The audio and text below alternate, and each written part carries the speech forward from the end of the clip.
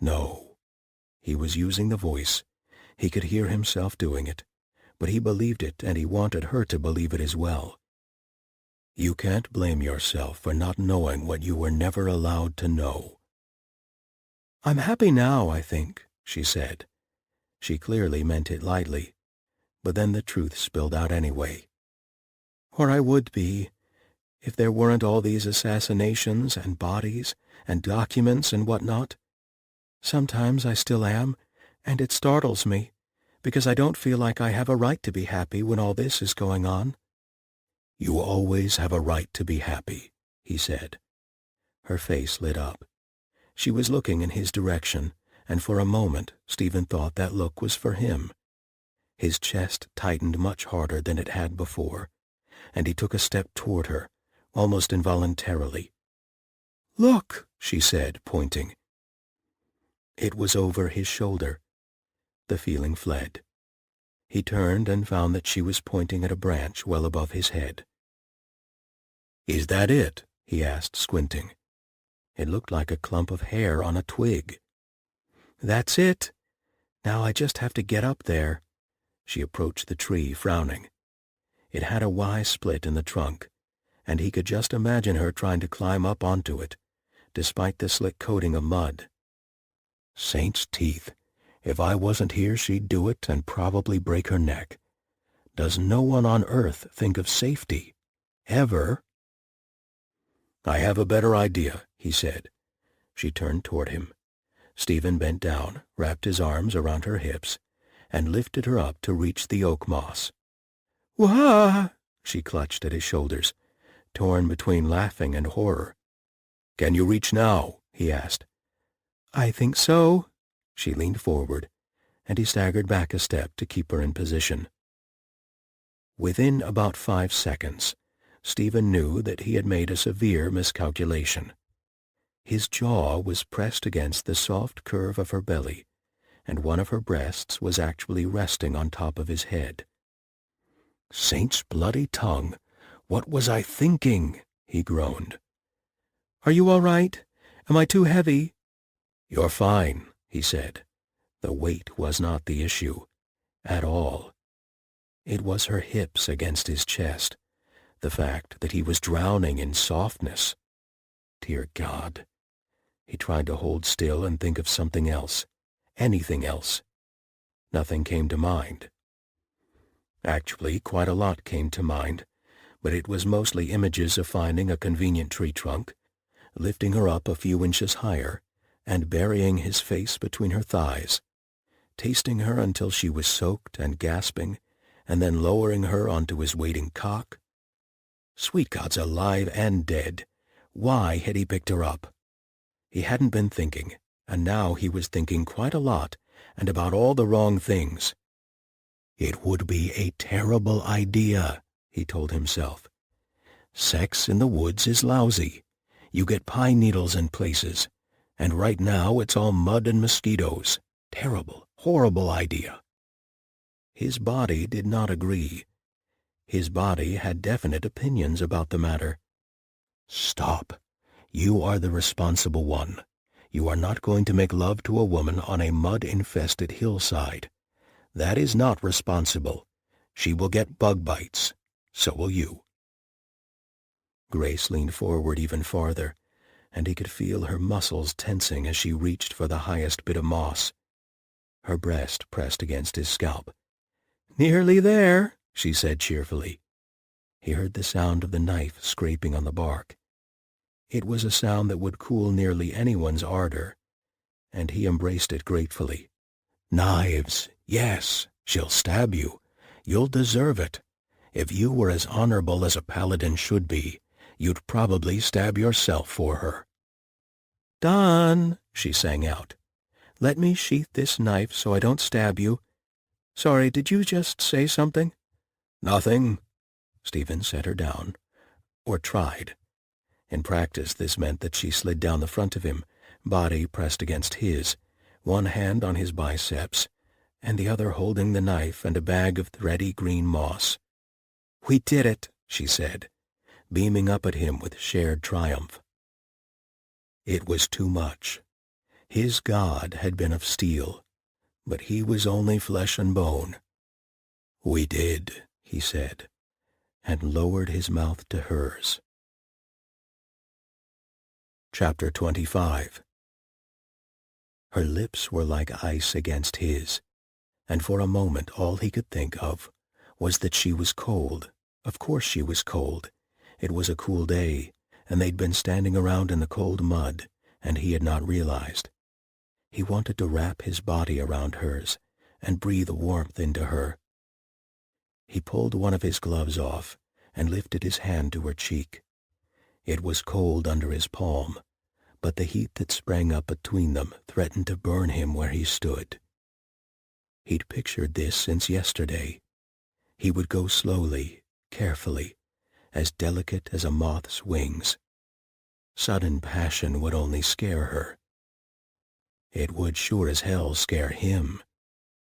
Gently, carefully, let her pull away if this isn't what she wants. Grace's mouth opened under his, and all his good intentions went straight to hell. She tasted of salt and sage, and her mouth was as hot as her lips were cold. He pulled her tight against him, and her hands slid up his back, pressing her body even closer. The space between them seemed intolerably large, even if it was only a few layers of clothing and, well, admittedly a chain hauberk. That wasn't nothing, even if he was vaguely astonished that it didn't turn to ash and fall away the longer they kissed. He tangled his bare hand in her hair, feeling the strands curling around his fingers. His lips left hers, and he trailed kisses over her jaw, down her throat, feeling the cold skin warm under his touch. She made a small, pleased sound in the back of her throat, almost a whimper, and he thought he might lose control right then and there. Control. What little he had was already slipping, burned away by the heat between them, by the sounds she made as he set his lips against her pulse and felt it beating fast, by the sensation of her body rubbing against his. "Dangerous," whispered his mind. "This is dangerous." The tide rising in his blood was red, not black, but it was too much alike, too close. He could lose himself too easily in the heat of her body. This was a tide that could wash away his past and his duty and everything else that held him back and kept him sane. If kissing her was doing this much to him, how much farther would it go? He didn't know. He wanted very much to find out, to let passion burn away the hollow, lonely places for a moment, to be with her, and for a few minutes to not be broken. She was melting against him, her hand curling against the back of his neck to draw him closer. More, he thought, mental voice hazy with lust. More. He could give her more. He could give her everything, could stoke the fire between them until it consumed them both. She gasped, and even though it was from pleasure, he was nearly certain it was pleasure. The sound, and the thought for an instant that he might be hurting her, shocked him free of the tide. Stephen lifted his head and stepped back. "I'm sorry," he said, releasing her. "That shouldn't have happened." Her eyes had been heavy-lidded, her mouth lifted in a smile. He watched realization slash across her face as if he'd slapped her. He felt like the lowest worm in creation. Shit. You didn't want to hurt her, and this is what you get. Saint's bloody tongue. Her face relaxed into chilly immobility, but the hurt in her eyes felt like a knife in his ribs. He honestly would have rather she stabbed him. "Grace, I'm sorry, that wasn't what I meant to—" "I see." "Damn it, Grace, I didn't mean—" He reached out for her, then stopped. She skittered away from his touch as if he were diseased. She held up a hand. "It's fine. You're not interested. I am not interested either. No one is interested." "It's not that I'm not interested, it's—" What could he say? I would take you right here, right now, if I could, but I'm afraid I might run mad and kill us both. This wasn't the sort of thing that put a woman you'd kissed at ease. Then what is— No, don't tell me. She turned away and began stalking down the hillside. I am not interested. That's all that matters. She was not a terribly good liar. Her swollen lips and mussed hair didn't help. It's just— I'm a Paladin, he said, chasing after her. One of the Saint of Steels. Is your order sworn to celibacy, then? Each word sounded as if it had been carved out of ice. No, of course not, but— He raked his hands through his hair. I'm sorry. I shouldn't have done that. I shouldn't have done any of this. I know the last few days I might have let you think there could be something between us, but— I wasn't the one who insisted you come here, said Grace. Which was true and shut him up. Probably that's a good thing. If Istvan were here, he'd put me in a headlock and tell me not to say another word. Anyway, you've got a lot of nerve, she said, squelching and sliding down the hill. He wanted to offer her his arm again, and didn't dare. I don't recall suggesting there be anything between us. You may have rescued me a time or two, but that doesn't mean I'm going to fall at your feet. My life is very good, and I love it, and I don't wish to see it disrupted. And that would have been a very good line, thought Grace, if I hadn't fallen on my ass immediately afterward. The gods are not being kind today. She clawed her way back to her feet, feeling her left boot fill with mud, feeling the cold, wet mud chase out any lingering vestiges of the warm sensations she'd felt when Stephen was kissing her. It had been good. Damn him to hell, it had been so good. As good as the first real kiss she'd shared with the artificer's apprentice, the one where the sheer novelty of someone wanting to kiss her had fired up her nerves, and every new sensation felt like a revelation. Kissing hadn't felt like that for a long time, and his arms around her had felt so solid and so protective. She'd felt safe. She never felt safe, but for just a moment. Evidently it hadn't been nearly as impressive for him.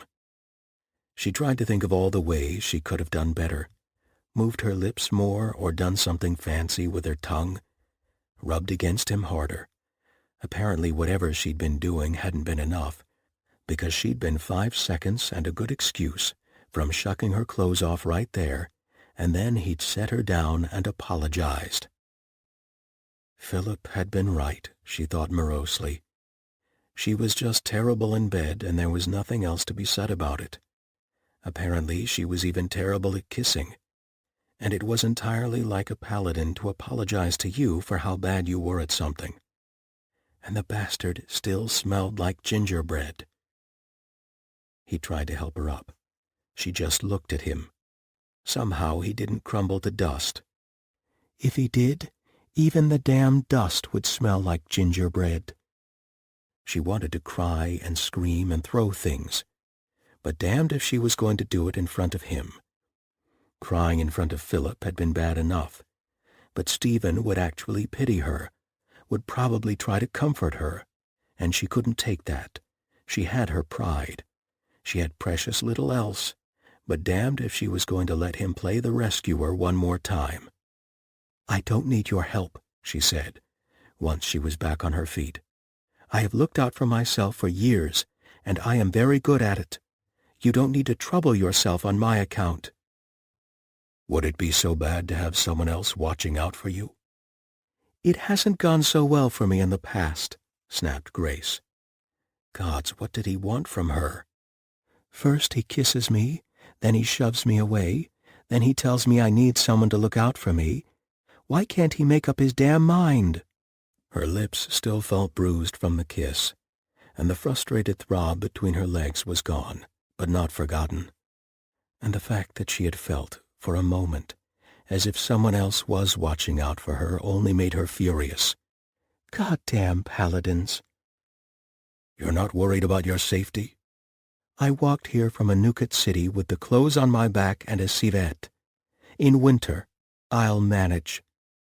Stephen inhaled sharply. I see.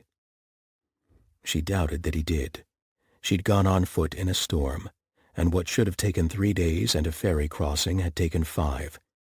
It had been a mild storm by Arkenhold winter standards, but it was still a minor miracle that she hadn't lost several toes. "That's a hard walk in winter," he said. "I was most worried about Tab," she admitted. "I had him in my shirt, and I kept checking to see if he was dead. Every time I thought, this is it, he's finally gone." She didn't know why she was telling him this. She was still angry at him, and she still sure as hell didn't want his pity. Maybe it was just her fate to have earnest, awkward conversations with this man. "Normal people flirt, I think. Apparently we just exchange terrible life stories." Stephen did not look flirtatious. His jaw was so clenched that she was surprised she couldn't hear his teeth grinding. His lips that had moved so tenderly over hers were set in a hard, implacable line. "You shouldn't have had to do that," he said. "No, I shouldn't have. But life is what it is, and I wasn't going to wait around for another asshole to make up his mind over whether or not he wanted me." She took a bitter pleasure in how white he went at that. She turned away, skidding and sliding, wanting nothing more than to be home where she could be alone, and the tears could come out without shaming her. "It's not that," he said. I belonged to the Saint of Steel. I can't trust myself. I can't be trusted. It's dangerous. I'm dangerous." "The gods forbid I trust a paladin," she said hollowly. Stupid bastard. Besides, she did have someone she trusted already. Marguerite watched her back. Marguerite had never failed her, unlike some people who smelled like gingerbread. She wrinkled her nose, trying to get the smell of him out of her nostrils, and caught a whiff of something else. "Do you smell that?" asked Grace, suddenly alert. Stephen looked startled at the abrupt change of subject, but sniffed. "Smell what?" "I don't know. It smells like something burnt, acrid. Only not." Grace looked around the waterlogged woods, vaguely expecting to see smoke. "Can't be burning. Not in this. You couldn't get wood to light if your life depended on it." She shook her head. The smell was more complex than simple wood smoke. It had a heavy, tongue-coating quality, a smell of sour milk and charred bone. And yet she could pick up another note on top, something sweet, almost a floral, which made no sense at all. Rot? No, rot was a different sweet note. She couldn't place this one. "I have no idea what this is." He nodded. Frustrated, Grace realized that he didn't get the import of that. "I don't think you understand. I don't know this smell." Stephen cocked his head. "Should you?" "It'd be like you seeing an animal and not knowing what it was. It's not a thing that happens often. Different kinds, different colors, different variations, but not completely different animals. Does that make sense?" "It does," he admitted. "Can you, follow the smell? Figure out where it's coming from?" "At least he's taking me seriously," thought Grace. She scowled. It would be easier to stay annoyed if he hadn't been so respectful of her talents. "I don't know. I'm not a sleuth hound. Let's find out." She tromped back and forth for nearly 20 minutes, trying to get closer to the smell. They plowed through waterlogged laurels and low, scrubby, half-dead madrona. Eventually they were nearly on top of it, or at least she thought they were, and she was still no closer to understanding it. "Some kind of plant decaying?" asked Stephen. She wiped her nose on her sleeve. "Maybe?" They stood there in silence for a minute, while Grace's nose ran, and she began to feel increasingly foolish about the whole situation. Here I am, dragging him halfway to perdition to try and find a random weird smell. He didn't seem bothered. He was polite and solid, and gave no indication of impatience. She had an urge to kick him in his over-muscled shins for being so damned decent about the whole thing. "Well," she said finally, wiping her nose again, "I guess it's a mystery." She turned to go, and promptly put her foot down on a severed head. Chapter 26. "Oh my fucking shit, fuck shit, gah!" Grace shrieked and recoiled so sharply that she nearly fell. Stephen lunged to catch her, full of horrified visions of stepping on sharp nails, spears, spikes soaked in the foul water of the flooded Elkin Slough. "Are you all right? Are you hurt? Did you—" Then he saw it too. The head was on its side, cheeks sunk in the mud, and it was fresh. The eyes were wide open, and there weren't even flies on it yet. The blood on the ragged stump of neck glistened wetly. A man's head, not particularly old, with a day's growth of beard. His features were slack, and his pupils huge. But if the head was more than an hour old, Stephen would eat his sword. Grace clung to him, her anger forgotten, hands locked around his tabard, eyes locked on the dead man's face. The print of her boot was marked in mud on the cheekbone. "Oh my God," she said. "Oh my God, I stepped on his face." "It's all right," he said automatically, putting his arm around her. "It's all right." "It is not all right," she snapped. "I stepped on his face. That is not all right." She wasn't wrong. Stephen abandoned this line of thought. He also abandoned the completely unworthy desire to track down the absent brother Francis and yell, "Look, now will you take the severed head thing seriously?" Instead he said, "No, it's not, but we need to get out of here." All he could think was to get Grace away, in case the killer was still nearby. His hand dropped to his sword hilt, and he scanned the trees, looking for movement, but saw no one. Should we bury? Grace clamped a hand over her mouth. "What do normal people do when they find a head?" she mumbled through her fingers. "They tell the city guard, which we will, but we're getting out of here before the killer comes back." This had clearly not occurred to her. Her greenish pallor turned to white. She stepped away from him and looked around wildly. "Come on," he said.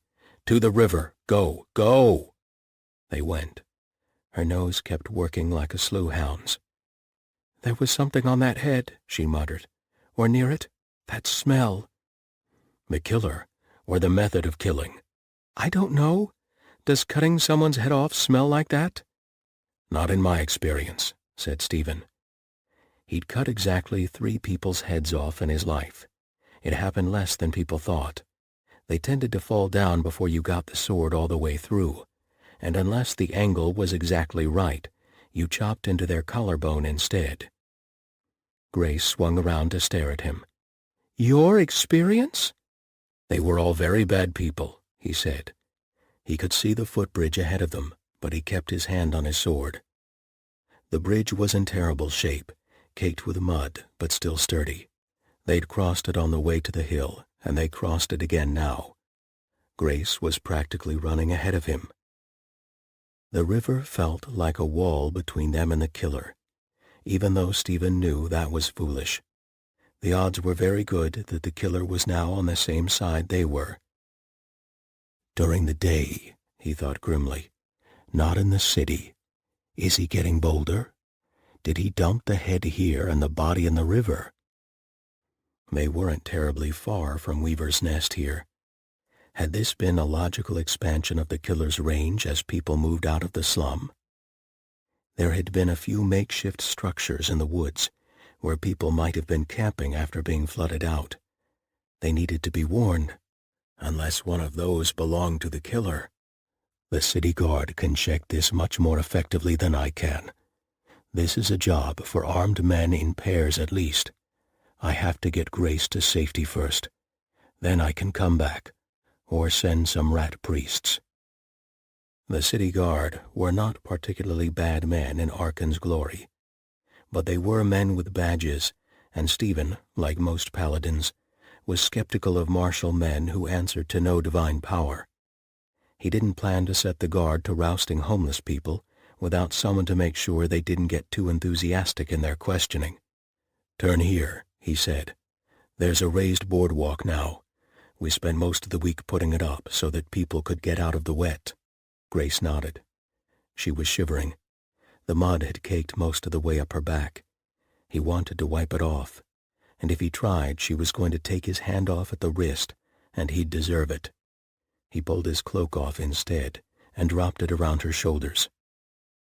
"I don't need—" "Grace," he said tiredly. "Let's pretend for a little bit that nothing happened except for the severed head. Please. I can only handle one horrible mess at a time, and at least this one isn't my fault." She gave him a sidelong glare, then grunted what he chose to believe was agreement. His boot heels rang on the boardwalk. It was cobbled together of scrap wood, and wouldn't last more than a season without reinforcement, but it was doing its job.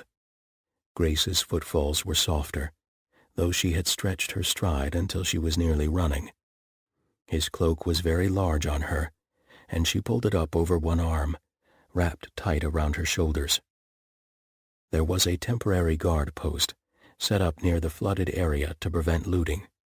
Stephen made for it, trying to balance his need to hurry with the fact that Grace had just had a nasty shock, and also her legs were a lot shorter than his. He wanted to apologize again, for the whole sorry mess, for the day, for everything he'd done wrong, and everything he hadn't done right, but he didn't quite dare. And what good would it do? Make me feel better? Make her feel like she had to forgive me? No. Keep your mouth shut. It's about time you did. There was a woman at the front of the guard post. Stephen knew her from the past week of work, and knew she would probably take him seriously. He stepped up and said, "We're going to need people. We just found another head." He did his best to shield Grace from too much interrogation in the hour that followed. It was a great deal of sitting and waiting, and then telling the same story to yet another person, who went and got someone else, who also needed to hear the story, and so on and so forth. It would have worn down even a hardened trooper used to the chain of command. It did wear him down, in fact. But he had to imagine it was worse for Grace, who was not used to being surrounded by gruff, armored men, who wanted to hear the same story a dozen times over, was definitely not used to stepping on random body parts, and who had also had a really dreadful afternoon. Fortunately, there was a fire in the guard post, which helped. They sat beside it. Stephen still stood whenever the next person to report to came in. Grace stopped bothering.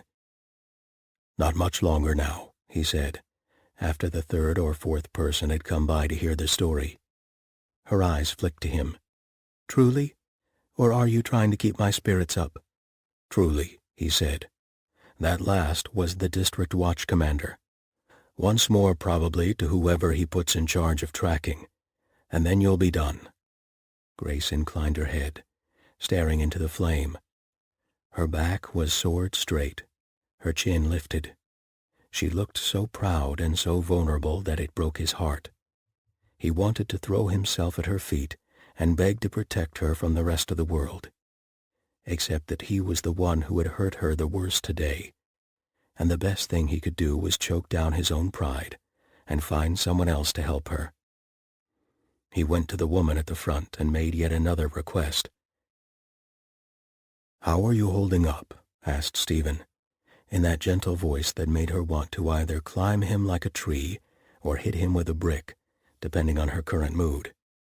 She was currently in hit with a brick and expected to stay there for some time. "I shouldn't be so cold," muttered Grace. Despite the fire, she felt half frozen. She still had Stephen's cloak wrapped around her, and it wasn't enough. "Why am I still so cold?" "You've had a shock," said Stephen. "People get cold after that. I don't know why." She burrowed into the warm folds, inhaling the smell of gingerbread, hating it for smelling like him, relishing it because it smelled so much better than standing water and rot and that horrible lingering burnt smell. She hated him for being so calm and so understanding, and hated herself for being weak and cold. On one level, Grace knew that she'd stepped on a goddamn severed head, and you were allowed to be miserable and panicky afterward. And on the other, Stephen looked as if he could step on severed heads every morning, greet them politely, and get on with his day. Goddamn Paladins. Normal people are allowed to be upset by something like this.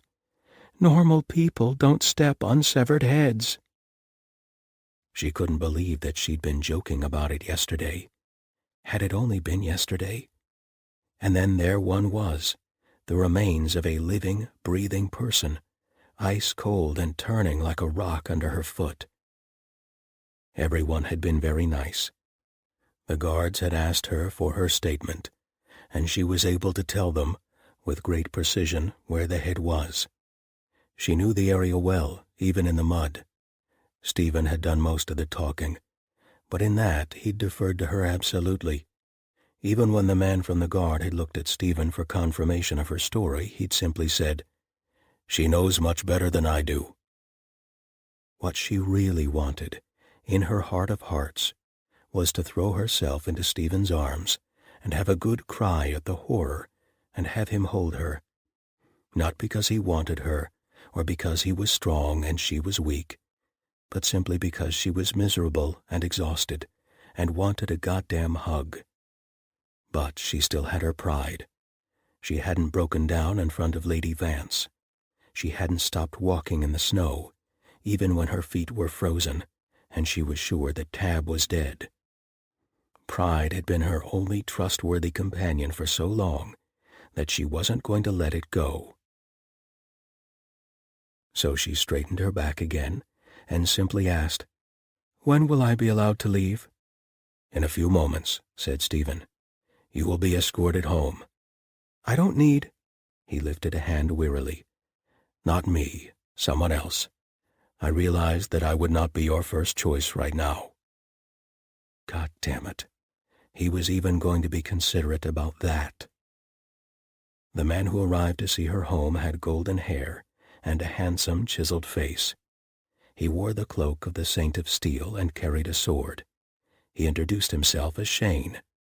He also smelled like gingerbread, and Grace did not know how much more she could stand. Stephen saluted Shane. Shane saluted Stephen. Grace tamped down a scream. Stephen looked at her as if he wanted very much to say something, but she turned away. There were things that he could say that would fix it, but nothing that he would say, and she was not inclined to forgive. It had been such a good kiss. Why did he have to ruin it? Shane did not make conversation. That was fine. She did not want conversation. She had no small talk left in her, and if she had to have one more awkward, earnest conversation today, she was going to start chopping heads off herself. They were most of the way back to her home, the Paladin walking in polite silence beside her, when she finally snapped and rounded on him. "Why do you all smell like gingerbread?" Shane blinked at her. His eyes were blue, but a much lighter shade than Stephen's. He actually took a step back in the face of her apparent rage. "I beg your pardon, miss?" "Gingerbread," she snarled, knowing that she sounded completely out of her head. "You, Stephen, why do you Paladins all smell like gingerbread?" A sudden smile crossed his face, so bright and fleeting that she almost thought she'd imagined it, and then he was immediately solemn again. "Oh, the cinnamon and ginger. It's a muscle rub that our brother Istvan makes. He says that it's an old family recipe. It works very well, but it does smell rather strong. The ginger is heating, you see, and there's some kind of pepper in it as well. It's better than camphor, which some soldiers use." A muscle rub, of course. Why hadn't she thought of that? "It's not all paladins," said Shane almost apologetically. "Just Istvan's friends." "Well, he does good work," said Grace savagely, as if she was accusing the absent Istvan of a mortal sin. Shane blinked a few times, then said timidly, "Yes?" "Normal people do not—" "Oh, hell with it." She thought about asking Shane why Stephen had suddenly panicked and told her he couldn't be trusted. Then she thought about how exactly that would sound.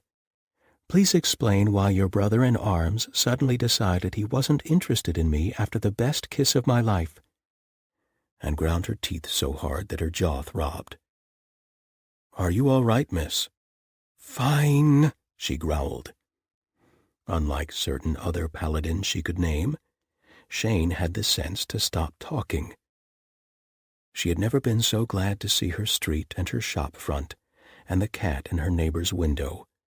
She felt as if an age of the earth had passed since the morning. "Is there someone waiting for you?" asked Shane gently. "Or who can come and stay with you tonight?" It was Grace's turn to blink. "God, I hope not." The last thing she wanted was to have to talk to yet another person right now. The paladin coughed.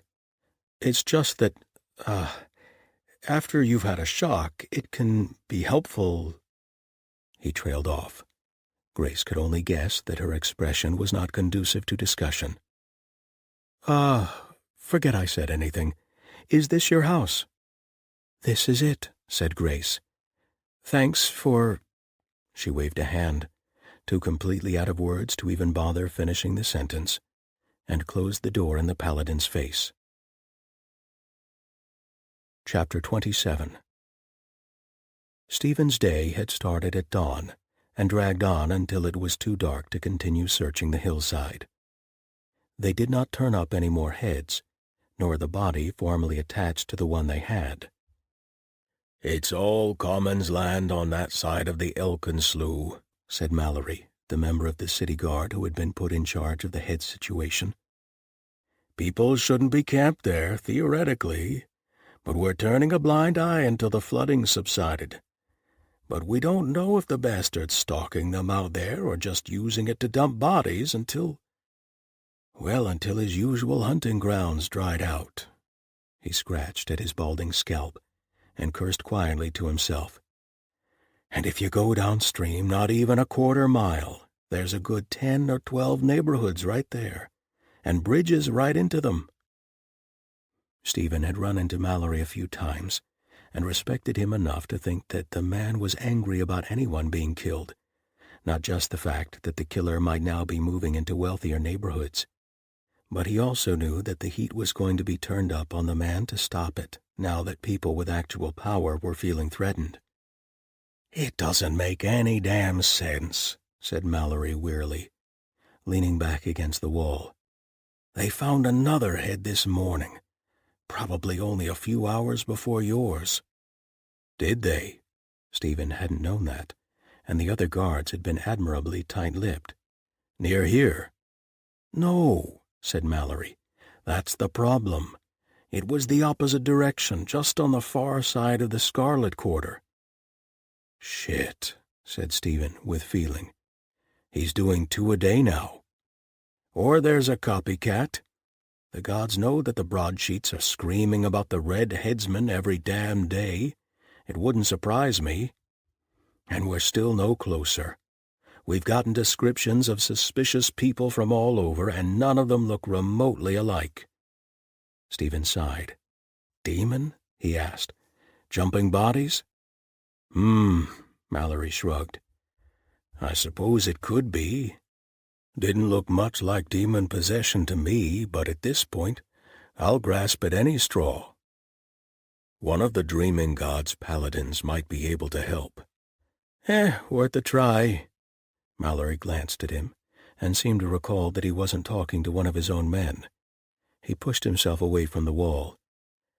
"Thank you for your help, Paladin. We'll send word around to the bishop. Maybe the rat can help us get word out to the people staying in the Commons." "Thank you," said Stephen. He bowed to Mallory and made his way, slowly to the temple and home. Shane was in the hallway when he arrived. "You got her home safely?" asked Stephen. "Yes." "And?" The blond paladin looked at him, shook his head, and turned away.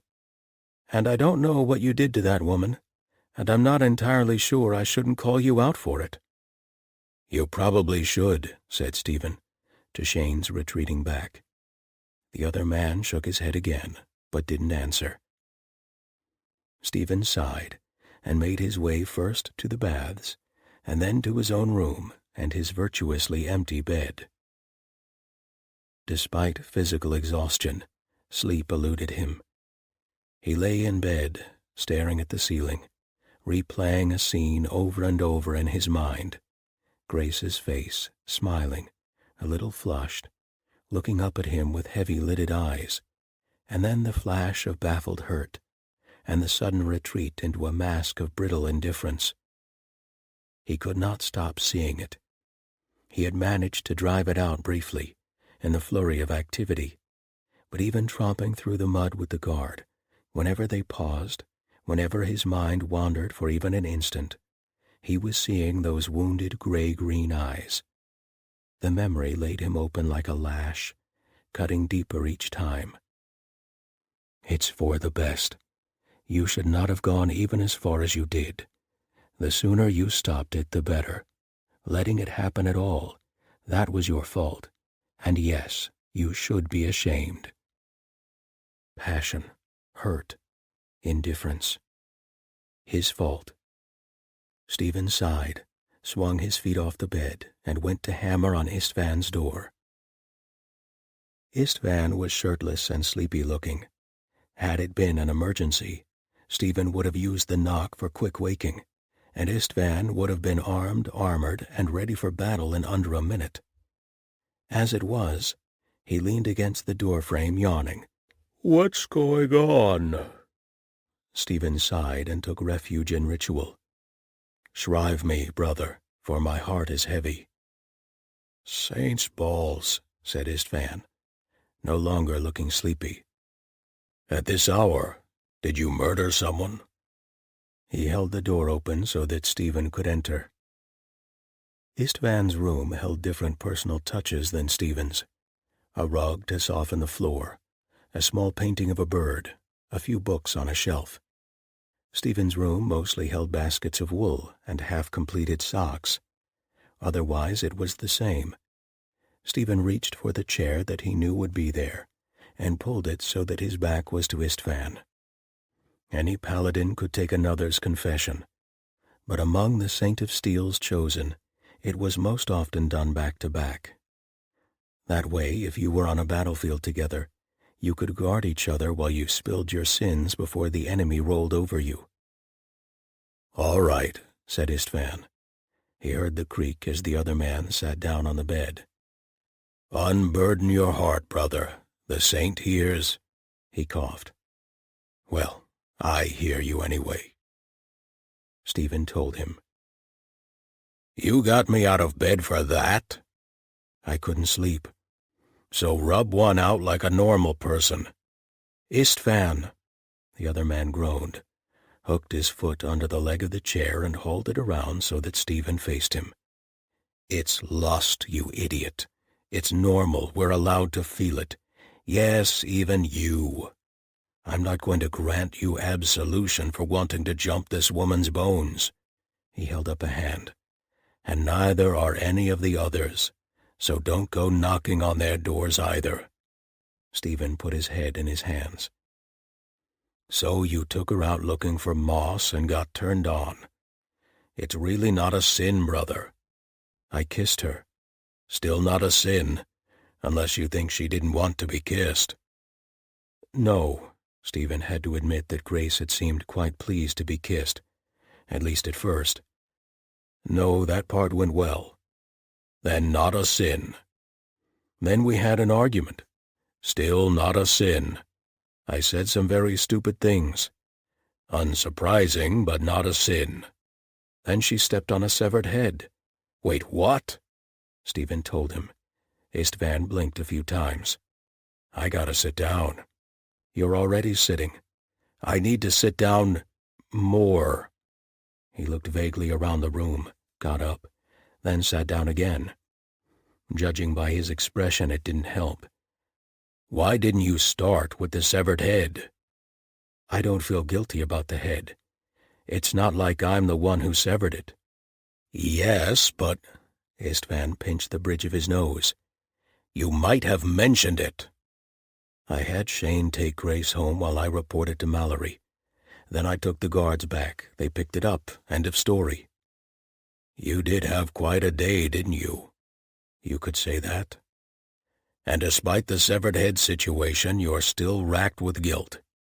The severed head did not have a lot to do with the rest. No, but it would be a great excuse to go back and comfort the lady. Istvan wiggled his eyebrows in a manner that left very little to the imagination. I can't, said Stephen. You know I can't. I know nothing of the sort. I don't see what the problem is. The problem? The saint is dead. There's this giant hollow thing in my chest. I'm broken. You're broken. We're all of us broken. Istvan shrugged.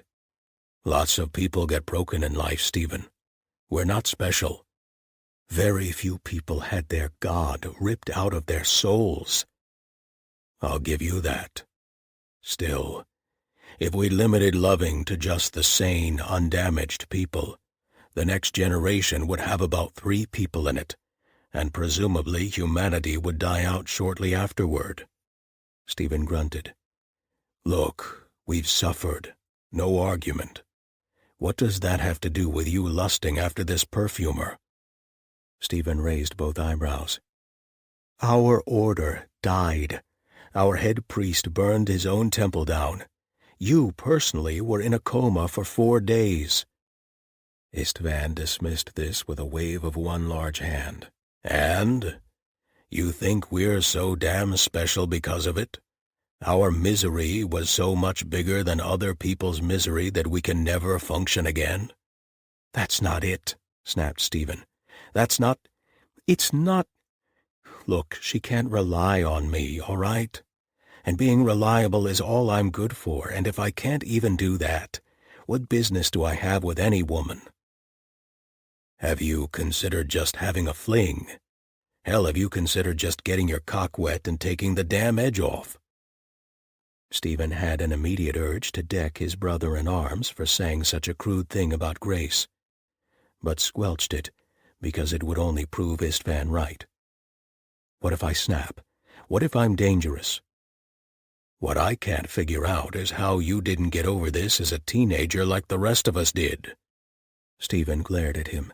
Istvan, immune to glares, folded his arms. I wasn't a screaming berserker as a teenager. You're not one now either, said Istvan. I mean, you don't scream. You make this sort of growling noise when you go. Now, Galen, he wails like the unquiet dead, but Istvan?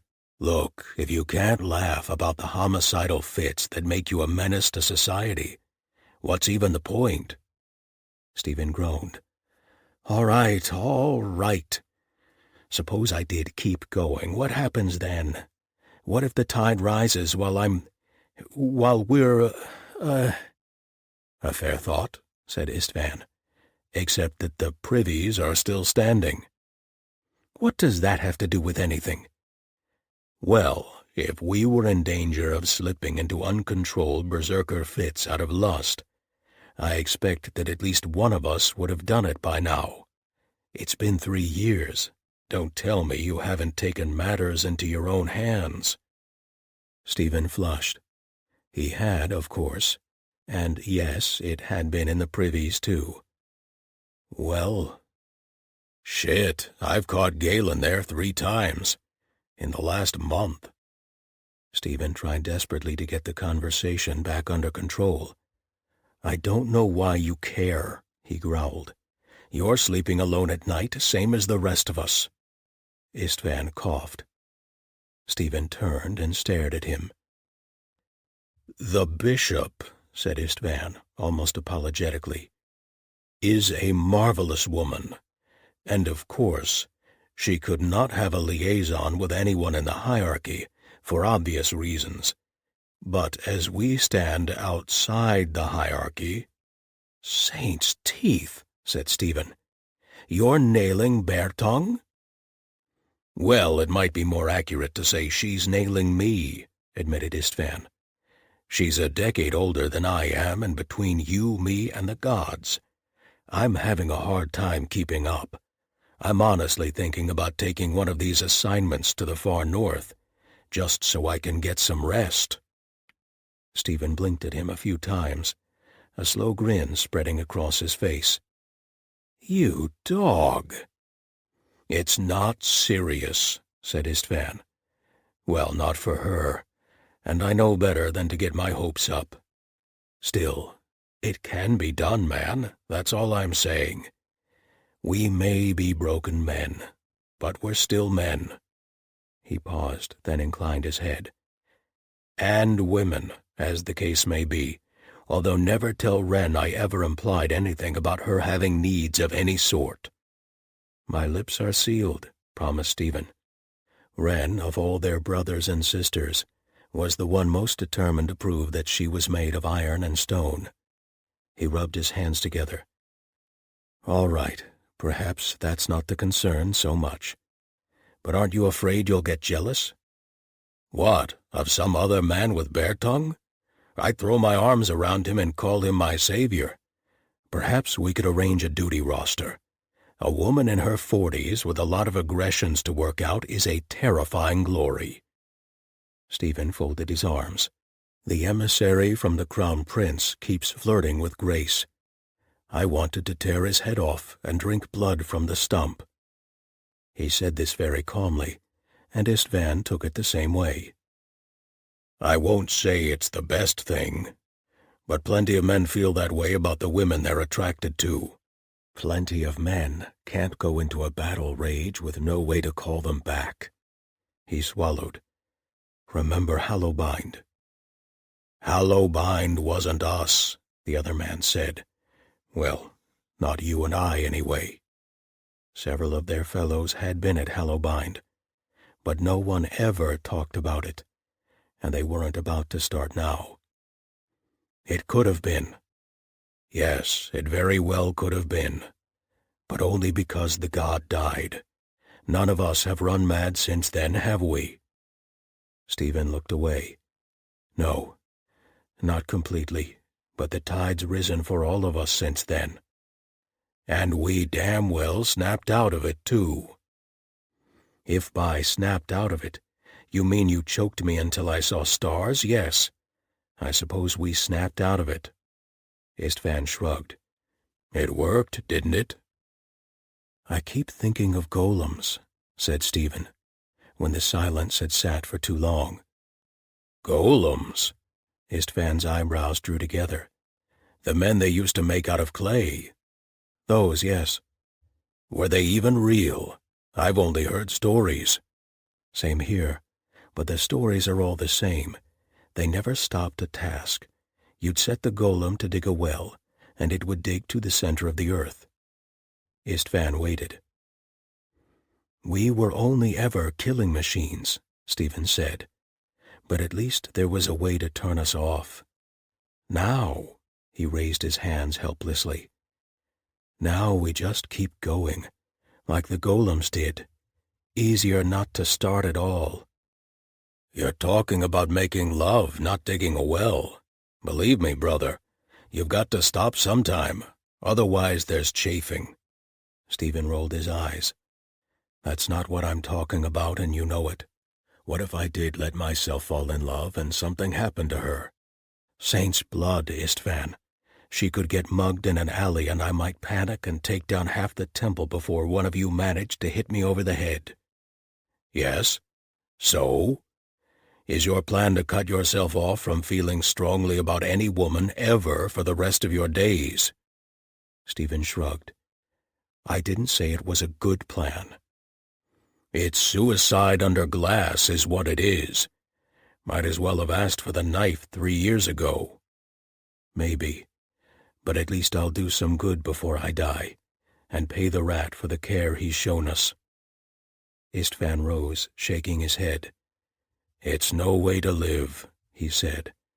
"And I love you, brother, and I want better for you than that." He stood looking down at Stephen. "Go find someone else to shrive you, Stephen. I won't grant you absolution for wanting more." Chapter 28. Grace's night was also restless, initially for the same reasons, and then for wildly different ones. After Shane dropped her off, she made tea. Marguerite came down and she said, "Please, not now." And Marguerite said, "Okay," and went away again. Tab twined around her ankles, and she stared into the tea and thought about kisses and failing and that glorious heart-stopping moment when his mouth had closed over hers, and then the equally heart-stopping moment when he told her it was a mistake. "I knew better," she told Tab. "Mrrr. My life is fine." "Mrrr," said Tab, who clearly believed that since she had a civet, her life was as wonderful as anyone could wish for. How dare he kiss her? How dare he sit in her workshop and knit? How dare he be comfortable to be around? She flipped open the alchemical text. "For all matter is at base only dust, but the seeker who knows the way may assemble all things again from dust, metal and reagent, star and stone, even unto life itself." She didn't realize she was crying until a tear splashed onto the page. Civets were not known for their empathy. Tab hooked his claws into her trousers and climbed up, demanding petting, unconcerned that his human was making strange face noises. Humans always made strange face noises. A weasel learned to deal with it. Grace buried her face in his side, smelling the slightly gamey scent of his fur, breathing in great gasping sobs for all the things that could have been and weren't, even though she knew better than to wish for them. Tab rapidly got tired of being squeezed and squirmed free. Grace took her tea and followed the civet into the bedroom. It had been a long, brutal day, and she wanted it over with. Even that, it seemed, was going to escape her. In the small hours of the night, she woke because of a sound she couldn't identify. Her first thought was that Tab had knocked something over, and she almost went back to sleep. But then a board creaked. She knew that board. It was the one to the left of her usual spot at the work table, and it only creaked when a person leaned their weight on it. There was someone in the workshop. She came instantly, shudderingly awake. "I have to barricade the door. Where is Tab? If he's out there, if he gets hurt." "Tab," she whispered as loudly as she dared, which wasn't very. "Tab, where are you?" A long, long silence. Sweat sprang up on her palms. Her scalp felt damp. Then, he was in the bedroom. "Oh, gods and saints, thank you." There was no lock on the door from her bedroom to the workshop. Why would there be? Her workshop was as much her private domain as her bedroom. Hell, more private. The worst someone would see in her bedroom was dirty laundry. In the workshop, they would see recipes, techniques, equipment, things that mattered. The board creaked again. "I've got to warn Marguerite. How do I do that? I'd have to go through the workshop to get to her, and he's right there. No, I've got to stay in here. Maybe I can bang out a message on the ceiling. Do I pretend to be asleep?" Memory. Philip's voice saying, "Grace, sweet, are you awake? Grace, wake up. I've got someone for you to meet." Her lips curled sourly. She'd pretended to be asleep through a number of indignities, and the only good it had ever done her was another set of memories to jump up and grab her by the throat when she didn't need it. No, She had to make sure no one was getting in here, and that was all there was to it. She slid out of bed as silently as she could, easing both feet down. What did she have that could bar the door? Her chair under the doorknob? That was the only thing she could move. She would have sworn that she knew her bedroom intimately, even in the dark, but suddenly she could barely remember where anything was. Against the wall, yes, but where? She felt around with shaking hands, trailing her fingers over the night table, the dresser, searching. More sounds came from the next room as the intruder lifted something, set it down again. Was he looking for something? Money? Something easily sold? Her hands closed over folds of cloth. Yesterday's clothes, tossed onto the chair. She pulled them off, let them drop silently to the floor, and picked up the chair. The legs scraped softly against the wall. The noises in the other room stopped. Grace abandoned stealth for speed, spun around, took 3 steps, and crammed the chair as tightly under the doorknob as she could, kicking the back legs so that they wedged firmly against the floorboards. Footsteps crossed the workshop again, running this time. Grace threw her shoulder against the door, preparing to hold the door with her body if she had to. Instead, she heard another crash, the jangle of bells as the front door was yanked open, and then the footsteps receded into the night. Silence. "Was anything stolen?" asked Marguerite. "My notebooks," said Grace. She felt numb. The magnitude of the loss was so immense that she couldn't get her head around it. In a few moments, she would wake up and this would have been a dream, and the stack of sloppy, tea-stained books, with pages leaking out the sides, would still be on the table. Marguerite sucked air between her teeth. She, at least, understood what that meant. "Did they get all of them?" 5 out of 6. Grace shook her head slowly, turning the remains of the last notebook over in her hands. It was the oldest one, and probably the only reason that the thief hadn't taken it was because the binding had given out. Pages had been dumped all over the workshop floor, one with a boot print square in the center. She had gathered them all up, and eventually she would put them back in the right order.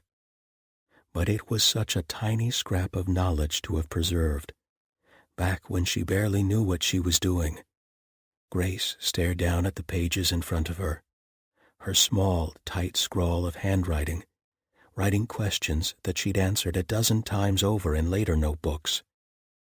"This is it. This is where it all goes wrong and everything gets taken away.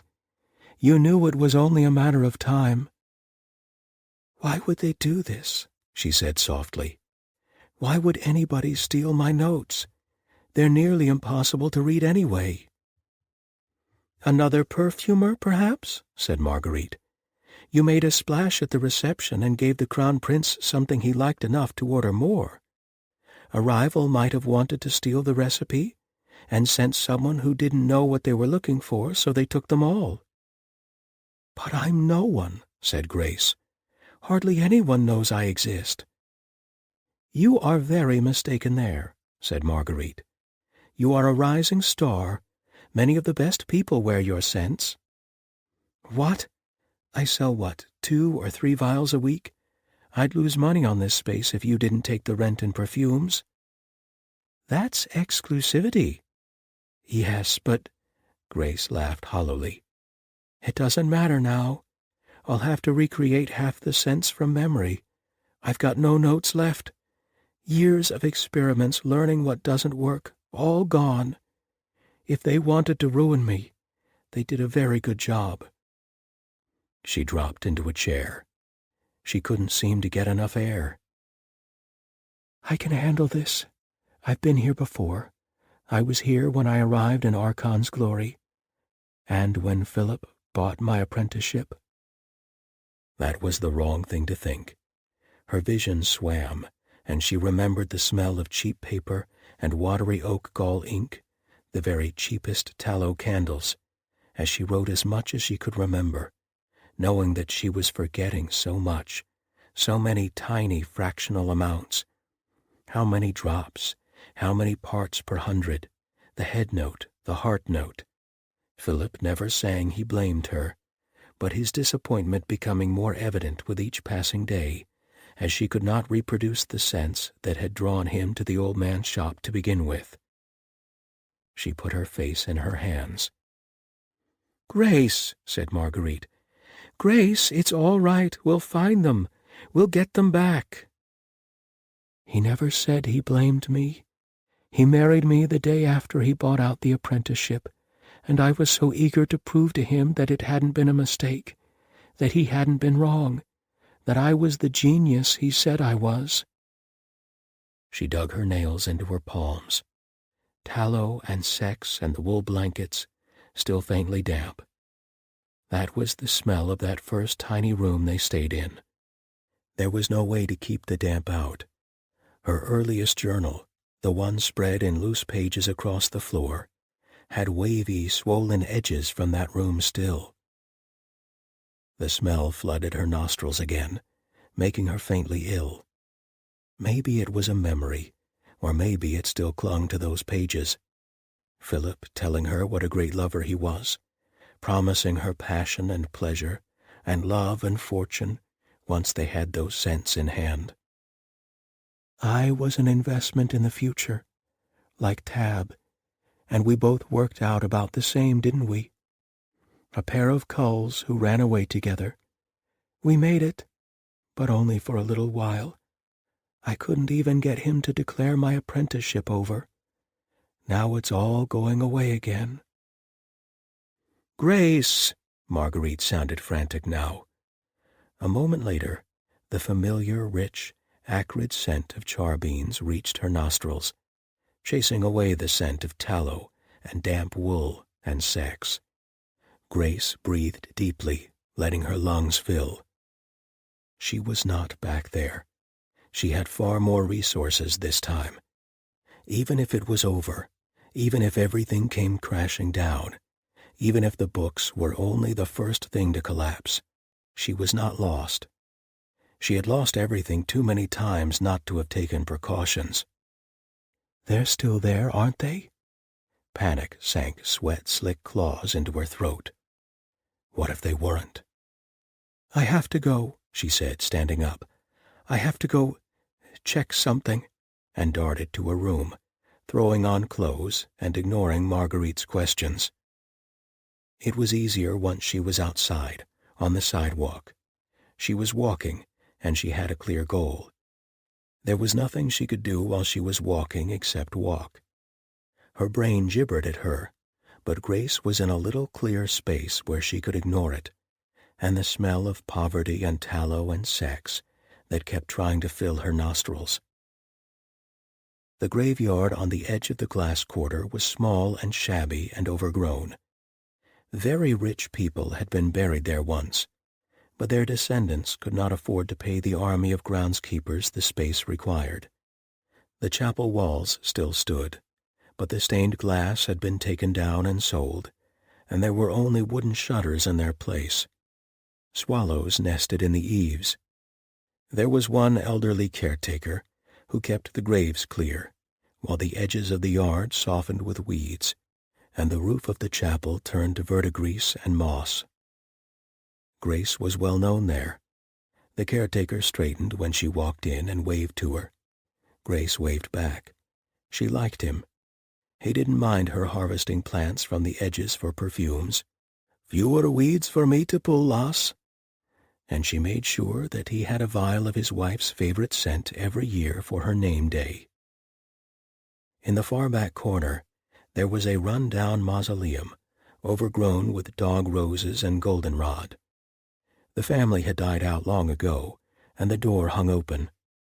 There were no bones inside now, only dusty shelves with fragments of old cloth. The marble building had sunk badly on one side, and water pooled in the bottom, so no one was likely to want to take it over. Under the pretense of harvesting roses, Grace wiggled through last year's canes and stretched a hand up inside the mausoleum. Tucked up against the ceiling, out of the way, was a small slot that would have held a statue of the four-faced god. Her fingers touched oilcloth, and the knot in her chest loosened slightly.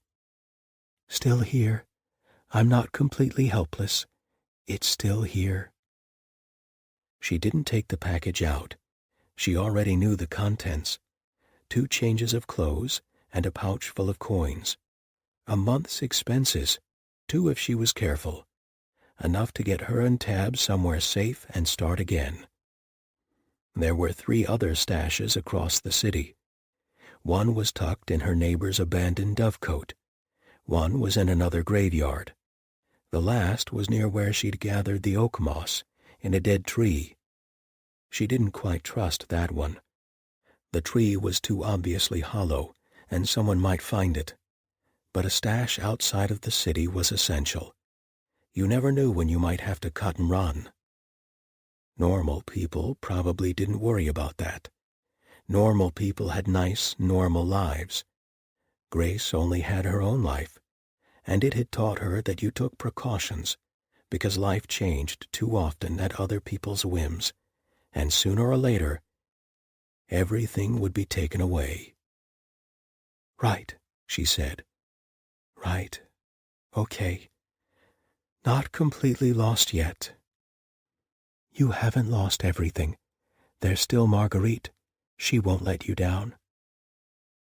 As she had done too many times already, she straightened her shoulders and went to go pick up the pieces. Chapter 29. Stephen woke up stiff and sore, and his first thought was that he was a miserable bastard of a man who'd hurt a woman who deserved a whole lot better. It wasn't until he'd gotten up and downed some tea that he realized his first thought on waking hadn't been about not getting out of bed forever. "It seems that I am being dragged back into the feeling world whether I want to be or not. I only wish guilt had not been the hook to drag me with." It was about to get worse. He was on his way to sword practice when a familiar voice hailed him. Stephen turned and felt his sense of guilt twinge even harder. Jorge still had the kind of face that made maidens sigh and former maidens get a bit weak in the knees. The scar through his right eyebrow made him look rakish and dangerous. Another quarter inch, and it would have cost him the eye. Stephen knew because he was the one who had put it there. And even if I had managed the strike, he would probably look devastating in an eye patch as well. That was the problem with the Dreaming Gods Paladins. They looked good in anything. Granted, the Saint of Steel's chosen were nearly unkillable, so Stephen couldn't complain too much. For one thing, Jorge had been the one who bashed him over the head when the madness had taken him, 3 years earlier, and Stephen had lived and hadn't even had any long-term damage. On the other hand, it would have been nice to have the kind of face that made people pay close attention. Certain perfume makers, for example. The sight of the scar still made him wince, though. It had been too damn close. Jorge had never held it against him, but of course he wouldn't. Paladins turned forgiveness into a competitive sport, given the chance. "Are you keeping well?" "Well enough, no incidents."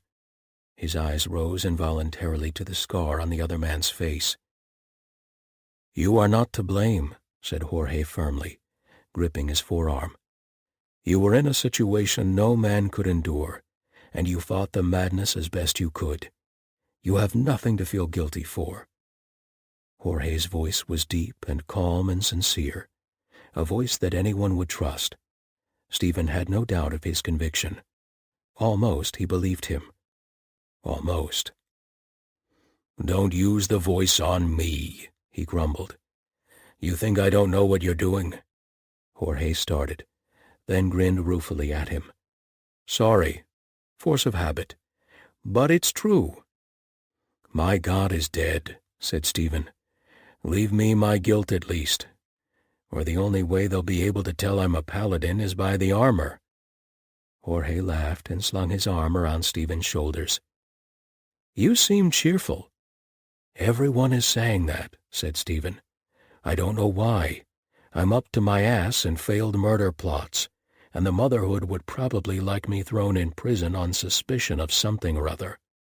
"Pfft. They want everyone thrown in prison. Don't get a swelled head over it." "Also, I tripped over a severed head yesterday." "Oh, it was your head." Stephen knew what he meant, but gave him a look anyway. "You know what I mean. That's why I'm here. Apparently you gave them some idea, so they sent me over to lay hands on the head."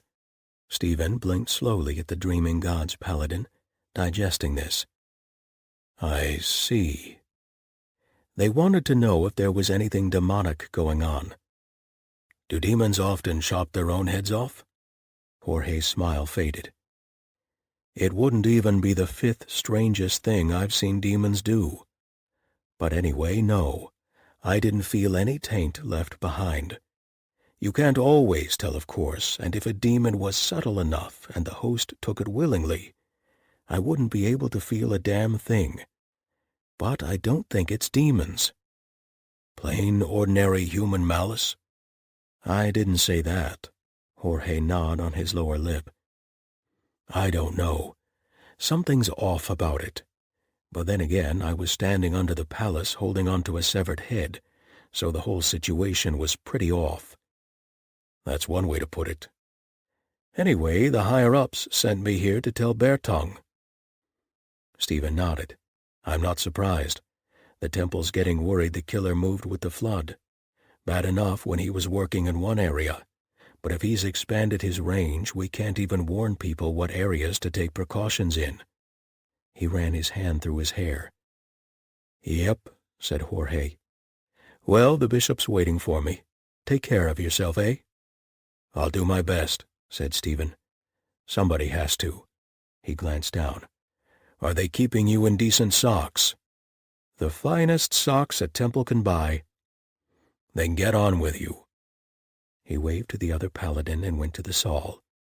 He had barely reached the doorway when he realized that someone else was in there, and that they were on edge. It was Marcus. One of the younger paladins, assuming that any of them could be called young anymore, was thumping a cudgel savagely against the pels. After the incident with Galen and Stephen, the paladins did not practice against each other. There were too many risks. They were undoubtedly suffering for it in fighting form, but given the alternatives. Stephen watched him for a moment, noting the dark sweat staining his shirt and the trembling that the blows could not quite hide. He leaned against the wall next to him. "Do you want to talk about it?" Marcus slammed the cudgel down again. Stephen waited. "I had a wife once," said Marcus. "Before. Did you know that?" Stephen shook his head. "She's probably married the blacksmith by now. Has 10 kids.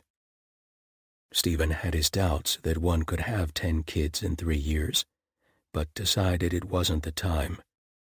"It kills me," said Marcus. "I hope she did. I hope she forgot me. Everyone thinks I'm dead after Hallowbind. It was easier to stay dead, but it kills me." "Not knowing?" asked Stephen.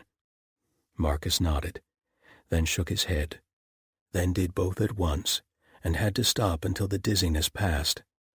"I don't know. It might be worse if I knew. If she did marry the blacksmith, and he made her happy, I don't know whether I'd want to kill him or to fall to my knees in gratitude, because I couldn't. And I'd hate him and be so grateful. It kills me." He punctuated each word with a strike of the cudgel. "You love her?" "More than anything," said Marcus. "I shouldn't have let her go. But maybe I did the right thing. I don't know. I can't know." Stephen held up his hands, unthreatening, and approached. Marcus eyed him, still trembling, but there was no sign of the tide. When he was close enough, Stephen wrapped his arms around his brother's shoulders and held him tightly. Slowly, slowly, Marcus's muscles loosened. He slumped against Stephen and drew in a deep, ragged breath, then another one. They had all lost so much, but they still had one another. It was so little compared to a wife and a god, but it was all they had. "Better?" asked Stephen finally, stepping back. Marcus nodded. There was no shame in his face, nor should there have been. Stephen knew that he had done the same for Galen not a month past. They took it in turns, being the strong one. "I did the right thing with Grace." He slapped Marcus on the back. "Go, I'll clean up. We have to be strong for each other. I can't leave them." The thought came to him unbidden that she had never asked him to leave his brothers, nor even suggested it. "I have my own life." That perhaps their lives could have interwoven without one consuming the other. "No, stop second-guessing. You are where you need to be." It is not fair to ask a woman to fill the hole left by a god. Marcus sighed and reached for the cudgel. Stephen stopped him. "I'll put it away," he said. "Go do what you need to do." Marcus left for the baths, and Stephen put away the equipment he'd left behind, trying not to think about how he would feel if Grace found someone else. "I don't know whether I'd want to kill him or to fall to my knees in gratitude." That seemed to sum it up. He left the saul, reaching out 2 fingers as he passed, and extinguishing the candle that burned in front of the god who was dead. Grace got up in the morning and went to work. She would have preferred to lay in bed with a sheet over her head. But she had orders to fill, and no one else was going to fill them. The gold thalers from the Crown Prince would hopefully tide her over long enough to recreate some of her recipes, but the existing orders still needed to go out. Fortunately, most of the orders were easy ones that were well lodged in muscle memory. It took her twice as long to prepare them, because she kept stopping to write down what she was doing. But she only tripped up a few times, usually when she started thinking too much about what she was doing. 7 drops of sandalwood? Oh, blast! Is it 7? And of course, once you started thinking about it too much, it all became meaningless inside your head, like staring at a word until you no longer knew how to spell it, or if it was even a real word after all. 7 drops? Was 7 even a number? What the hell was a drop? Was sandalwood even real? Grace found herself desperately missing the alchemical tome. At this point she would usually flip it open and find a passage at random. The book was so pretentiously meaningless that everything else looked more real and solid by comparison. It settled her nerves amazingly. The gods only knew where the book was now. In a pawn shop, maybe. Perhaps she'd find it in a few years, gathering dust somewhere, and greet it like an old friend. She sat back from the work, sighing, and the bell rang over the door. Oh, gods! She'd flipped the sign to open without thinking, but the shop shouldn't be open. What if someone wanted a fancy formula that she didn't have memorized? Grace wiped her hands down her thighs, hoping that Marguerite was in and would field it. "Master Perfumer? Hello?" Grace recognized Duvalier's voice, and her first thought was panic that he might be here to demand a refund. No, he can't. I won't have enough to live on. Oh, no. "Master Perfumer Angelica?" If he wants more, that would be bad too. Maybe not as bad, but I can't remember how much saffron goes in the Crown Prince's perfume. I'll need time to recreate it. I can't. She gritted her teeth and stepped back from the table. There was no sense panicking. She was already panicking, but she knew it was foolish. She had to see what he wanted. "Master Duvalier," she said, coming to the door. "Is it Master? Envoy? Crap, I can't remember." May I help you?" He reached out a hand. Grace extended hers reflexively, and he bowed over her hand. "I certainly hope so." "There isn't something wrong with the prince's order, is there? Please say no. Please say no." "No, no, not at all." Duvalier smiled at her. "I am not here on business." The phrase seemed meaningless to Grace, except that it had not included the dreaded word refund. "Oh," she said, hoping that he would say something she could latch some meaning onto. "Yes, I fear that we were to leave the city today, but the Crown Prince is feeling indisposed. A cold, no doubt, from the recent damp." "It has been very damp," agreed Grace. She tried to imagine the leonine Crown Prince with a cold and couldn't do it. But presumably golden warriors got the sniffles like everyone else. "It is vexing for him," said Duvalier.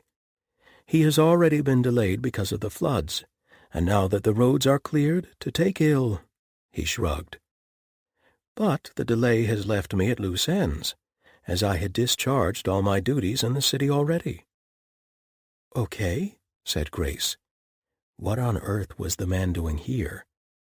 Had he come to visit just to tell her about his schedule and the Crown Prince's cold?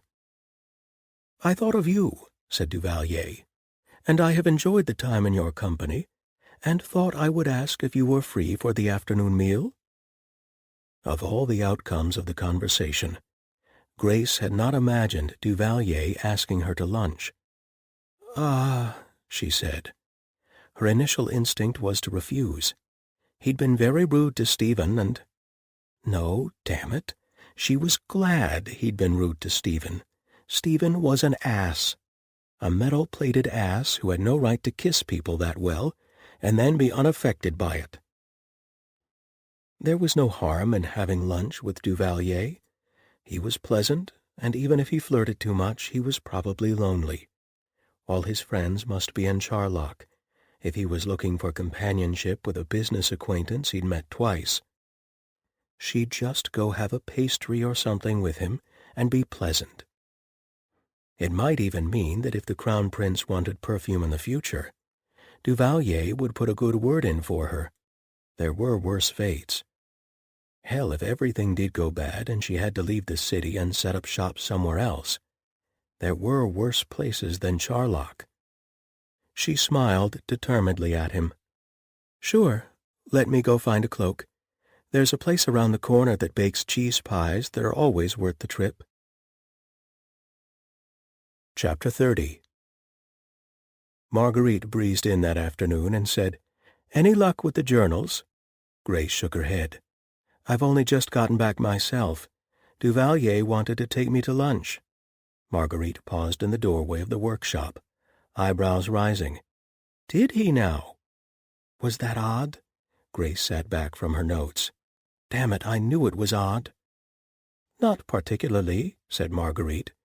"You're an attractive single woman. He obviously had noticed." Grace snorted. "If you say so." "You are," said Marguerite. "And anyway, if you won't agree with that, at least agree that you're a talented perfumer." "I am a damn good perfumer," said Grace. In this, at least, she was on solid ground.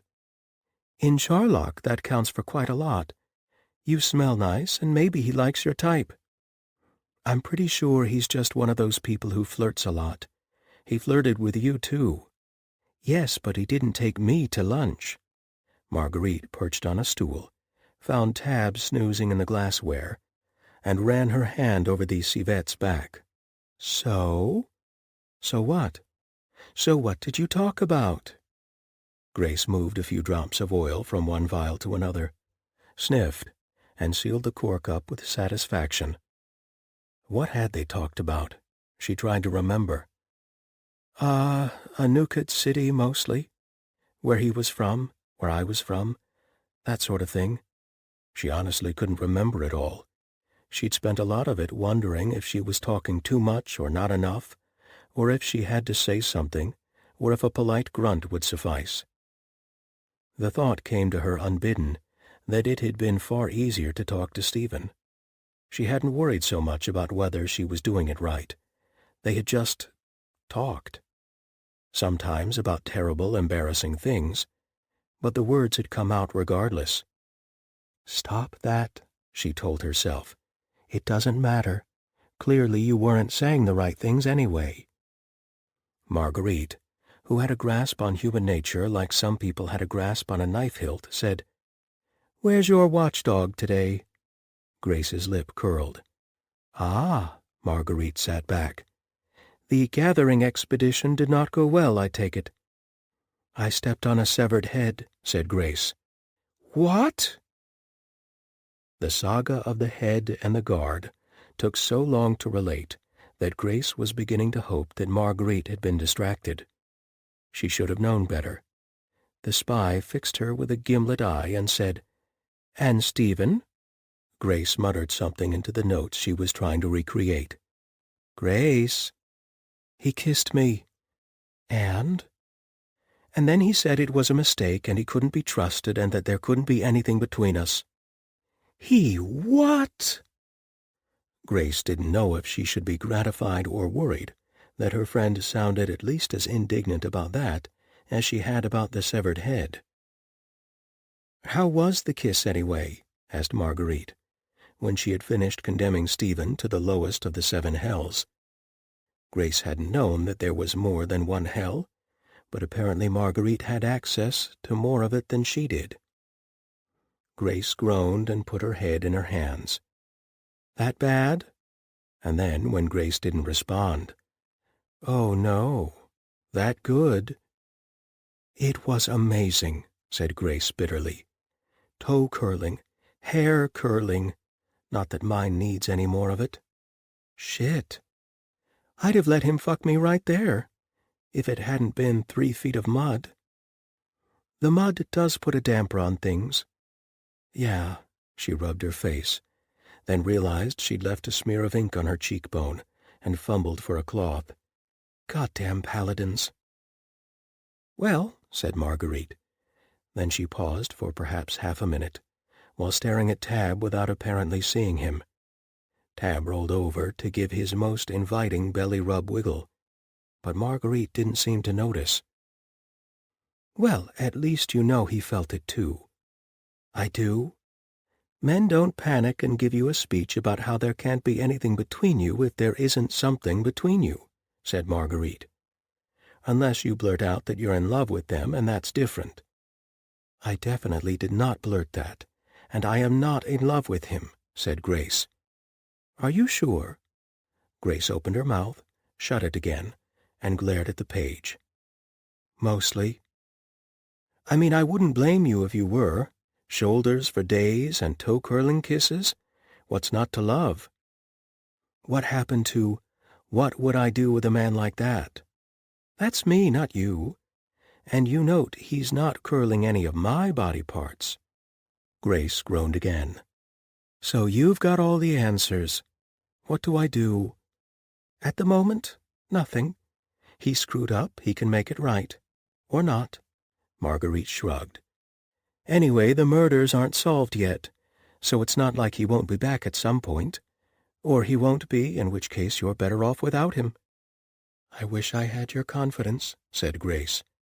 "He's a paladin," said Marguerite. "They only have a couple of emotions, and the primary one is guilt. You'll see." For 3 days, Stephen alternated between resolve and guilt so thick that he could practically taste it. He could not pursue Grace.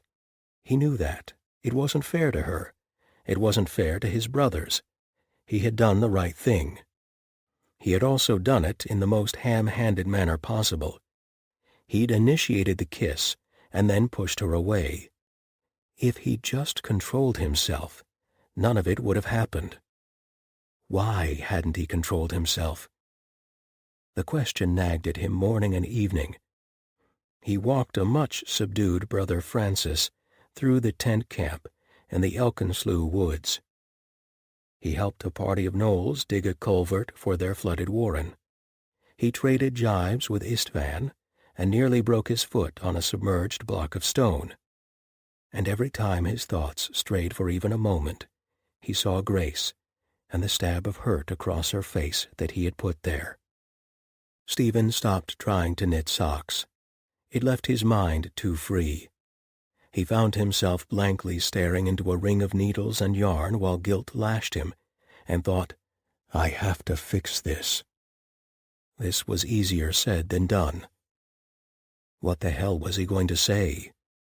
"I have to apologize to you and beg you to forgive me, because I can't knit anymore and it's making me crazy. Or at least crazier." This did not seem promising. Stephen might not be an expert on the human heart, but he did not see that going over well. "I'm so very sorry that I hurt you. I want you, but I feel guilty about it because my brothers need me."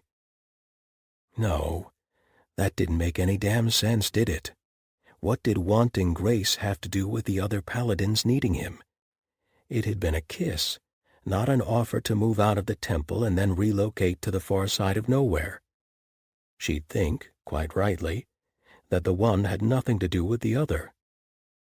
He stared at the sock, which had not grown by so much as a row in the last 3 days. Maybe the one didn't have anything to do with the other. Istvan would tell him that he was using it as an excuse. Istvan did not know everything, but he had his moments now and again. Stephen set the sock aside.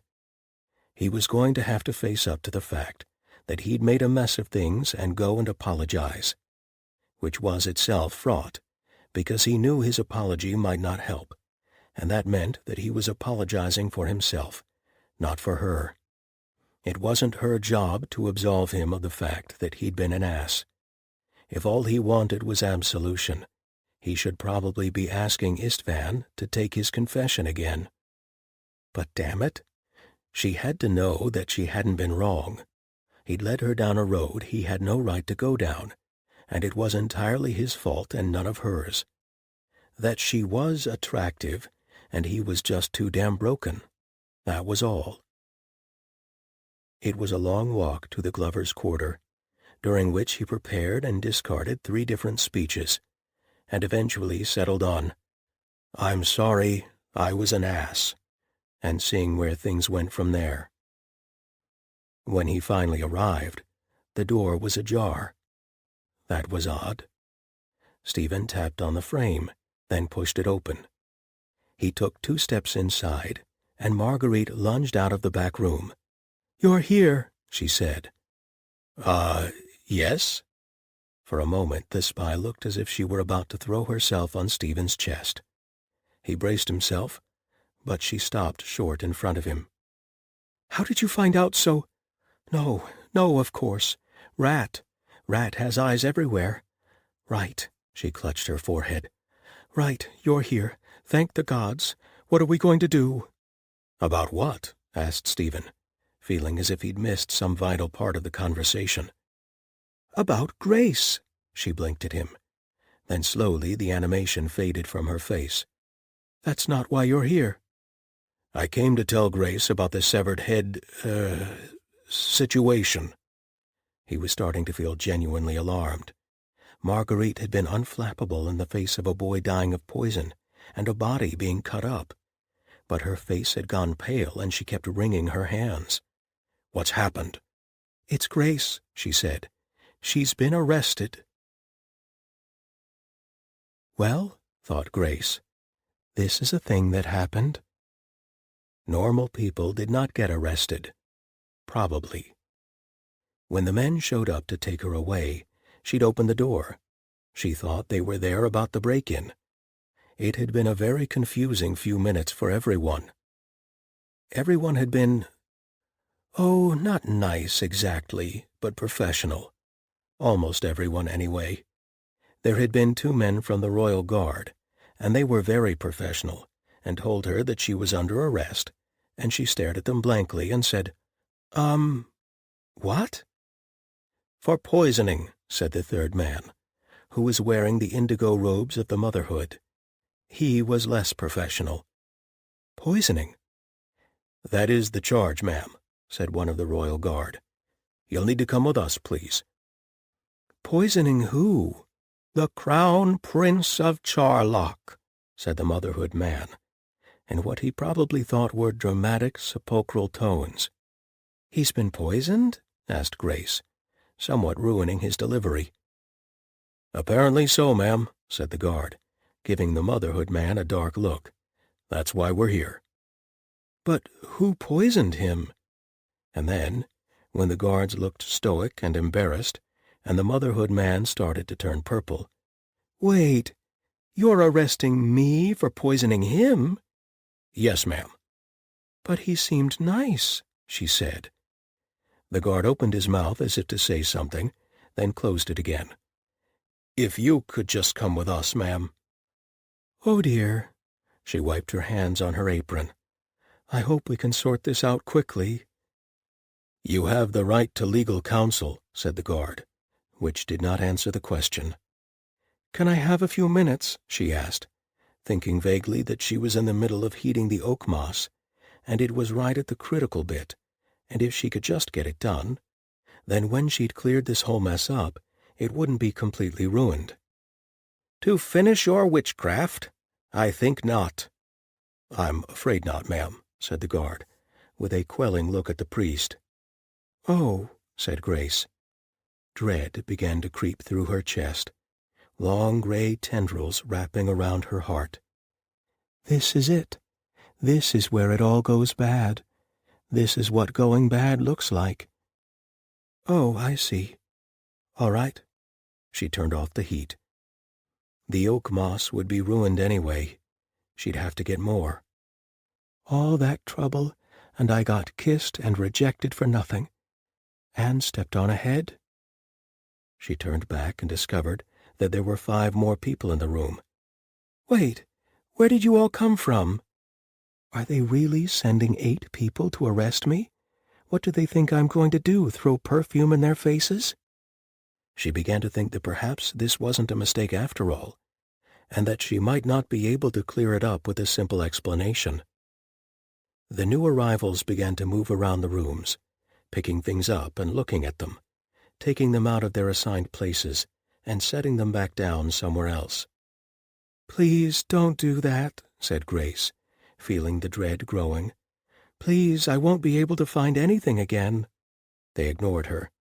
The guard took her up her arm and said, very gently, It's time to go, ma'am. But they're making a mess.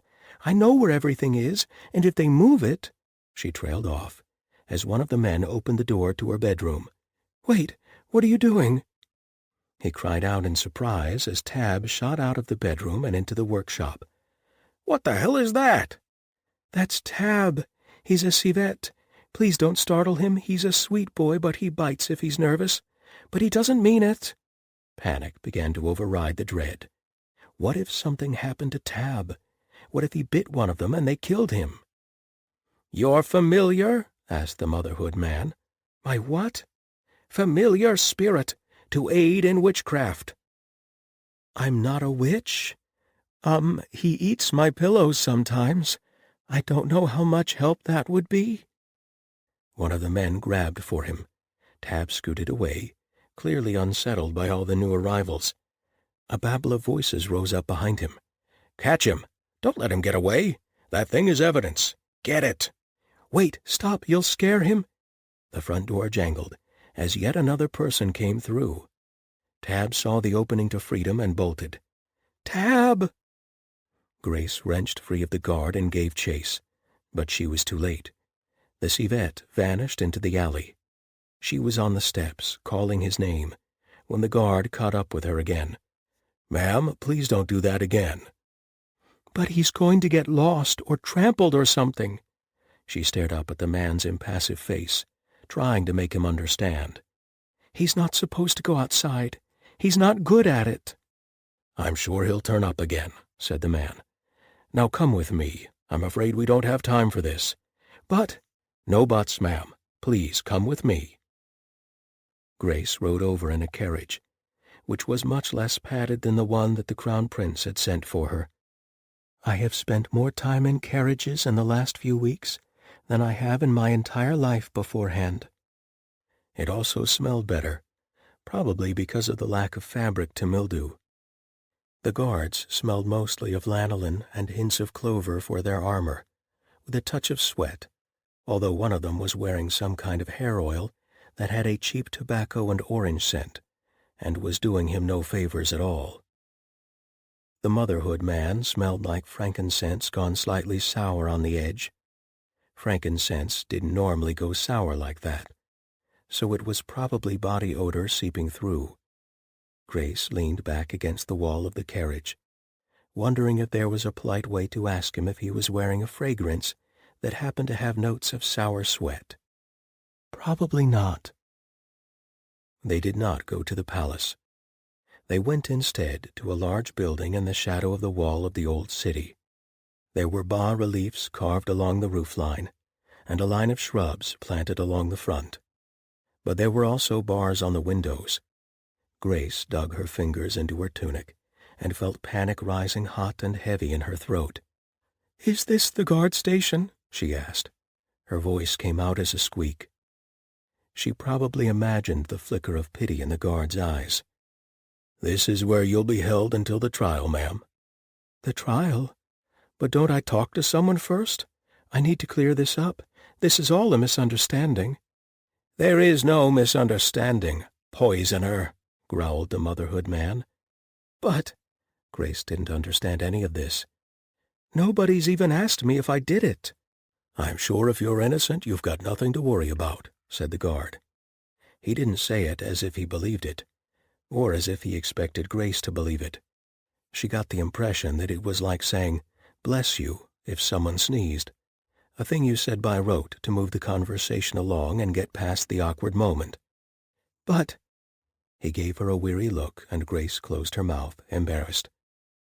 She was apparently being arrested wrong, on top of everything else. They went into the building. It reminded Grace of the Crown Prince's embassy, the same smell of bleach and wood polish. No vases full of peacock feathers, though, and no incense.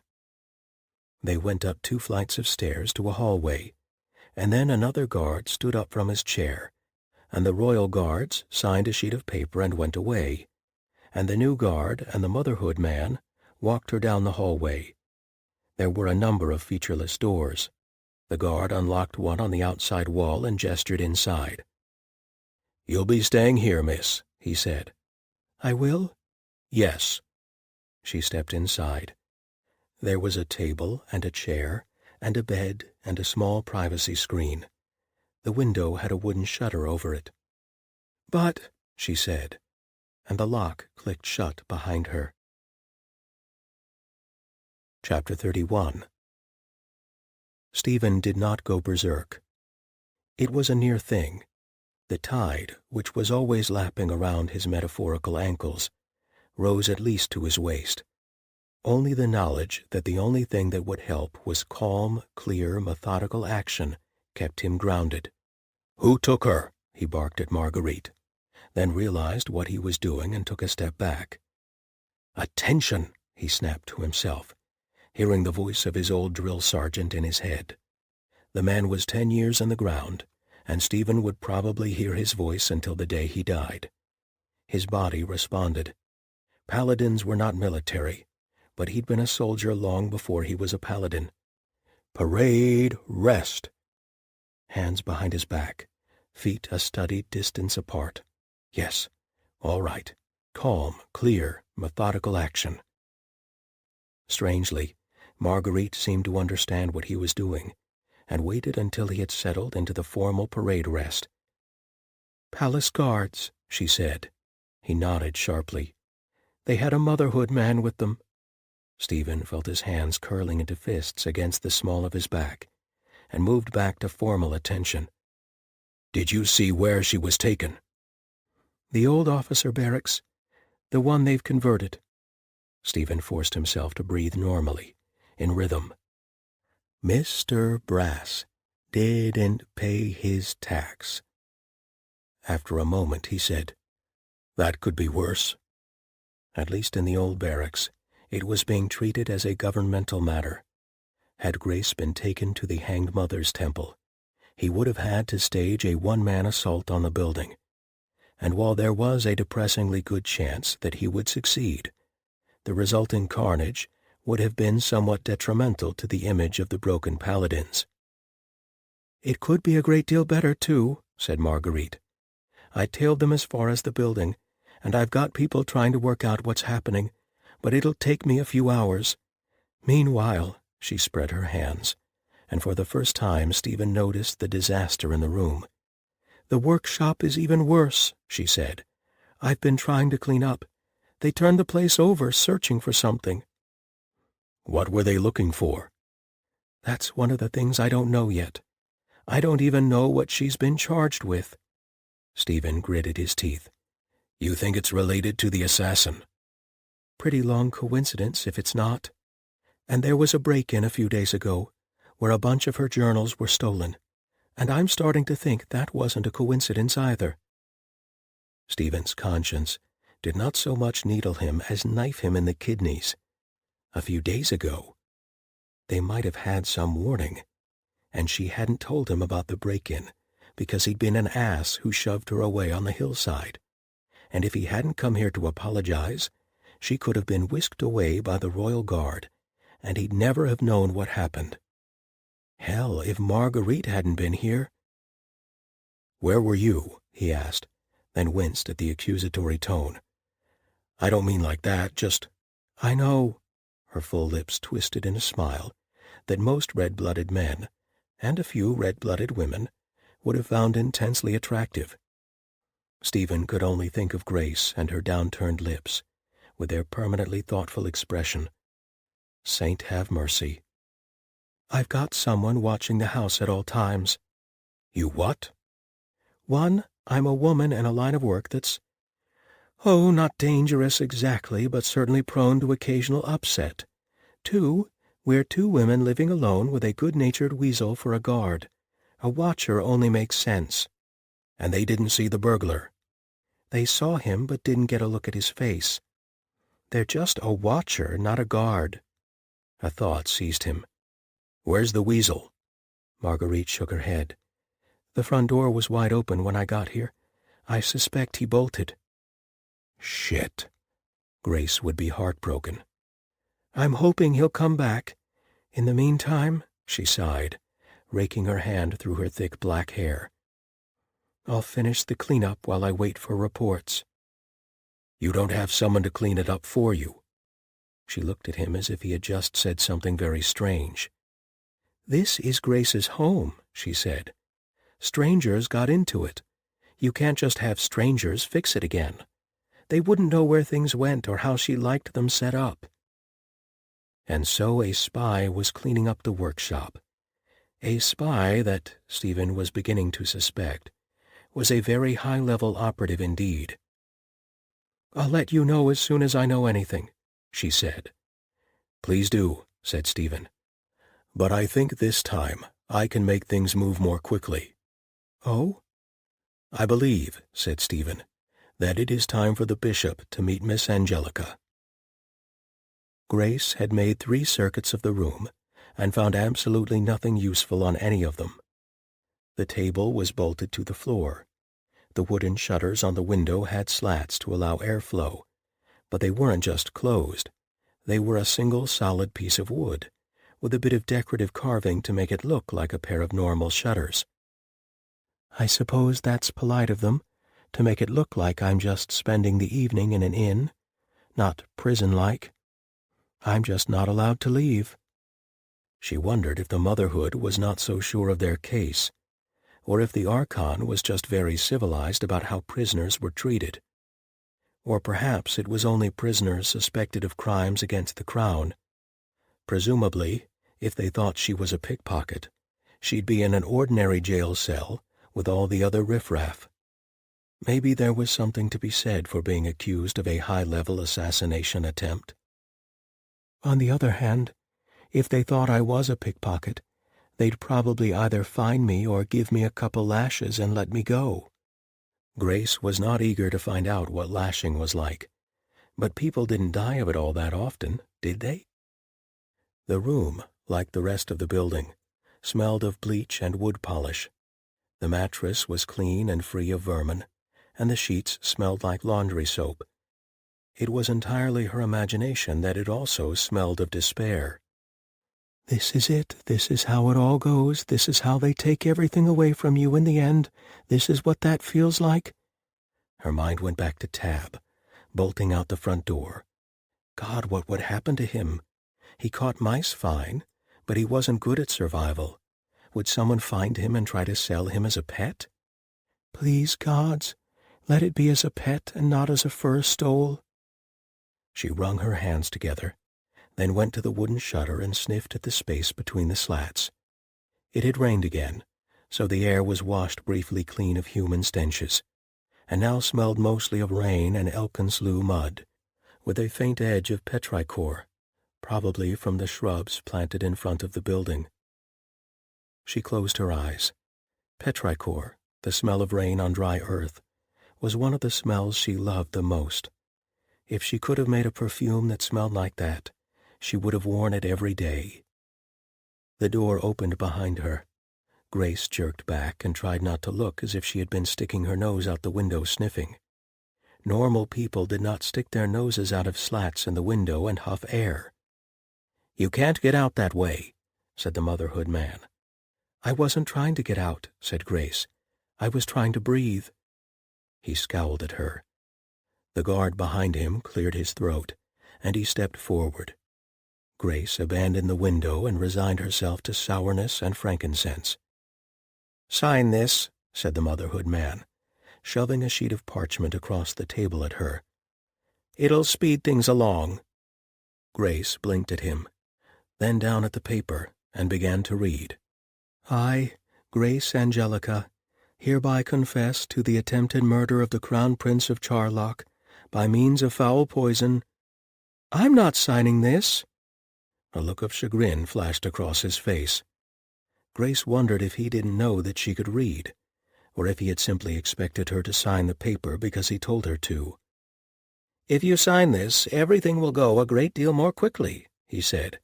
"We can get on with things." "But it isn't true." She wondered what "get on with things" meant. The trial? The conviction? God help her, an execution? "Things will be much easier for you if you cooperate." "That's enough," said the royal guard. "You ask them to sign, you don't threaten them. This isn't the boonies. We're civilized here." Grace had a brief urge to cheer for civilization. The motherhood man snatched the unsigned confession off the table and stalked to the door. "Dinner will be at 8, Miss Angelica," said the guard, as if they were staying at a high-quality inn.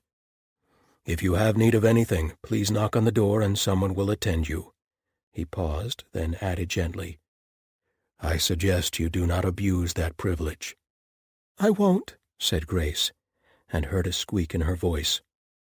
The air in the room seemed suddenly close and hot, the candles producing a stifling amount of heat. The door closed behind him. The lock clicked. Grace went back to the shuttered window and put her face to the slats, trying again to breathe. Chapter 32. It did not occur to Stephen until the carriage ride over that he was imposing greatly upon the bishop. She oversaw a temple with nearly 100 assorted priests, lawyers, and associated staff. She was arguably one of the most important people in all of Arkenhold, let alone in Arken's glory. And she had nevertheless dropped everything for one broken Paladin when he begged for her assistance. She sat calmly in the carriage across from him, her hands folded neatly in her lap. One of her personal secretaries sat beside her, scribbling notes, but Bertong did not speak, merely gazed out the window. He was certain that her mind was working like one of the automatons from a Nukat city. "Thank you," he said abruptly. "Thank you for all of this. I know I am asking a lot." She lifted her eyes to his face and smiled, and he knew a little of what Istvan felt. A woman like that is a terrifying glory.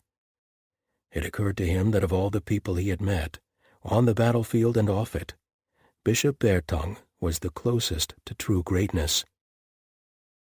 "Stephen," she said gently. "Your people have stayed with us for 3 years now, and in all that time none of you have ever asked for anything, except perhaps to be allowed to push yourselves even harder. I know that the quartermaster had to practically force you to accept a stipend, never mind a wage, and that the housekeepers have to report when you have torn a sheet or broken a chair, because it would not occur to any of you to do it. And I know that every single one of you would die in the temple's service, without question or complaint."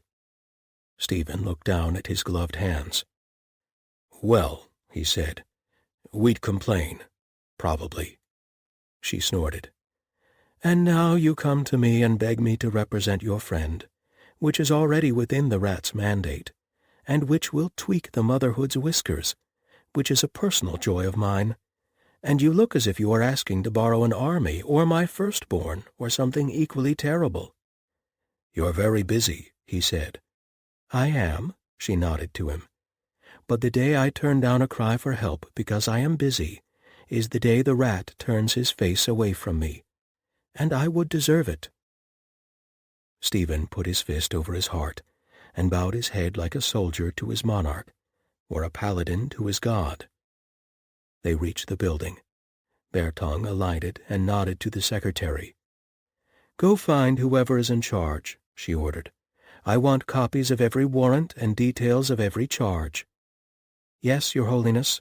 They swept into the building. The secretary peeled off. The bishop stalked up the stairs, and Stephen flanked her. "Prisoners are held up here," she murmured to him, and then more loudly, "I have come to see Mistress Angelica. Please direct me to where she is held." The 2 guards in the Archon's livery saw the vestments of the Temple of the White Rat, and immediately stepped to the side to let Bertong pass. One nodded. "Right this way, Your Holy—" "Hold!" snapped another man, stepping into the hall.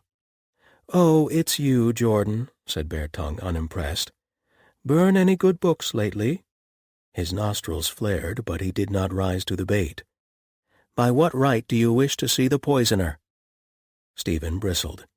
"They're neck-deep in it, of course."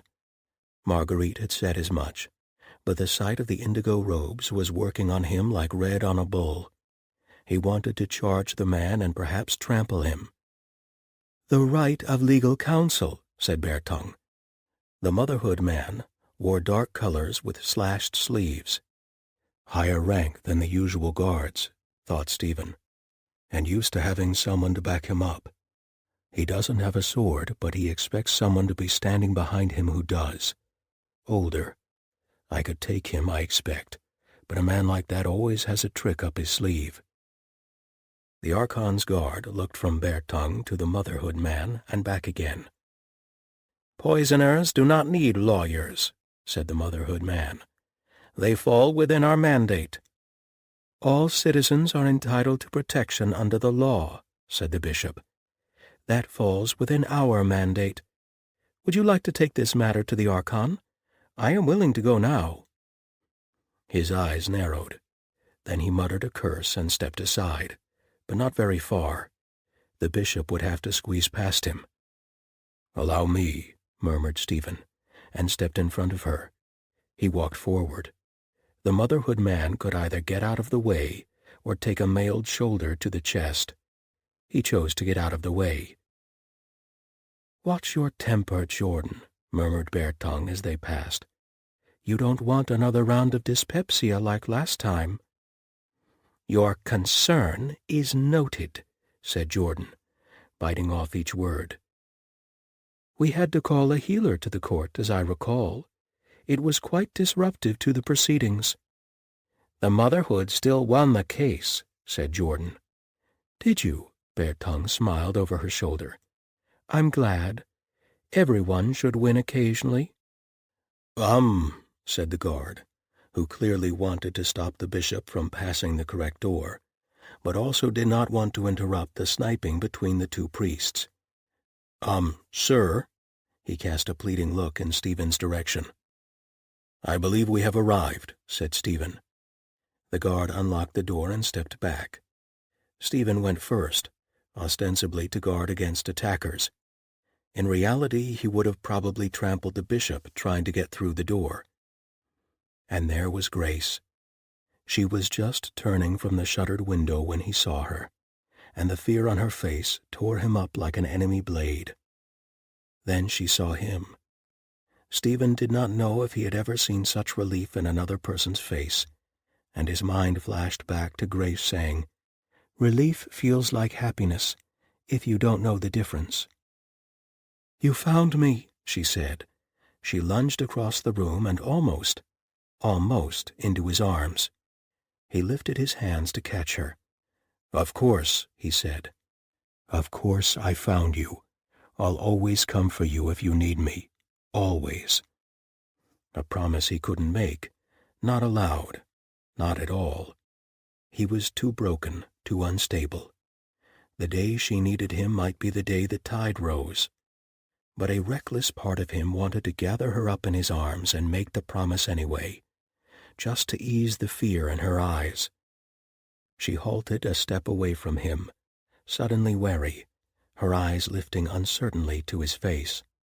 He flinched, knowing what came next, the remembered hurt, the icy brittleness. He could not bear to see that again, so he took the coward's way out and turned away, letting his arms drop. "Grace, may I introduce Bishop Beartongue, of the Temple of the Rat." Grace bowed in the Anuket city fashion, palms against her thighs. "Your, Holiness," said the bishop. "But in this case I believe you can simply call me Bishop, or Beartongue if you prefer." She looked around the room. "Well, the accommodations are not the worst I've seen. Are they feeding you?" "Yes," said Grace. "It's, not terrible. I wasn't very hungry, your bishop." "Being arrested does tend to ruin the appetite," said Beartongue. "Now then," she sat down at the table, "tell me everything that happened from the time the guard arrived." Stephen knew that it was his place as guard to stand behind the bishop, so he did, but it meant that he was watching Grace's face. Her eyes kept straying up to him, and he did not know what to do. Smile encouragingly? Look away? The usual 1,000-yard stare of guards and soldiers seemed wildly out of place.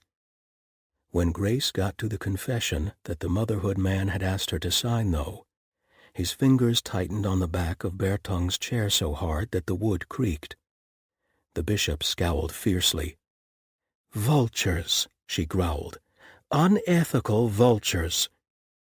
"What would have happened if I'd signed?" asked Grace. "It would certainly have made our job harder," said Beartongue. She nodded to Grace. "You were right not to sign." She tapped her nail on the table pensively. "Well, at least we know what they're trying to charge you with anyway, so it was good for that much." "What happens to me now?" asked Grace. "Do I get to go home?" The bishop sighed. "No," she said. "I'm sorry. We're still working out the exact details, but I'm afraid it seems unlikely." She glanced around the room.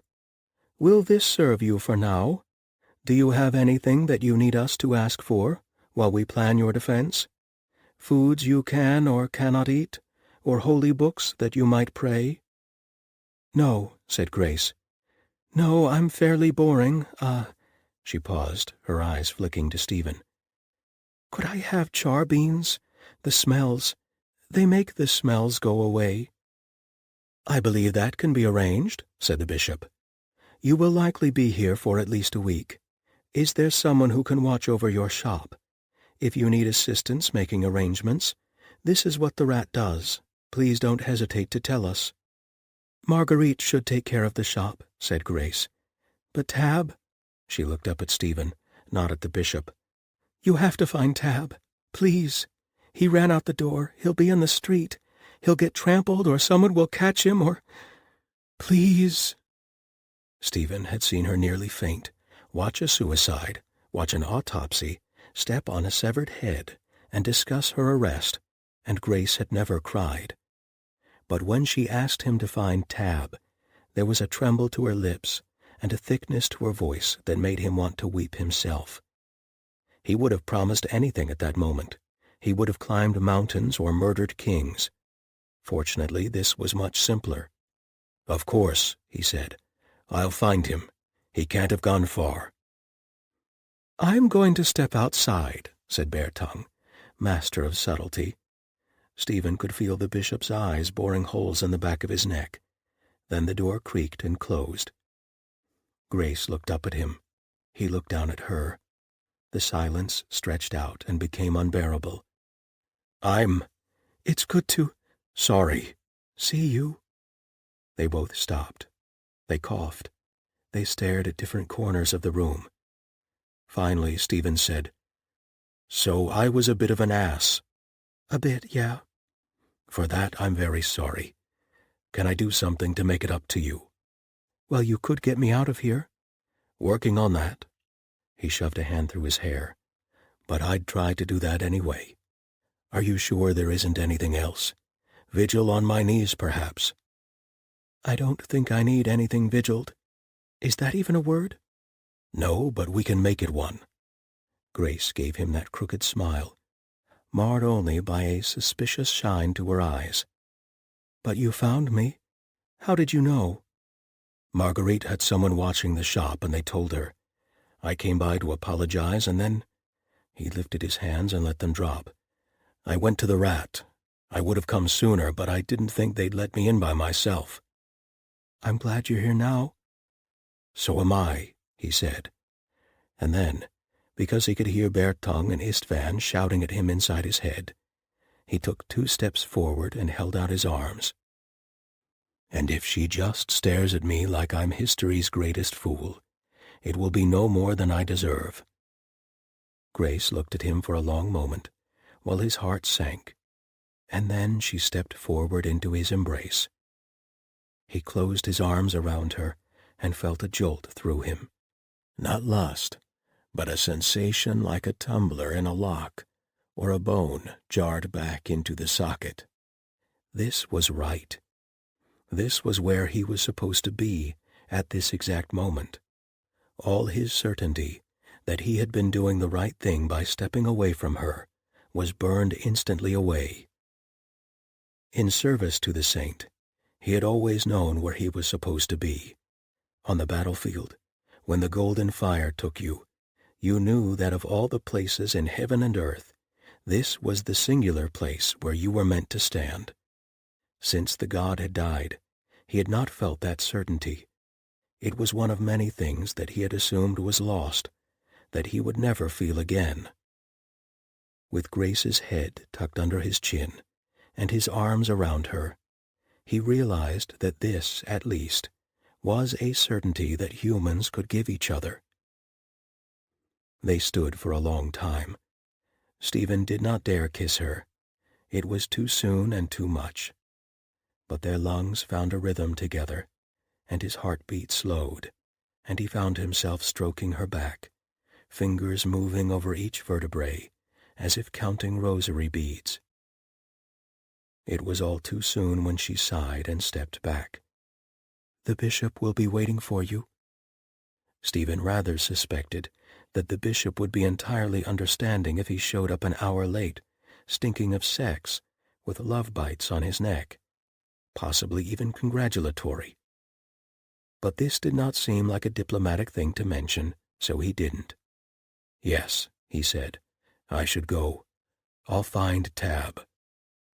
The hope in her eyes frightened him and warmed him both, all the long ride home. Chapter 33. Once back at the Temple of the Rat, Bishop summoned her staff and dealt them back out again like a deck of cards. "Percy, go and roust Zale. Mur, I'll need 3 copies of those charges. Stephen, find Istvan, inform him that you have been relieved of your current duties, and join me in my office." Stephen saluted, and was marginally surprised when the others didn't. 5 minutes later they were assembled in the bishop's office. "Zale," said the bishop, "you'll be Miss Angelica's defense." Zale looked startled. With all due respect, Your Holiness, I'm a property lawyer." Stephen groaned internally. "Yes," said the bishop, unruffled. and my two best lawyers who handle this sort of case are currently both in Aquila-on-Marsh." Zale cursed softly, and said something under their breath that sounded like sin-eaters. "You're what I've got," said the bishop. "You've been trained to handle this, even if it was some time ago, and you stall remarkably well." Zale's narrow face pulled sideways as they scowled. "There's that, I suppose." "And the presiding judge is Consul Guicciard, and you know he's always had a soft spot for you." Zale sighed. "Fine, fine, you win. I am probably the best for the job." They encountered Stephen's curious look and said, "It's nothing prurient.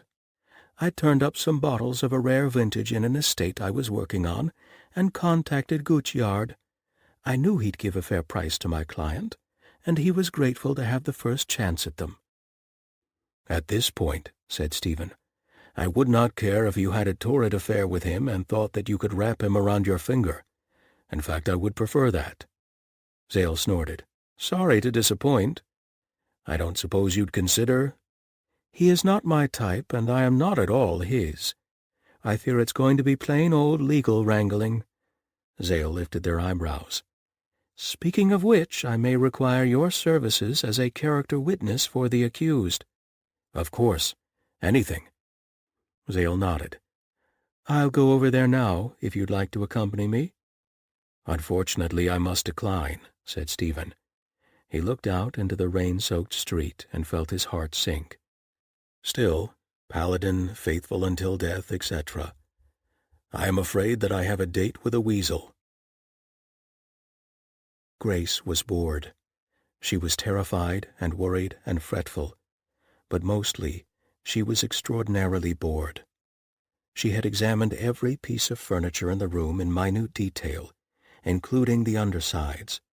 There was nothing under the bed and nothing under the chair, but someone had thoughtfully scratched a penis into the underside of the table.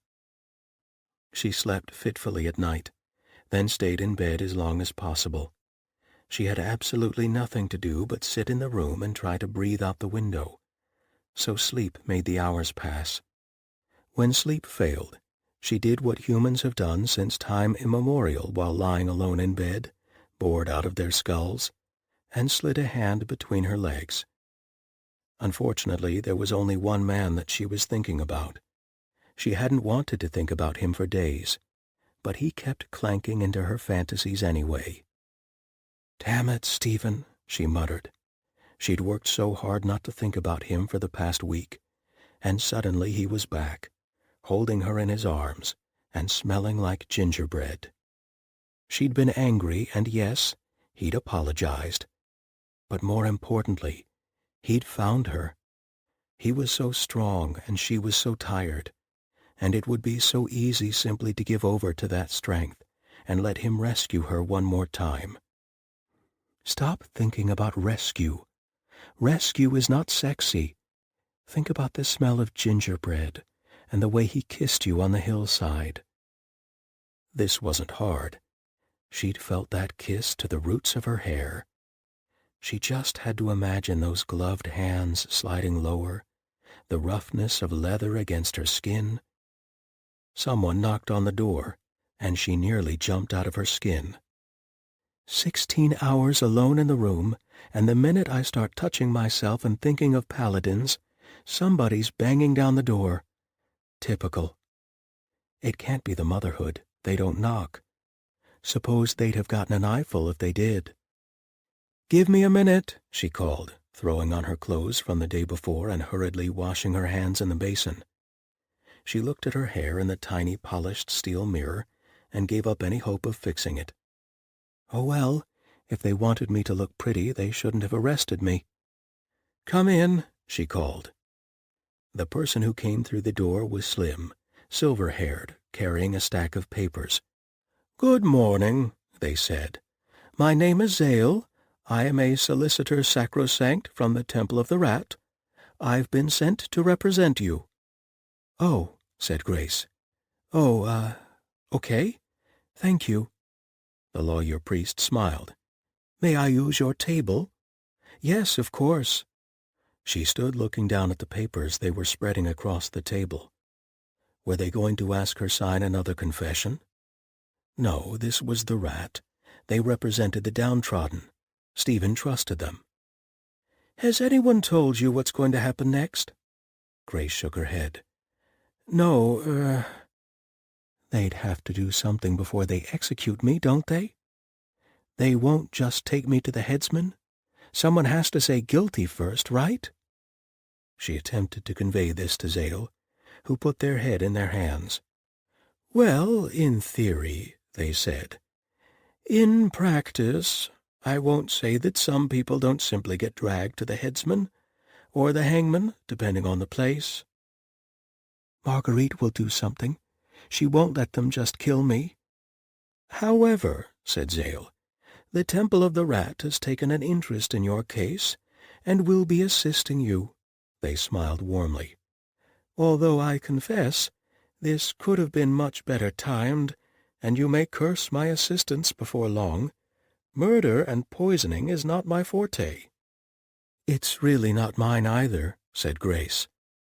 "Because I have to ask," said Zale, "and please don't take offense, but did you happen to poison the Crown Prince?" "No." "It's just that it changes the defense somewhat if you did, you understand? I'm certain you would have had a very good reason, but I won't waste my time trying to prove you didn't, and we'd go to trying to prove that you had no choice and that, as my friend Sarkis would say, he needed killing." "I didn't poison him," said Grace. "I've never poisoned anyone. I know people think perfumers and poisoners are practically the same thing, but I don't know any poisons. I've burned myself a lot and made myself woozy a few times, but that's as much damage as I've ever done to anyone, even me. I can't even put out rat pellets for fear Tab will eat them. Tab's my civet." One of Zale's slender eyebrows rose higher. "I see that this is going to be a particularly interesting case," they said. "Or perhaps you are simply a particularly unusual client. What is a civet, and why does it eat rat pellets?" Grace put her head in her hands. "All right. So once upon a time, someone decided to breed a domestic civet cat." "Fascinating," said Zale when she was done. "Alas, not particularly relevant to the case, but fascinating nonetheless." The lawyer tilted their head, looking like a grave, silver-crested bird. "I suppose we must speak of less happy matters now. Do you understand the trial system?" Grace shook her head. "I don't know anything," she said. She could hear a note of despair in her voice, and tried to rein it in. "Until Stephen showed up, I didn't even know if anyone knew where I'd gone, or what happened, or if anyone was going to defend me." "I will defend you," said Zale firmly. "I fear that I am not the best possible person for this, but I am the best possible person available at this time, which is much the same thing." They spread their hands. "I am a solicitor sacrosanct of the temple, even if my expertise lies primarily in property disputes. My murder cases were mostly years ago, but the laws have not changed that much." Somehow, hearing the lawyer admit their failings made Grace feel more confident. And they smelled like wintergreen and ink and clean laundry, and that helped even more. "So," said Zale, "the trial. Have you ever seen one?" I saw someone hanged once."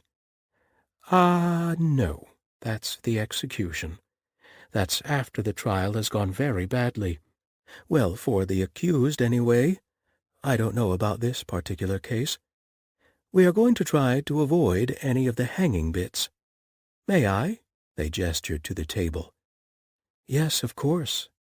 Grace dropped into a chair across from them, as graceless as a sack of potatoes. Zale settled themselves as neatly as a bird perching. "Trials are alarming, there is no question of it, but I will sit with you, and the motherhood is not allowed to do anything but yell at you." "I hate it when people yell at me," said Grace faintly. Zale sighed. Ah, well, I'm afraid there's no help for that. They will yell, and I will yell back, and occasionally it will descend into a great deal of shouting, and whoever shouts the most convincingly wins." They smiled. "I'm afraid that we are, compared to something like the Anuket High Courts, a bit uncivilized. We all talk at once, and there is a great deal of yelling, and frequently it goes on until the judge yells at us both and demands that only one person talk at a time. But you'll do the talking? I will talk until my tongue falls out, if I must. And tomorrow is the trial? 2 days from now, the motherhood asked for a slight delay, and we agreed. There will be at least 3 days, I expect, one for the prosecution to lay out their charges and evidence, one where we all call character witnesses, and then a ruling." Zale shoved the errant lock of hair back from their eyes. "Why would they ask for a delay?" asked Grace. She was torn between the desire to get out of the cell and the fear that every day was a day wrested from the headsman. "I suspect they are hoping for the Crown Prince to die," said Zale. Grace blinked. "Oh, not in so many words. But an actual dead body carries a great deal of weight. If they can delay until he expires—" Zale shrugged. "That's a guess, you understand. It's possible that there's something else. But the delay works in our favor as well. The Rat will do everything they can to get to the bottom of this." "Why?" asked Grace. "It's not that I'm not grateful," she added, when Zale's eyebrows shot up. "But you don't even know me, and you're going to all this trouble. I mean, I tithed some to the flood relief, but I don't understand why you're helping." Zale relaxed, their mouth curving up at the corners. "Ah, well, it is the Rat's duty to defend those who have no legal defense. We are, in effect, everyone's lawyer. But you are not wrong in thinking that you are being granted an extraordinary breadth of aid. We would still try to help, certainly, but we are spread as thin as anyone trying to do good in the world." They gathered up the papers on the table, tapping the edges into neat, precise lines. "But the Motherhood wants to prove you guilty of crimes against Archenhold, and if they succeed, they prove their worth to the Archon. The Archon is likely to favor them more, if he thinks they are rousting genuine threats. I doubt I need to explain why we would prefer not to have the Motherhood holding any more power than they already do?" Grace shuddered. "No, not at all." "Well, there you are. And something strange is clearly afoot, with all these poisons and a poisoner on the loose. The bishop wants to get to the bottom of things, and finally—" They spread their hands and smiled, half rueful, half kind. "Finally? Paladin Stephen likes you," said Zale, "and anyone that keeps our paladins happy, instead of moping and clanking and suffering nobly around the temple, is worth fighting for." Chapter 34. Stephen stood in the drizzling rain, staring at the water gurgling in the gutters, and thought, if I was a civet, where would I hide? Unfortunately, the answer seemed to be, anywhere I wanted to. A weasel was a long, thin, narrow shape, perfect for fitting into very small holes, and when you looked at ground level from the perspective of a weasel, the world was made of holes. Drain pipes, rain gutters, cracks in the brickwork, a stack of pallets, the neighbor's ruined dovecote. This would be much easier if I had about 50 men. We could establish a perimeter. No civet comes in or out. Lacking the manpower, he had to settle for poking into every crevice that looked weasel-sized. At least one passerby looked at him very suspiciously, then hurried off. He wondered if he looked like a burglar or like someone concerned about the drains. Speaking of drains, Stephen crouched down and peered into the drain pipe from the roof. He didn't see anything, but he stuck his ungloved hand in anyway, feeling for fur. Nothing. He grimaced, face pressed against the wet brick, as he wedged his hand further up the pipe. His nostrils filled with the scent of wet brick. Was there a name for the smell of wet bricks? Grace probably knew. Did she make it into perfume? Did anyone ever want to smell like that? It seemed unlikely, but then a great many people apparently wanted to smell like a weasel's nethers, so there was no accounting for taste. There was something intensely unsettling about sticking your arm in a hole, even if it was just a drain pipe. Some small nagging bit of Stephen's brain was waiting for jaws to close over him. It was the sort of story that little boys in the slums told each other, looking into the storm drains. "I dare you to stick your arm in there. Billy's cousin did, and something bit his arm off. Nuh-uh. Uh-huh."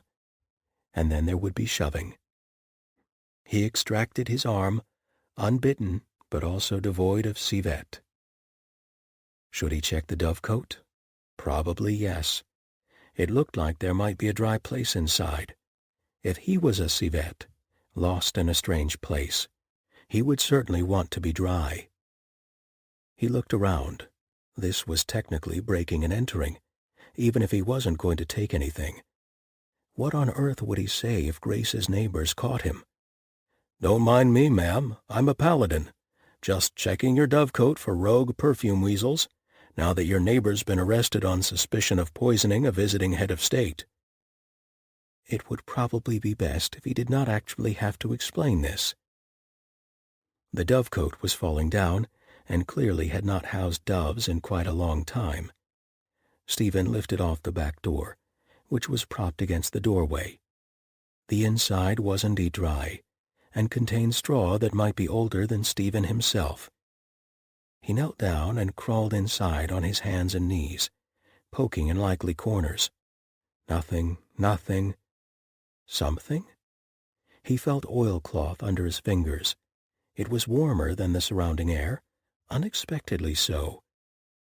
He gingerly reached both hands into the corner and found a sizable bundle, wrapped tightly in cloth. When he lifted it out, something clinked.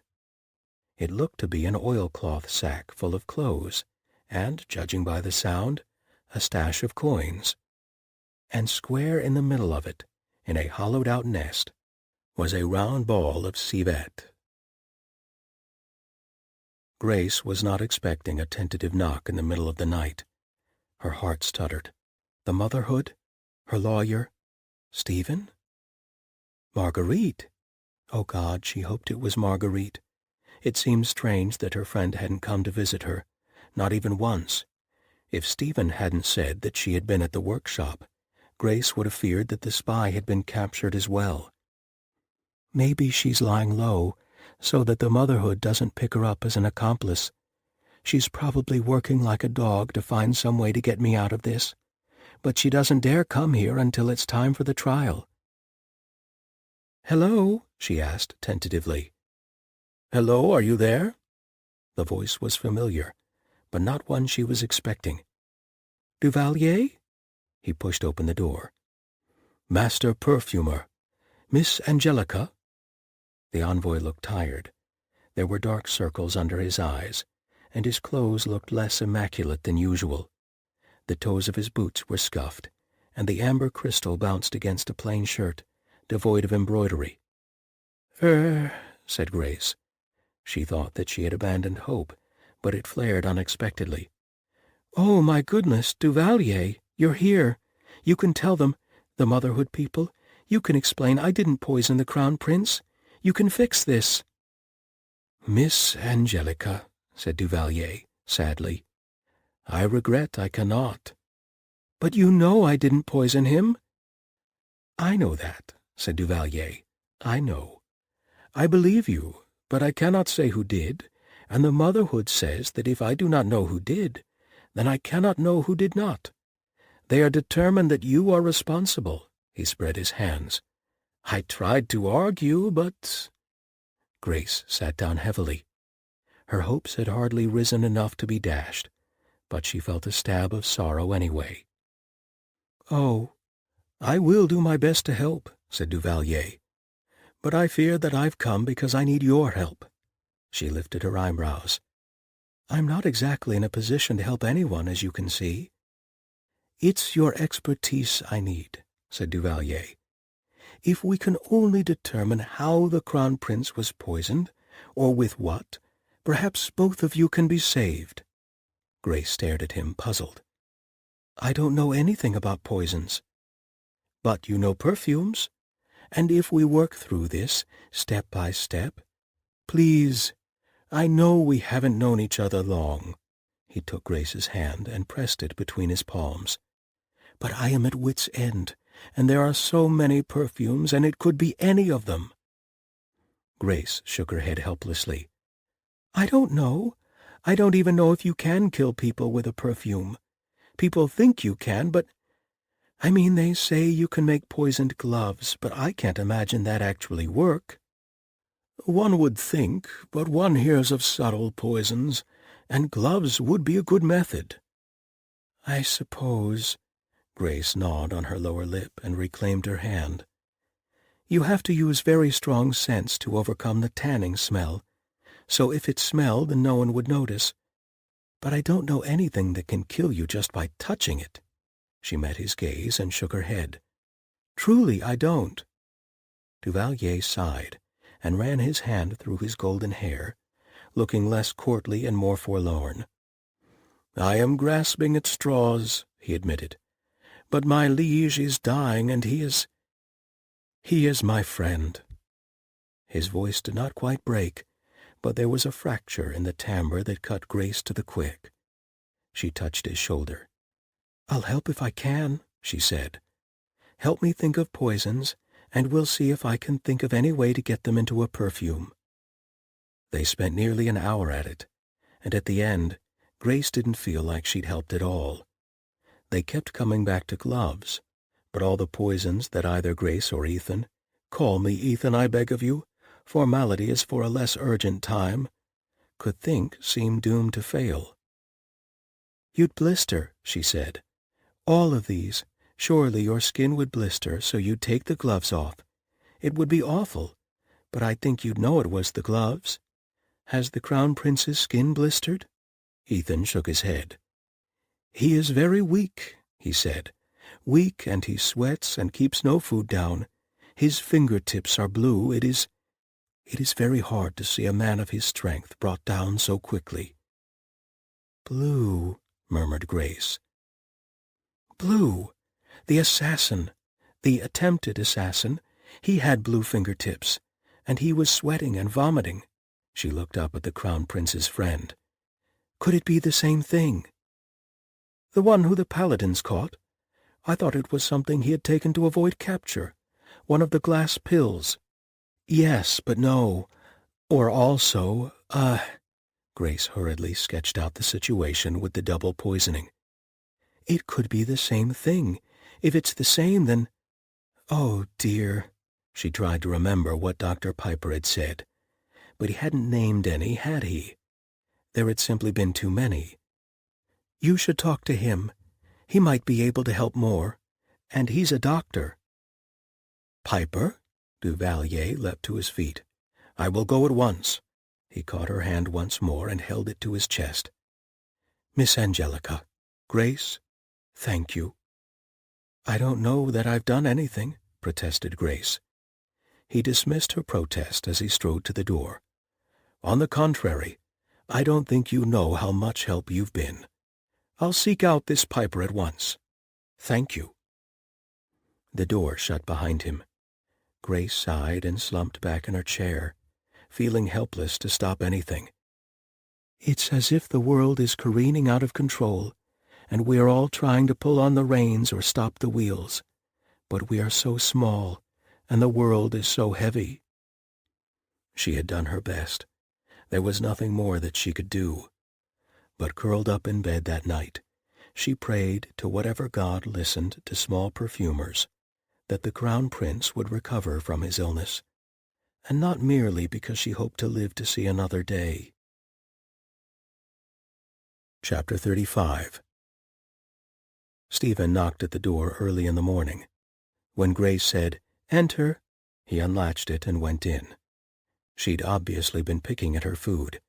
It looked nearly untouched, and the toast had been shredded into bits. He couldn't blame her. Being on trial for poisoning would kill anyone's appetite. Fortunately, there was at least one thing he could fix. "Tab is safe," he said. She leapt to her feet. "You found him?" "He was hiding in the dovecote behind your neighbor's house, sleeping in a sack full of clothes." "Oh!" Her whole body sagged in relief. "Those are mine. It must have smelled like me." Now that was interesting, Stephen thought. There had been money in the sack as well. He recognized someone stashing materials for a quick getaway.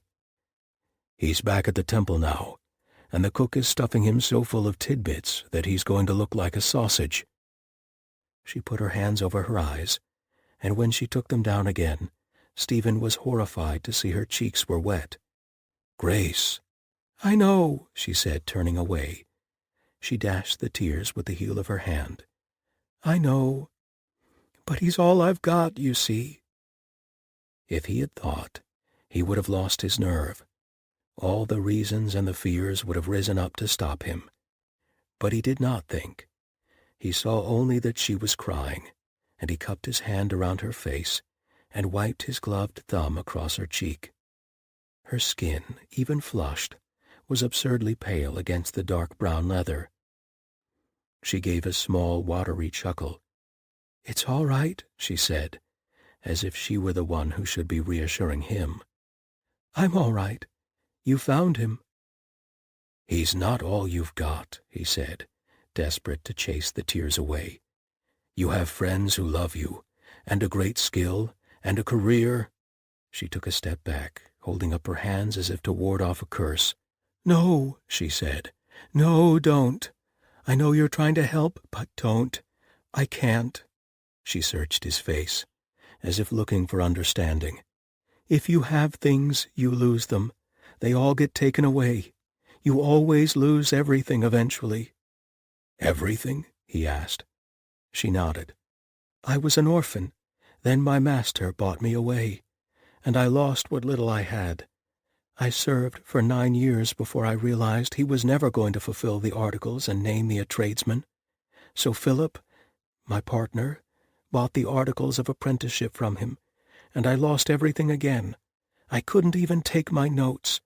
I had to recreate everything from the ground up. It took nearly a decade. And then, well," she turned away. "When I came here, I had nothing again. I had to steal food for Tab. I had no way to convince the guild that I'd finished my apprenticeship. I didn't even try. But I built it up again, and here we are, and they're going to take everything away again." She flicked her fingers out in an odd, fatalistic gesture. He wanted to say, "I could be yours." He wanted to say, "You won't lose me." That was the realization that was sinking slowly through his body. He was hers for the taking. All his resistance had been swept away, as surely as the Elkin Slough had swept parts of the city away and left only wreckage behind. "I don't know how many more times I can start over," she said. "I've already lost everything," he said. "There's nothing left to take away." He put his fingers under her chin and tilted her face up towards his. Grace's eyes were magnified by unshed tears, her lips just parted. He wanted very much to kiss her. One kiss, he thought. Surely one more kiss can do no harm. He knew it was a lie even as he thought it. One kiss could break a man, and the second lie, he knew, was that he would stop at only one. He did it anyway. He could no more have resisted than he could have chosen not to follow the god when the golden fire came upon him so many years ago. He gathered her up in his arms and lowered his lips to hers. It was good. It was so damn good. She clung to him as if he were the only solid thing in the universe. Warmth and heat and softness pressed close against him. He tangled his fingers in her hair, pulling her even closer, drunk and dazed on sensation. She made a tiny sound in the back of her throat, and he answered with a growl of his own, lifting her against him. Saint's teeth, he needed this. He needed her. He needed something. And what does she need?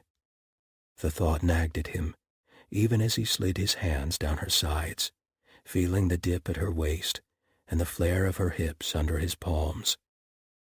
She's locked in a room that's one step up from a prison cell, and you're the one who's supposed to protect her. Who will protect her from you? She needs your help. Maybe she's afraid to reject you. How would you know? Grace did not kiss him like she was afraid. She kissed him like a woman with nothing left to lose. But he could not know, and he could not risk comfort turning to cruelty. Slowly, reluctantly, he broke off the embrace, kissed her tenderly at the corner of her lip, then stepped back. "Are you going to apologize now?" she asked wearily. He had to smile, even though it hurt a little. But the pain was well-deserved, and they both knew it. "Only if you tell me I need to." "No," she said, gazing up at him. There were no tears in her eyes now. "No, I don't think you do."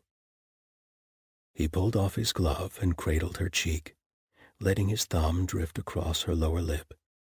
She turned her head a little, and then her tongue flicked out and touched the pad of his thumb, and he stopped thinking noble thoughts of any sort, and started wondering if the narrow bed in the corner was big enough for 2 people. The sound of the door opening was like a crack of thunder. They sprang apart. Zale bustled in, arms full of papers. "Oh, good," the lawyer-priest said. "You're here already, Stephen." Said Stephen. "Yes, Grace had a small smile, and was carefully avoiding his gaze. "Arrived. Early." "We'll all go down to the courtroom together, then," said Zale. "You'll be in court with me?" asked Grace. Stephen nodded. "I will not leave your side," he promised. "The Motherhood will attempt to intimidate you. I am there to prevent it. Among other reasons." She smiled up at him. "This will be the shortest day," said Zale, as they led the way out into the hall. "The Motherhood will present the charges, and I will explain that I plan to refute them. Then they will present their physical evidence." "Then do we present ours?" asked Grace. "In theory, but we haven't got any," Zale shrugged. "It's extremely hard to provide physical proof that you didn't poison someone, particularly when we don't even know what the poison used was. Most of our defense comes down to character witnesses, and that's tomorrow. So today will be short." "Who are our character witnesses?" asked Grace. "Paladin Stephen and your friend Marguerite, and I have a written statement from your neighbor." Grace bit her lip. Is it a good statement?" "She says that you are a good girl who respects your elders and knows how to pet a cat." "From her, that's remarkable praise." "I gathered, yes." They passed by the guard post. Grace paused at the top of the stairs, looking around, then let out a long sigh of relief. "The rest of the world is still here," she said. "I was starting to wonder." "The courtroom is in an attached building," said Zale. "But we can go out through the courtyard if you like. If you begin to feel dizzy or bothered by the open space, please tell me at once." "It's only been a few days," said Grace, bemused. Zale shrugged. "I'd expected more if you had been locked up for longer, but things take people differently." They crossed the courtyard. It was drizzling and gray, and there were no breaks in the sky. Grace felt as if she traded one ceiling for another one, albeit higher and soggier. Still, the air had the brief cleanness of rain. She inhaled deeply, smelling rain and wet brick, and the green tang of the trees that were grimly eking out a living against the stones. Stephen walked behind the two of them as they crossed the courtyard, back in his position as man-at-arms. Grace did not know whether to be grateful for his presence, or guilty that she had dragged him into this entire mess. "I'm sorry," she said. "I know you both have duties. I don't mean to be so much trouble." "To represent the accused is my duty," said Zale simply. "You are no less worthy than any other person." Grace exhaled. "I feel very foolish for having been arrested at all," she admitted. "If I could just have explained better." "That is very normal," said Zale, "and also very incorrect. There was nothing you could have done. When the powers that be have decided that you are guilty of something, it does not matter if you tell the truth. In fact, it offends them. When you are proved innocent, the Motherhood will likely be angry that you let them believe you were guilty at all." "That makes no sense," said Grace. "Not to reasonable people," said Zale, opening a door in the wall and gesturing for her to enter. "Fortunately, that's why there are lawyers." Chapter 36. Judge Guicciard was a bull of a man who looked as if he could take off his black robe and stand in for one of the bailiffs if need be. His neck was thick, and his hair was cut to military shortness. Grace steeled herself to pass in front of him, but to her surprise he gave her a sympathetic look and nodded familiarly to Zale. She dared to hope that he would not automatically assume that she was guilty, as so many judges were rumored to do. Her hopes were raised yet again when he started by saying, "I don't like this. You're asking me to try a woman for attempted murder when we don't even have testimony from the victim that there was an attempt." The Motherhood lawyer was named Jordan. He had not been the man who tried to get her to sign the confession, but he had appeared once or twice, mostly glaring and standing behind guards. He looked as if he had swallowed something that had not agreed with him, continued to not agree with him, and anticipated not agreeing with him all the way to the end.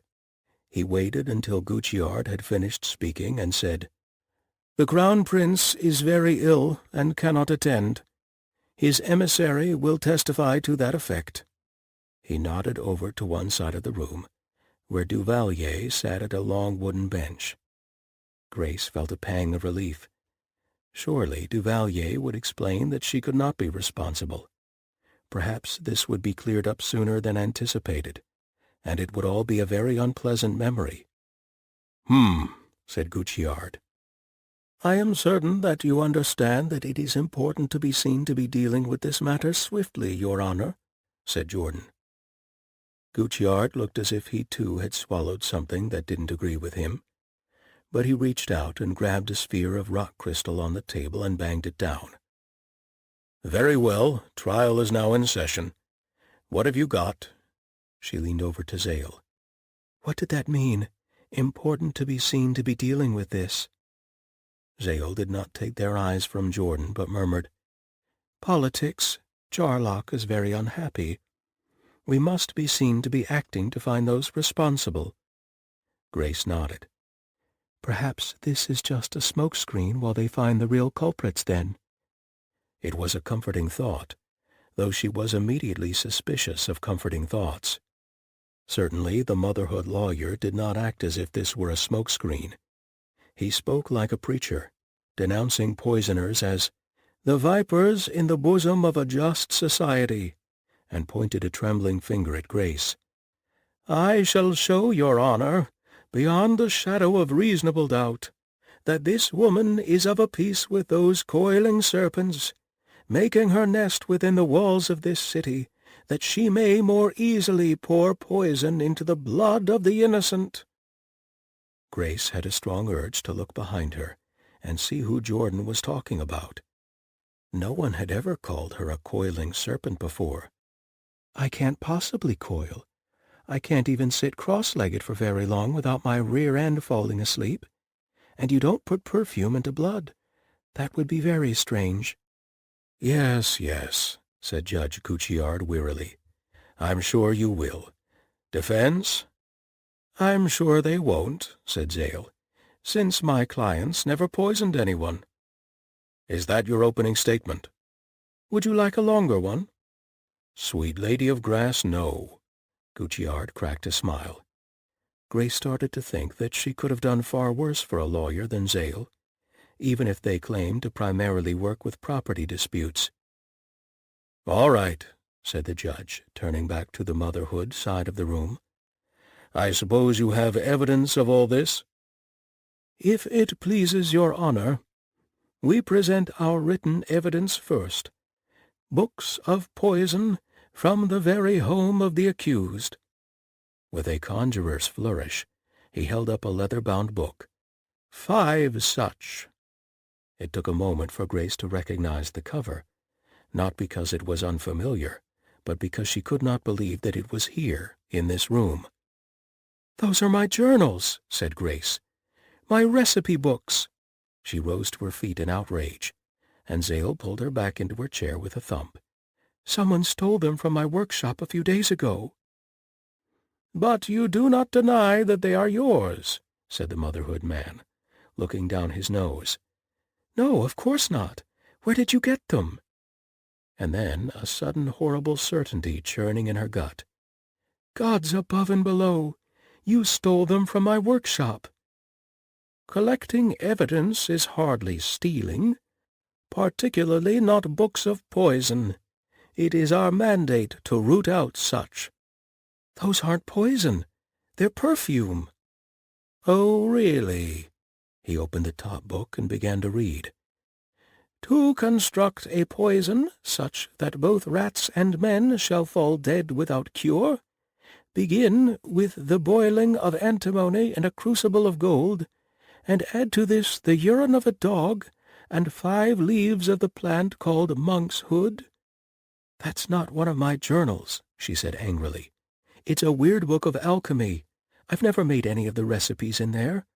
I don't own a gold crucible, and I don't spend a lot of time getting urine from dogs." "But you don't deny that this book was in your possession?" Zale put their hand on her sleeve. Grace snapped her mouth shut. The judge leaned forward. "Miss Angelica, I find I am interested in the answer to this question." She looked at Zale. Zale sighed and nodded to her. "It was," she said. "It was a gift from my old master. I keep it around because—" "Don't say you use it for divination. The motherhood would have a field day with that." "Sometimes it's good for a laugh. How wrong he was about perfumes." The explanation sounded absurd, even to herself. The motherhood man smiled and handed the book up to the judge, who looked it over, frowning. "I should have said it was a sentimental attachment because of my old master. Damn it!" Grace couldn't really blame herself for not thinking of that on the spot, given that most of her sentiments about her old master were along the lines of, "At least he didn't pour hot lead up my nose." Still. "Speaking of your old master," murmured the motherhood man, "you were apprenticed to Master Garvin in Anukat City, were you not?" Zale nodded to Grace again. "I was." "And yet we find that your articles of apprenticeship are registered to another person. Is that correct?" "They were sold," said Grace. Her stomach, already churning, felt as if it was about to boil over. "Don't mention Philip. Nobody needs to know about him. It's not important." "A person who never registered you as a master with the guild. Did you complete your training with him?" "I did." "Then why are you not registered as a master?" "He was a very absent-minded man," said Grace. Judge Gucciard made a faint sound, either of amusement or disbelief, she couldn't be certain. "There is no Perfumers' Guild active in either Anukat City or Arkenhold," said Jordan, "as I am certain your honor is aware." "I wasn't," said the judge. "But I suppose now you're going to tell me more about it than I care to know." "They are instead registered with the Tanners' Guild," the motherhood man continued. "The Tanners?" Gucciard shot Grace a puzzled look. "In the early days of the art, "Our primary trade was in masking the scents of the leather trade," said Grace. "No one wants to wear gloves that smell of ammonia." "Ah." "Gloves?" murmured the motherhood man. "Yes, one hears stories of poisoned gloves." "One also hears stories of oracular goats and headless ghosts walking the halls of the palace," said Zale testily. "Would you like to claim my client as responsible for those as well?" One of the bailiffs chuckled. Guicciard narrowed his eyes. "The method used to deliver the poison remains unknown," said Jordan. "I simply wished to point out that Mistress Angelica is not a recognized master in her guild, despite claiming the title here." Zale put their fingertips on her arm, presumably to still any outburst. Grace sank back. "I didn't claim it. I didn't mean to. Marguerite told me no one cared, and they didn't. Not until now." "Is there a reason you did not register as a master?" asked Guicciard. "The master who bought my apprenticeship made it—" "What to say, what to say? Don't say that he was your husband. Don't say he held it over you. Shit, shit, shit!" "More trouble than it was worth. I had meant to find a master here who might vouch for my skills if I produced a masterwork." Grace stared at the table. "But you did not," said Jordan. "Did you?" "It has been difficult," said Grace. "We're all secretive to the point of paranoia. No one wants to give their name to someone who will set up in competition. I'd have to go back to Anuket City, and I haven't had anything like the money." "I have been working toward it. It's not an easy thing to do." "Is there a point to all this?" asked Zale. "We're trying to determine if my client poisoned a man, not if her guild paperwork is in order." Jordan sniffed. "It is noteworthy that no legitimate master is overseeing what she does, and that she lied about her qualifications in order to present a substance to the Crown Prince." Grace gritted her teeth. Where was Marguerite? Marguerite could explain all that, talk circles around this awful man, laugh off the guild qualifications as a misunderstanding, or at least take responsibility for them. Where was she? She was not here. Apparently that was all that mattered. "If it pleases your honor, Emissary Duvalier will now speak to the Crown Prince's condition," said Jordan. "It's about time," said Guicciard. Duvalier stepped up into the witness box. He gave Grace a small smile as he passed, and her frayed nerves loosened a little. He knew her. They were, if not friends, at least friendly acquaintances. He'd explained that this was all a misunderstanding. "The Crown Prince is near death," said Duvalier.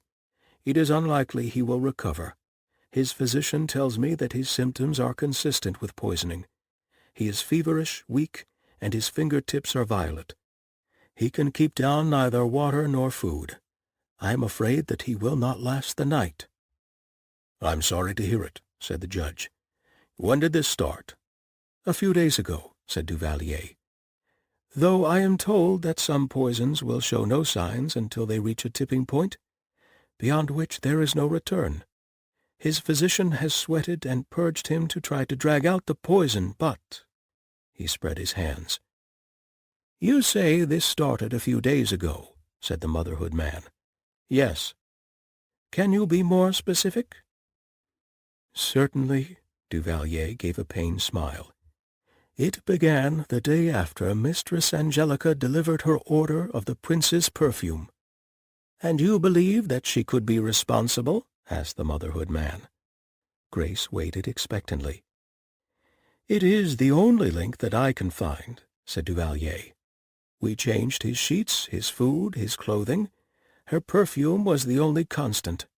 I believe that there is no other conclusion, except that Mistress Angelica poisoned my liege." "What? Wait, what?" "And what led you to this conclusion?" asked Jordan. "She is very knowledgeable of poisons. Even last night, when I went to beg her for information that might save the prince's life, she spoke of all the poisons that she knew, the methods that they might be administered, "That's not true," Grace cried. The motherhood man was on her like a terrier on a rat. "Did you not speak with him last night?" "Yes, but—" "And you spoke of poisons?" "Yes, but not—" The motherhood man tried to speak over her, so Grace raised her voice to be heard. "Not like that. He asked me if I could think of anything that might be responsible, and I told him I didn't know much, but I tried to think of anything that could help." "Everyone settle down," said Gucciard, slamming the crystal globe against the bench. "One at a time. Miss Angelica, you say that you did speak to him?" "Yes, but—" She glanced at Duvalier and finished numbly. "It wasn't anything like that. I thought he was asking for help, and I didn't know much, but I tried." "You, Duvalier," Gucciard pointed. "She seemed very knowledgeable to me. We spoke of poisoned gloves and other poisonings that she had known." Grace wanted to scream, but it did not seem wise to antagonize the judge. Or perhaps it didn't matter any more. Perhaps she was as good as sentenced already. Duvalier's words seemed to come from very far away. This could not be happening. This was definitely not happening. She would wake up, and this would be a dream, and she would not be losing everything. Lost, losing, lost, everything gets taken away, everything. She could feel the memory fugue coming on. "Oh, God, not now." Scraps of words drifted by her. Motive, the prince, obsessed, meetings. But none of them made any sense. Ginger and spice filled her nostrils as Stephen put his hand on her shoulder. She could not hear his voice, but she could feel him speaking. The words didn't matter. What mattered was the scent of gingerbread and steel. She took a deep breath, filling her lungs, and the world swam back into focus. She was not alone here. One very broken paladin was with her. She was not entirely lost. Not yet. It appeared that Duvalier had finished speaking. Zale stood and said simply, "This isn't a case. We are trying this woman based on nothing but testimony from a man who is not a doctor, who lacks the imagination or the training to determine how the poisoning occurred, and so jumped to conclusions, and then had a conversation in an attempt to entrap my client. I could go find the man who cleans the floors of the guest embassy and claim he was poisoning the floor wax. I don't know what precisely goes into cleaning the floors, but I'm fairly sure they use lye. And if I phrased things right, I could spin you a tale about how the man used toxic substances to clean the floors, and now the prince is sick. It would have just as much substance as this story, and just as much proof to back it up." "Prove that she did not, then," said Jordan. "Prove that you did not," snapped Zale. "Given that one need not be present for a poisoning, it's awfully difficult to prove, isn't it?"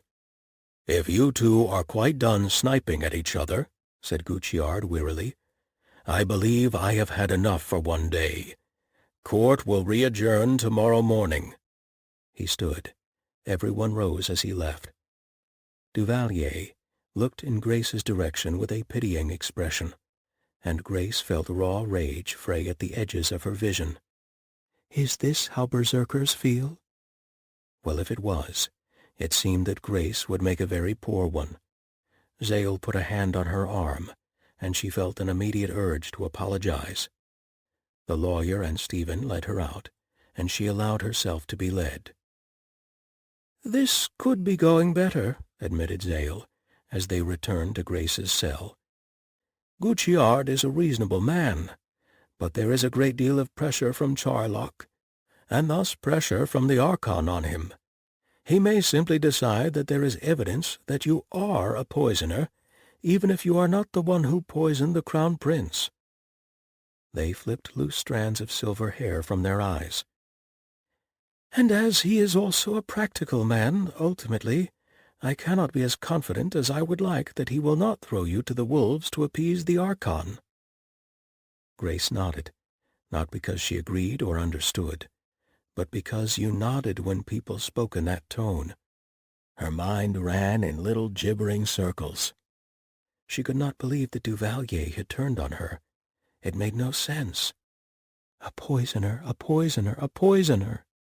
"What about the other poisoning?" asked Stephen. "Can that be used to throw this into doubt?" Zale sighed. "Possibly, but then we have to deal with the fact that Grace was present when the man died of poison, which is circumstantial evidence, but the Motherhood will make a great deal out of it. I'll drag it up if it looks like we have no other options, but it could just as easily backfire on us." "What do we do now?" asked Stephen. "Find evidence that Grace isn't a poisoner," said Zale dryly. "However one does that. I suppose sworn testimony from a god might do it." "Fresh out of gods," croaked Grace. She swallowed. Her throat felt dry. "I can't believe that they stole the books from my workshop." "Fighting dirty," said Zale. "But evidence is evidence, unfortunately, and there are no laws about how one obtains it, except that they can't beat it out of you." "At least they didn't do that," said Grace. Stephen made a low rumbling noise and put his arm around her shoulders. Grace turned her face toward the side of his chest and tried to take comfort, but all she could think of was that she was going to be executed without even a chance to get the chainmail off him and see how much of the hardness was metal and how much was muscle. "Yes, very helpful. You're probably going to be burned at the stake, and you still want to get in the man's pants. Priorities have never been your strong suit, have they?" "They stole the books from the workshop," said Stephen thoughtfully. Grace could feel the vibration of his voice against her cheek. "Could there be something else in the workshop that might exonerate her?" "It's worth a try," said Zale. "We might as well grasp at straws now rather than later." "Then I will check," said Stephen. He bent his head and brushed his lips across Grace's forehead, then hurried to the door. Chapter 37. Stephen walked. The dark streets were slick with rain, and the lamps left long puddles of light across the cobbles. It had settled to a heavy mist now, slicking the skin like sweat and dripping off the ends of his hair. The workshop had been useless. How could you prove someone wasn't a poisoner? It wasn't like proving an alibi. If Stephen found the jar of perfume she'd rubbed on his wrist, that would only prove that that particular batch wasn't poisoned. No one was denying that it was perfume. The batch given to the Crown Prince had been destroyed, according to that slimy little envoy, so they couldn't even test that. Stephen would have offered up his own flesh if it would have helped. He raked his hands through his damp hair. The gloves caught in the tangles, and yanked strands loose, but he didn't care. "What the hell am I going to do?" He had no answer. He kept walking. He did not know where he was going, only that if he walked long enough, surely the answer would come to him. Some kind of answer. Any kind of answer. His boots clicked on the pavement. Mr. Brass didn't pay his tax. Headsman gave him 40 whacks. 2 people were turning down an alley as he passed by it. One was young and drunk, and Stephen couldn't make out anything beyond that. The second one turned their head very briefly, and Stephen caught a glimpse of their face. Even through the haze of rage and despair, something jarred him. Something wasn't right. The person's face was smooth and unlined as porcelain. For a moment, he thought they must be wearing a mask, but they blinked, and their lips parted slightly as they turned away. Makeup? There were some types of makeup that might produce that strange, poreless clarity.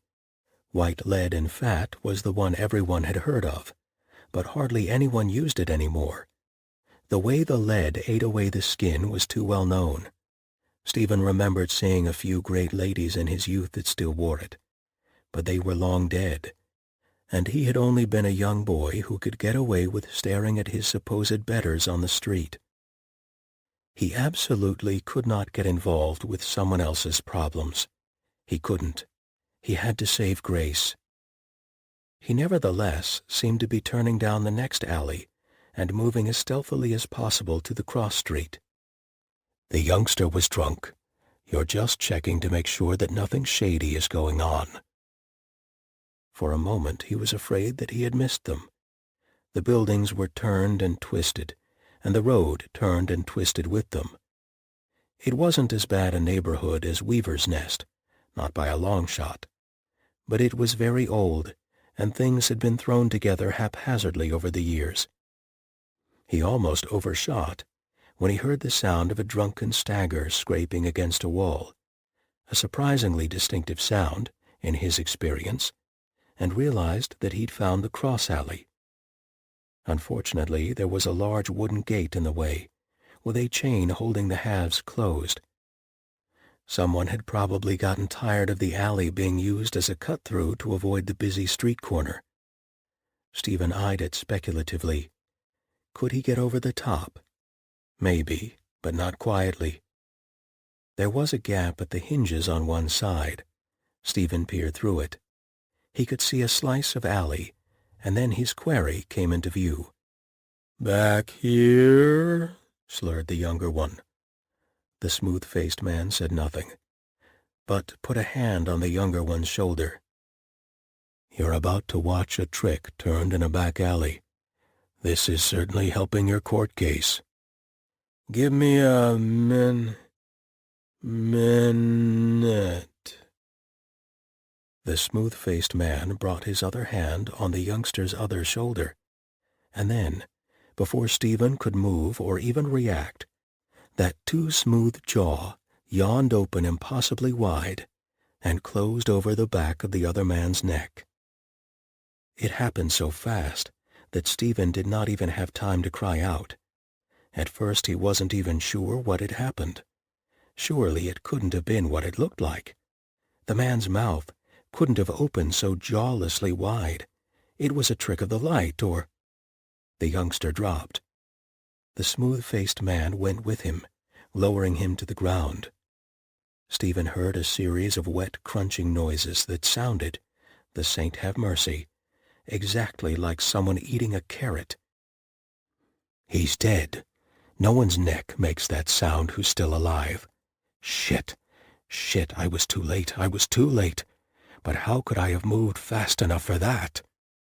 He could feel the black tide starting to rise, promising him that he could snap the chain, tear the gate off its hinges, grab the murderer, whatever he was, whatever it was. No human could bite through someone's spine like that. Almost he gave in to the tide. It would have been so easy, so well-deserved. He could fix nothing else, but surely he could fix this. The smooth-faced man rose to his knees. He pulled a pack off his back and reached in and removed something pale and round, holding it between his hands. A strange, acrid scent filled Stephen's nostrils. It was bitter and made his jaw ache, and worse, it was familiar. He'd smelled it just a few days ago, standing in the sun in a mud-filled meadow, while Grace's nostrils worked like a hunting dog's, and she tried to find the source. The man hadn't been biting the drunk young man's neck. He'd been biting his head off. "I found him," thought Stephen. The thought was so bizarre that it had neither triumph or fear attached to it. It sat in isolation in his mind. "I found the one leaving the severed heads." The smooth-faced man turned the object in his hands, and it gazed blindly past Stephen. It was not a mask, something like a mask, a clay model of a head, perhaps. It looked like porcelain, like the smooth-faced man himself. It was hairless, and the neck ended in a thin, tapered spike. As Stephen watched, horror warring with equally horrified curiosity, the smooth-faced man pulled the headless corpse upright and pushed the clay head into the stump. What the hell?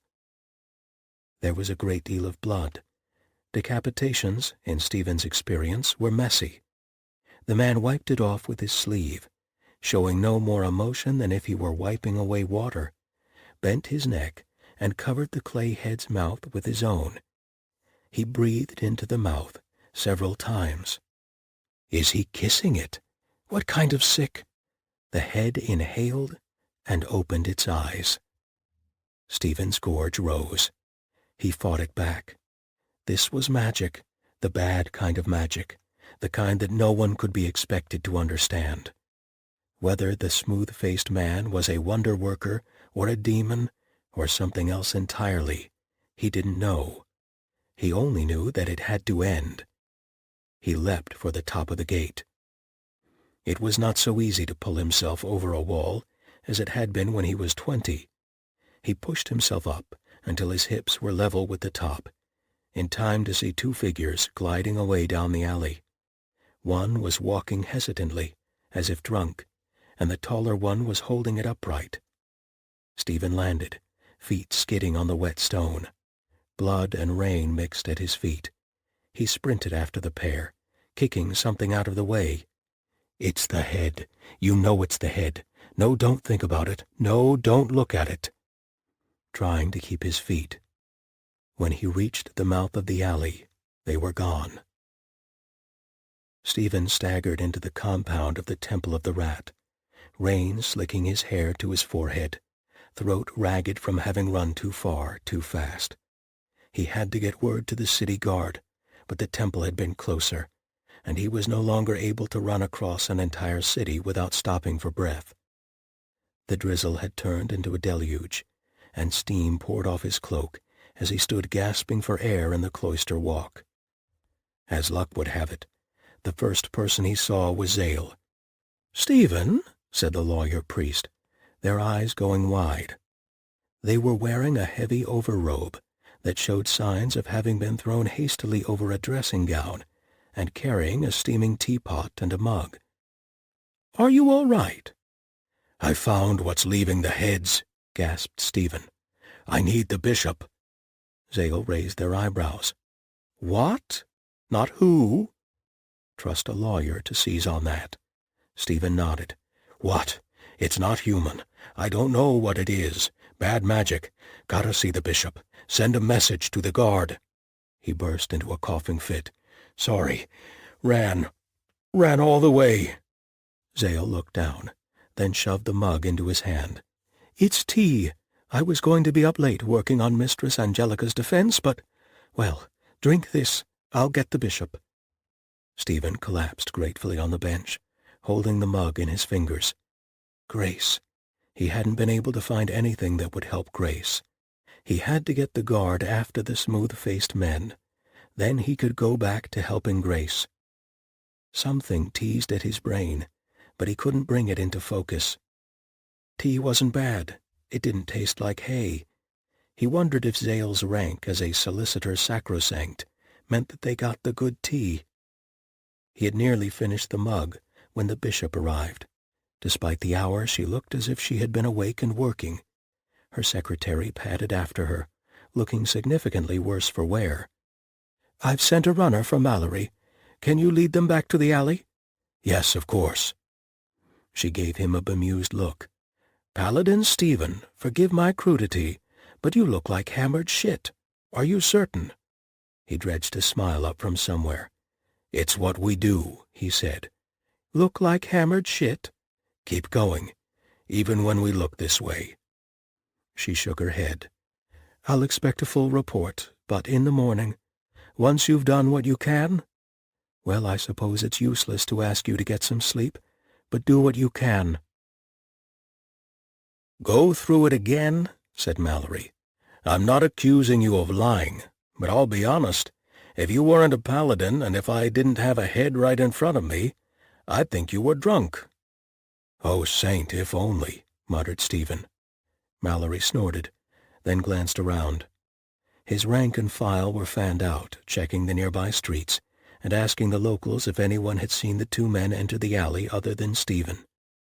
Two more men were hunched over the head, one human, one gnoll, gazing at it in rapt concentration. Satisfied, he pulled a flask out of his jacket and handed it to Stephen. The liquor burned on the way down. Straight rot-gut whiskey, nothing fancy. Stephen grimaced, grateful for the warmth and less grateful for the taste. He handed the flask back. At least the burn briefly drove away the rank stench of the alley. In fact, "The smell," he said abruptly. The thing that had been bothering him earlier snapped into sudden focus. "Don't you smell it? It's not burning, but it's like burning. The smell. There's a smell on the heads. I think it's—" He swallowed. "I think it's the thing's saliva when it bites the head off, or something like that. I smelled it before. Why don't I smell it now?" The guard captain glanced at the two men. They shook their heads, looking remarkably similar despite the fact that one was 4 feet tall and had striped fur. "Too much rain," said the Knoll constable. "Smell gets washed away." He wiped at his nose. "Humans can't smell. Right now, a Knoll can't smell either." Stephen groaned. Of course, the rain would have washed away anything. There wasn't even blood left in the alley, and the sort of rain that could wash away a decapitation certainly wouldn't leave a smell. "If we can get something that still has that smell, we could get a sleuth hound on it, couldn't we? And maybe track down whatever they are?" The captain nodded. "Should be able to, but not in this." He gestured, his cloak flapping like oilcloth wings. "Can we get a sample off the head we found earlier?" asked Stephen. "It still stank." The captain groaned. "I'm sure it did," he said wearily, "except we preserved the damn thing in paraffin in case anyone would be able to identify it." Stephen swore. "Should have saved it for a Knoll," muttered the Knoll. His partner sighed, as if this was a fight they'd had already. "What does it smell like?" asked Mallory. "Heavy, acrid, burnt. It was thick and— Damn it!" He found his vocabulary failing him. Grace would know better words. She could probably name all the notes, maybe even whip up a batch in her workshop. He froze, thinking of Grace, her downturned mouth screwed up in a scowl of concentration, her nostrils working, as she tried to identify the strange scent. Could she? Or if she can't identify it, can she duplicate it? It couldn't hurt to try. "I have an idea," he said. Chapter 38. "Absolutely not," said Jordan, the motherhood representative. "You want us to give a poisoner access to her workshop? Why not simply put a murderer in the armory while you're at it?" "You can put someone to watch her," said Stephen, "to make sure she's not doing anything dangerous." The motherhood man looked down his nose. "And how would any of us know what a poisoner looks like at work?" Stephen ground his teeth. The man from the city guard with him looked from one to the other, frowning. "Listen," said Stephen, clinging to his patience with both hands. "This is important. There is some kind of monster thing out there biting off people's heads. This could help." "And you expect me to believe that the person we happen to be holding on suspicion of poisoning is the only one who can stop them?" Jordan snorted. "And you, who have been guarding her this entire time, are the person who spotted this?" "How convenient." "Oh, come on. Do you think I'd lie about a thing like this?" The guard cleared his throat. "Paladin Stephen was able to lead us to the scene of the crime," he said, almost apologetically. "There was indeed another victim there." "I'm sure there was," said Jordan, his eyes sliding down Stephen's body to the sword at his side, then back up to his face. "Severed heads are so difficult to manufacture, of course." "I don't like your implication, priest," grated Stephen. "I'm sure you don't." He was no bear-tongue to match words with the man. Stephen turned on his heel and stalked away, feeling the chance to save lives sliding away from him. "We'll talk to Grace," he said to the guard. "She might still be able to help." "Of course I remember the smell," said Grace. "Duplicate it." She frowned, worrying at her lower lip with her teeth. "Maybe. I could get close, I think, though I'd have to do some very bad things to some very good ingredients. The burnt hair smell would be the hardest, because hair just burns up and is gone. I might be able to substitute antler, though. If I burnt antler slivers and condensed the smoke... Possibly. "Could you tell someone else how to do it?" She looked up at him, and he could see the blue smudges under each eye. He hated to ask her to do anything, let alone this, but there was no condemnation in her eyes, only apology. "I don't think so," she said. "I mean, I could tell them where to start, I guess, but I'd have to smell it at each stage to know how close it was. It would take days. I'm guessing you don't have much time if this monster is on the loose." "No," said the guardsman. He reached out and patted her arm. He was a genial old man with a round cherubic face, who reminded Stephen of Brother Francis the healer. "No, we're running a bit short of that at the moment. But if you can write down a description for us, maybe we'll take it around and read it to the boys so that if they smell something like it, they'll know they might be close." "Of course," said Grace. "Anything." He produced a sheet of foolscap and a pen, already sharpened. Grace sat down at the small table, uncorked the ink, and began to write. She had cramped but exact handwriting, and Stephen could guess why. "Paper is expensive stuff. You need a lot of it to make notes when you're a perfumer, but it still isn't cheap." He glanced over her shoulder and stifled a sigh. She was making a perfumer's notes, which undoubtedly explained the smell with great precision, and which would probably do the layperson no good at all. "Primary note, burnt antler or horn, notes of black cherry, river mud, blood meal, will likely fix well in civet base." Well, he'd asked, and it was a start. You probably couldn't hand a sleuth hound a burning antler and ask them to go after that, though.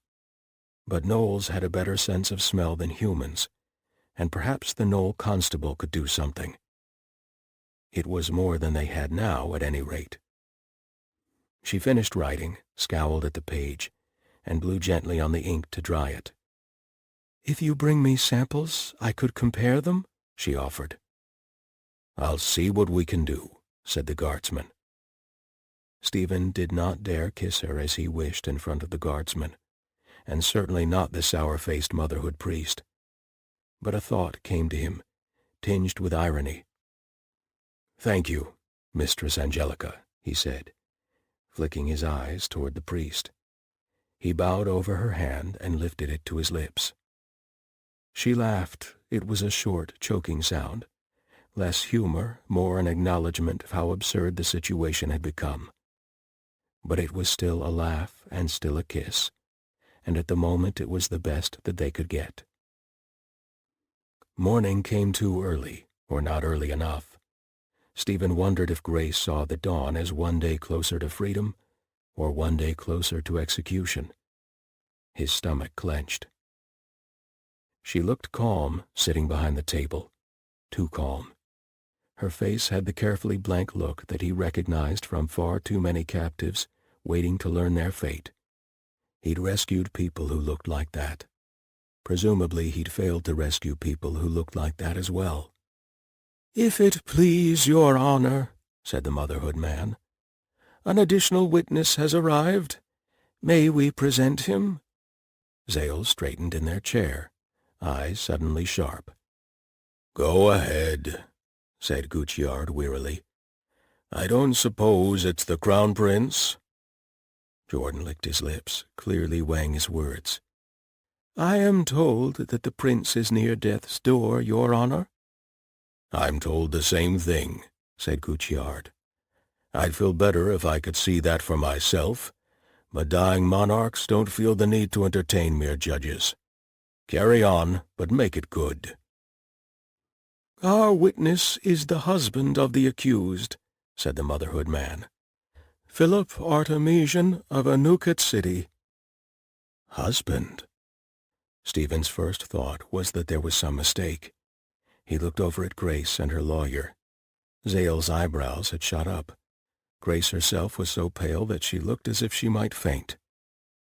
"Hello," said Philip. He was a slim, wiry man with sandy hair, and he was, saint have mercy, rather relentlessly handsome. He gave Grace a small wave. "Been a while, hasn't it?" "Husband?" Grace's lips moved, but no sound came out. Stephen began to think that it wasn't a mistake after all. Judge Guicciard tapped the bench. "Miss Angelica, is this man indeed your husband?"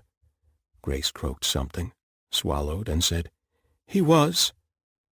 "Was?" I thought. Did you think he was dead?" asked the Motherhood man. Grace shook her head. Zale held up a hand, leaned in, and murmured a question. Stephen strained his ears and heard Grace say, "I thought he would have divorced me. I ran away. I didn't think—" Zale nodded and attempted to find a palatable way to present this to the judge. Stephen's eyes were locked on Grace's face. Half of him was screaming that he had been kissing another man's wife, and the other half was urging him to stand up, stalk over to the miserable little shit, and wring his pretty neck like a chicken. "Where have you been? How dare you leave her to face this alone? Why did she have to walk to Arkenhold in the snow without you? What have you been doing?"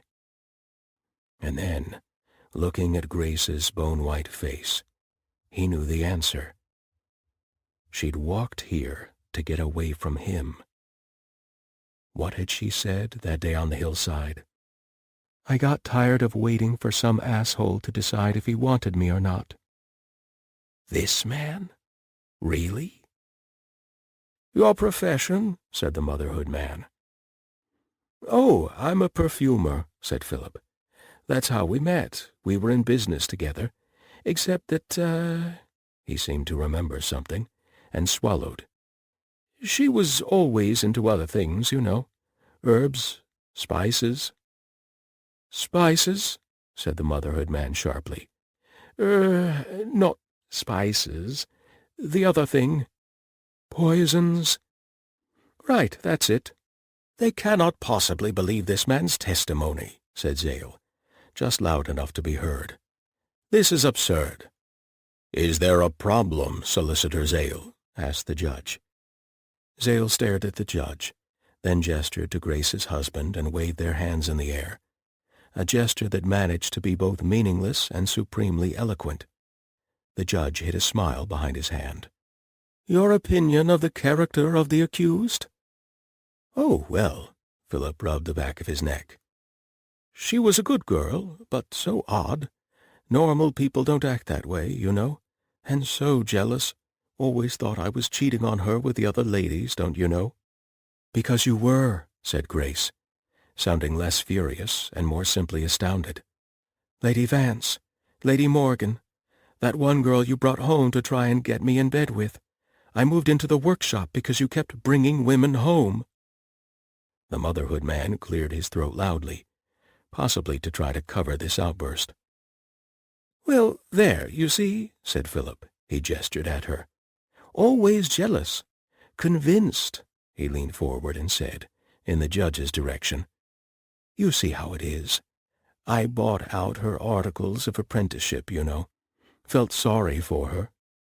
He gave Guicciard a sly man-to-man look. "You know how it is. The lady cries and you'll do anything. Ended up married to her." Grace went, if anything, even whiter. Her scarred fingers dug into the tabletop so hard that he expected to see blood oozing under the nails. "But then it was just one thing after another," Philip rolled his eyes. "What did you do when she became jealous?" asked the motherhood man. "Oh, hell, what can you do? I told her there was nothing to it, but she never listened." "Did she become angry?" asked the motherhood man. "Grace? Spitting mad." Stephen watched the icy brittleness closing over her face. "Well, there, you see," Philip gestured to her. "She goes cold when she's mad. Normal people yell and get it over with, but not her." "Cold enough to attempt to poison you?" Philip paused. "Well," he said reluctantly, "I don't think she ever did that."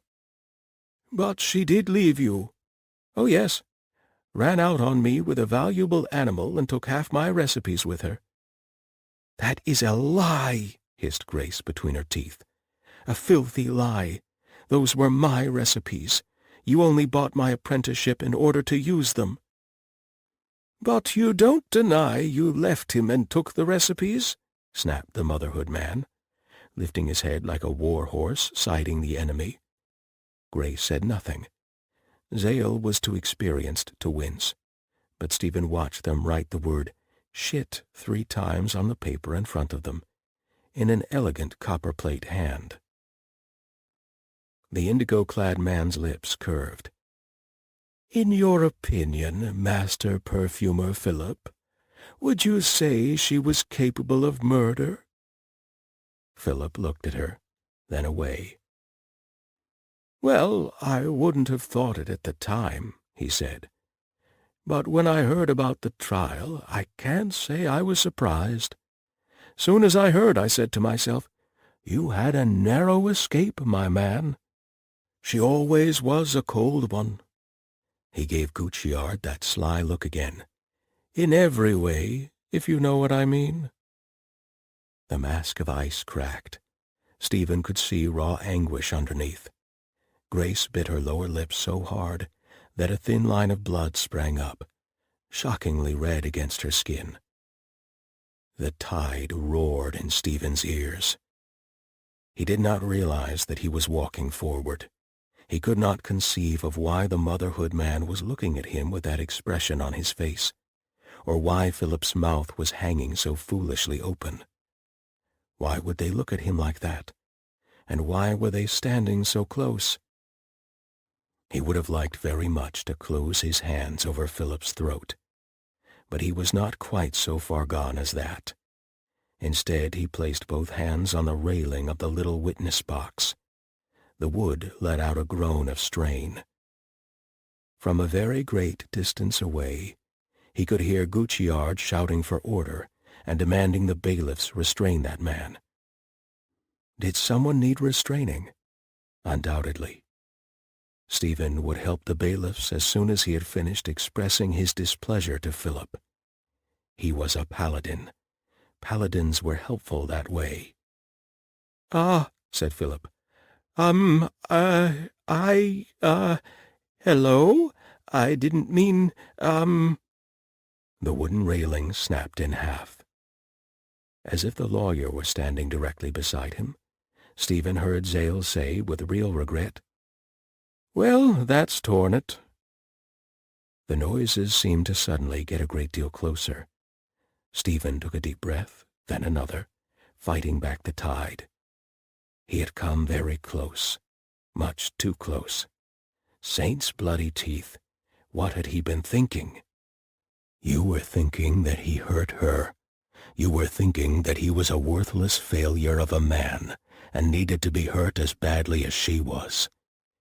You were jealous. "Order!" shouted Gucciard, slamming the quartz globe against the bench. "Order, damn it! I will have order! Bailiffs!" Hello, you're, Order! Hands closed over Stephen's upper arms. "Come quietly," the owner of one set of hands said. "We don't want to cause a scene." "I believe," said Stephen, as the tide began to ebb, "that I have already caused a scene." "You certainly have," said Judge Guicciard acidly. "Bailiffs, this man is in contempt of court. I want him out of here." Stephen bowed his head. He could have shaken the bailiffs off with great ease, but he did not. Zale had put their head down on the desk in clear dismay, but his eyes were all for Grace, whose expression had turned to horror. "Always the reliable one. Not so reliable now, are you?" The shame of it engulfed him. He barely registered being led out the door, the walk from the courtroom, the wide eyes of the functionaries watching him being taken away. He had failed Grace. He had failed his fellow paladins and the Temple of the Rat. He had given in to the tide, and he had done it in public, where there would be no hiding it. The Motherhood would have the word spread across the city, probably before he'd been locked away. Being locked away might be what was best for everyone. They held him in the foyer of the building for what felt like a long time, until a barred wagon came. They were taking no chances. He allowed his hands to be shackled and did not resist. There were eyes on him from various corners of the courtyard. He felt them gawking and could imagine what they were thinking. A mad paladin, one of the saints. Everyone has been waiting for them to snap. It was only a matter of time. Shouldn't let them walk around like normal people anyway. A menace. Everyone's been waiting. The grind of wheels on the cobbles rattled his teeth in his jaw, but could not shake the thoughts. Lock them up. Lock them all up. When the god had died, Stephen and Shane had nearly killed 2 paladins of the dreaming god. If Istvan had not collapsed, it would have been 3 against 2, and they most certainly would have succeeded. But Jorge and his brother in arms had, not covered it up, not exactly, but never made an issue of it. They were used to demons. This, to their mind, had been similar. At Hallowbind, the Saints' paladins had gone mad with no one to stop them. There had been 6 paladins and 2 local men with them.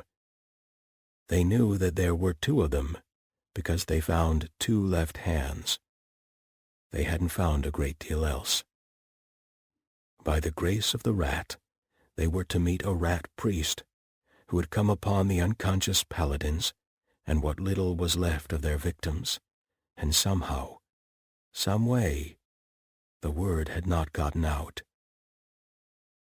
And now Stephen, in one blighted moment, had destroyed that tiny grace, that the world did not quite know what shadow the broken paladins lived under.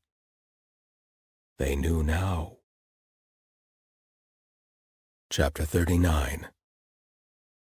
The wagon stopped. He was pulled out roughly, chains clanking at his wrists. "What the hell is this? A knight by the look of it." Not a knight, only a soldier, only a failed paladin. He said nothing. "Well, la-dee-da, put him in the cell with Stinker." Stephen told himself not to resist. Don't give them an excuse. They already think you're a mad dog. If you try to bite, they'll try to kill you, and you'll end up taking this place apart. It would have been so easy. The 2 guards were big men, but they were used to rousting drunks. They thought they were better than soldiers because they fought dirty, but they had never seen a berserker. They thought that he would go into a panicked rage, perhaps, but they had no idea of the truth. I could kill everyone in this room, and my heart wouldn't even speed up. It wouldn't even have been hard. He could have gotten the 2 holding him before the black tide had even fully settled. His hands were cuffed in front of him, but iron wouldn't hold against the tide. At most, he might leave the chain intact long enough to wrap it around the neck of the one on the left. The one on the right flinched a little more than his comrade, and Stephen wanted him gone first. You could never tell with the nervous ones. An elbow to the face to stun him, and then Stephen would put the back of his head into the wall. It would only take one blow to leave the man leaking blood and brain across the stones. And then there would be red darkness, and the calm at the heart of the whirlwind, and who knows where it will end. I've already shamed my brothers enough. And what will become of Grace? So he did none of these things. He allowed the 2 guards to lead him down the hallway, while other prisoners growled and spat and cursed and mocked. They put him in a cell near the end. He held out his chained hands through the bars, and the flinching guard grumbled, but the other one unlocked him. The cell was not large. There was another man in the corner, or else someone had left a pile of soggy rags in the corner, one of the two. He could definitely see why they called the man Stinker. The smell was foul enough to cut through the stench of blood and piss and unwashed flesh that permeated the cell block. The guards walked away. Stephen ignored the other prisoners for the moment, scanning the boundaries of the cell. Metal bars, set in mortar, a door held by a chain and a padlock, not the internal lock. That puzzled him for a moment, until he looked at the rust on the bars and checked the walls for watermarks. There it was, a clear line about 8 inches off the ground. Ah, not underwater during the flooding, but definitely some damage. Some of the prisons, being in cheap, low-rent areas, had flooded completely, and few had escaped completely dry. The lock mechanisms would have been the first thing to weld into a useless mass of rust. There was a narrow trench at the back of the cell that served as a drain. Presumably the prisoners would not be trusted with chamber pots. There was also a bucket of water, although it looked about as sanitary as a chamber pot, and, of course, Stephen's fellow prisoner. The pile of rags moved. A fresh wave of stench rolled through the cell. Stephen put his arm over his face, grimacing. No one who smelled like that could be healthy. Hell, he was surprised anyone who smelled like that was still alive. There was something terrible going on there, perhaps gangrene. The man stank of death. Prisoners in the next cell gagged and moved away from the bars.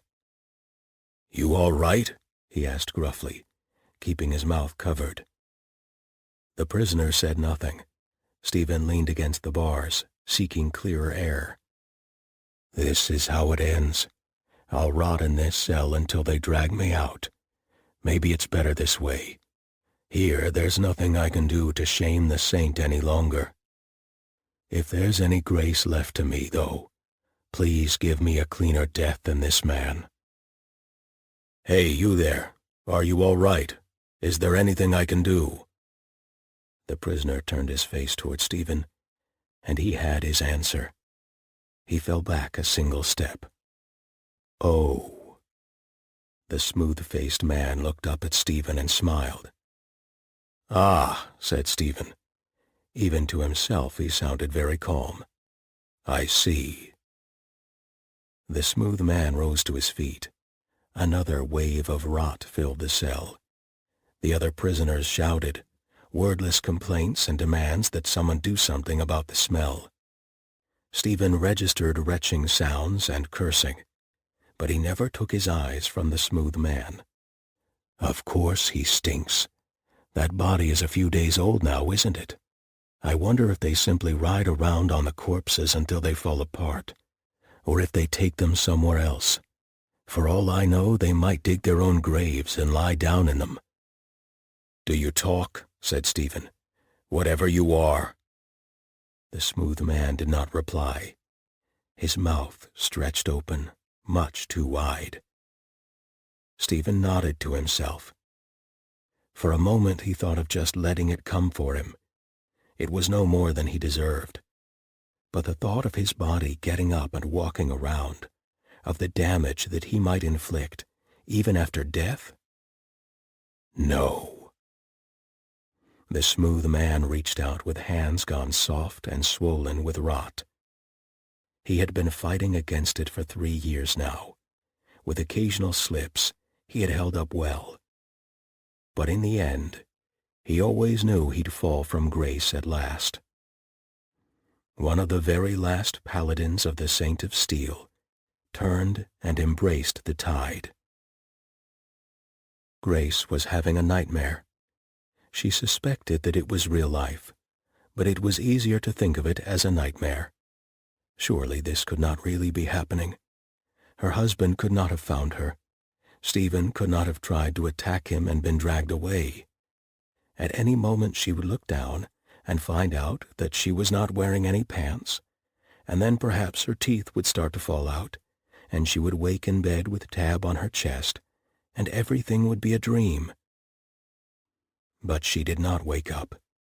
The door closed behind the bailiffs and the paladin, and she stared at Philip, and he stared back at her, rubbing his throat, and still she did not wake up. Gucciard banged the crystal against the table. "Well, gentlefolk, I think we need a recess after that." "Thank the rat," said Zale, and put their arm around Grace's shoulder. "Grace," croaked Philip, his voice sounding thick and hoarse, not at all its usual smooth tones. It was easy to ignore that voice. She let Zale steer her out of the room and into the little chamber off to the side, and she slumped down in the corner while the lawyer rubbed her hands and told her that everything would be all right. "It won't," she said, sounding not much better than Philip. "Yes, it will," said Zale. "I've been in worse messes than this. I've been tied up in a back bedroom by a man who wanted to murder me and marry my client. I got out of that, and we'll get out of this too." "What will happen to Stephen?" "He'll get thrown in a cell, disrupting the peace, probably. The rat will get him out. It's what we do." Grace closed her eyes. The violence had horrified her, not because she hadn't wanted to see Philip beaten within an inch of his life, but because she had. For a minute she'd wanted to cheer, and then she realized what was happening and wanted to leap up and stop Stephen before he did something irrevocable. But he'd stopped. He'd stopped himself, and his face, when he realized what he'd been doing, had been a mask of horror to equal Philip's. He had gone with the bailiffs as quietly as a lamb. "Marguerite will come," she muttered. "She'll set this right. She'll explain it all." She took a deep breath and shoved herself up the wall until she could stand on her feet. "She'll fix it." "She has promised to be here this afternoon," said Zale, "though I don't want you to be discouraged if her testimony does not cause the judge to waver. There are many ways that we can draw this out and demand a retrial." Grace shook her head. "She'll fix it," she said. "You'll see. That's what she does. She fixes things like this. Don't make me a liar, Marguerite. I'm counting on you. Please." Zale gave her a skeptical glance, but Grace pretended not to see it. Stephen was never certain if he was not conscious for parts of the tide, or if he simply didn't remember them afterward. There were always gaps in his memory later, stretches that were only a whirling darkness. For example, he seemed to be standing in the cell, holding the smooth man's head by the tapered stump, with very little memory of how he had removed it. Had he simply grabbed and pulled? It seemed like the most logical method, really. "Holy shit," someone said in the next cell. "He pulled that guy's head off." Well, that answered that. The head twitched in his hands. The mouth champed on empty air, biting at nothing. Stephen decided that even in the grip of the tide, he did not like that very much, so he bashed it against the iron bars. It made a hollow popping sound and broke apart into shards. It looked like ceramic. The mouth stopped moving, but he smashed it again just in case, and tossed it toward the back of the cell. The door was held shut with a lock. The lock was solid enough to resist most assaults. Stephen took the bars of the door in one hand and the bar of the cell in the other, set his foot against the wall, and heaved. Metal screamed and yielded as easily as flesh. "Holy fuck!" someone breathed behind him. "Hey, mister, do this one next! Hey!" Stephen walked down the line of prisoners, hearing shouts, and then cheering, and then his heart was too loud in his ears, and the tide rose up again. Grace looked around the courtroom. Marguerite wasn't there. She waited while the Motherhood men filed in, the bailiffs, the judge. Marguerite did not join them. At least Philip also wasn't there, which was a tiny shred of comfort. She stared at her hands and thought fixedly about Marguerite, not Philip. She felt like a small child in bed, knowing that a monster was out there. But as long as she did not give any sign that she knew the monster existed, it could not get her. The monster had already claimed one of her protectors. She could not afford to acknowledge it. She would go into another fugue and fall down weeping in the courtroom, and she would look pitiful and guilty and mad. "Marguerite will come.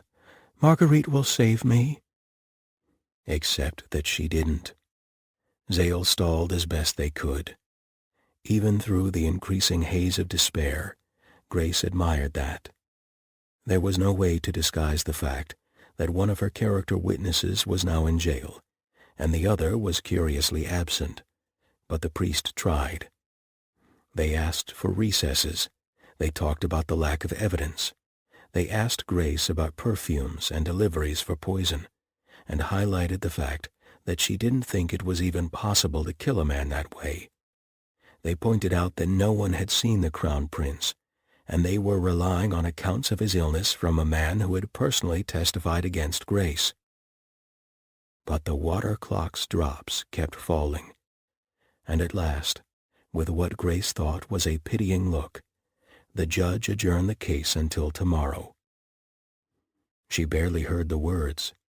Zale spoke to her, and she nodded as if she understood. But she understood only one fact. Marguerite hadn't come. Chapter 40. Zale stayed with her for over an hour. She was vaguely aware of it, and some part of her knew that she would remember their kindness later.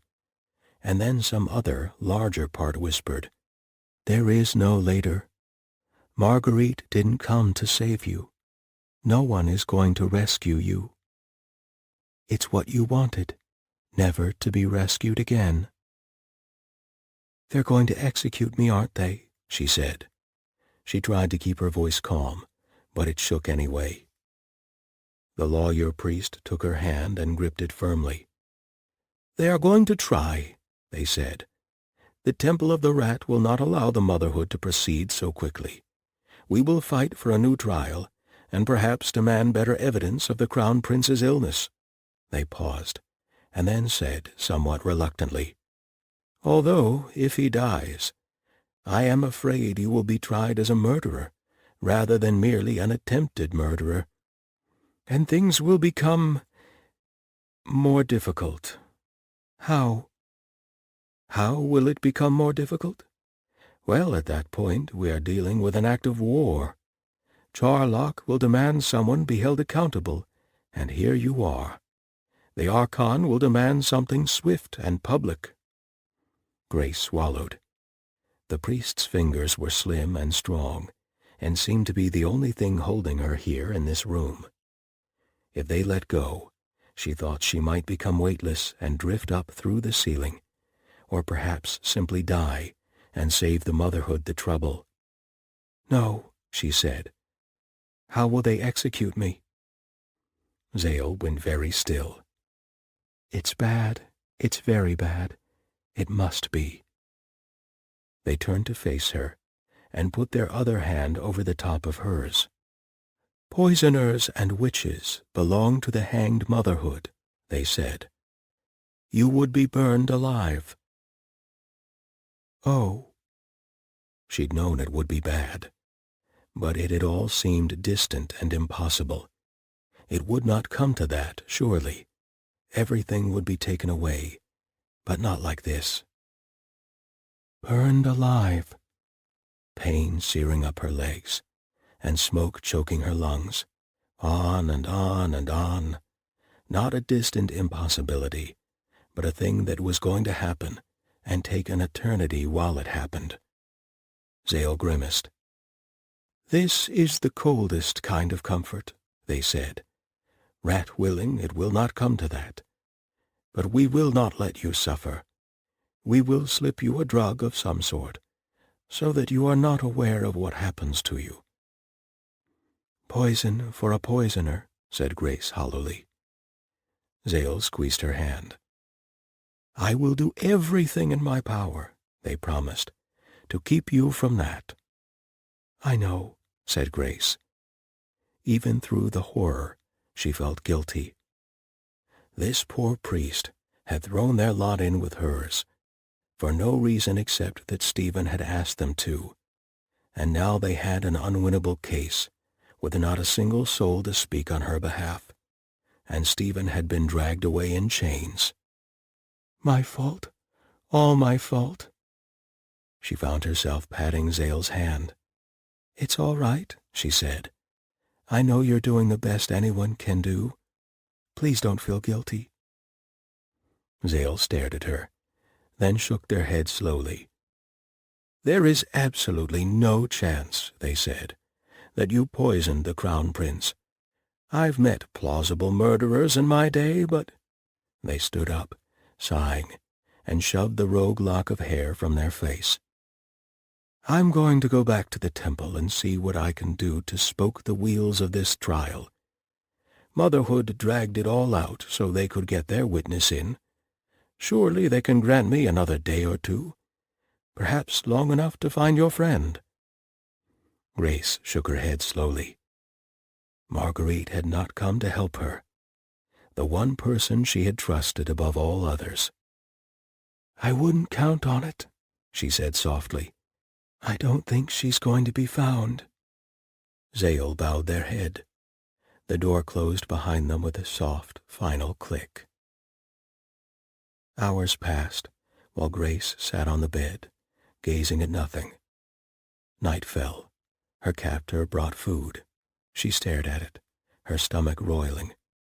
Eventually she drank the water on the tray, but the thought of eating was nauseating. She stared at the candle on the tray, watching it burn down, wax sliding down the sides. The smell of cheap tallow filled her nostrils, but for once she did not think of Philip. Burned alive, burned alive, burned, burned, burned, burned, burned.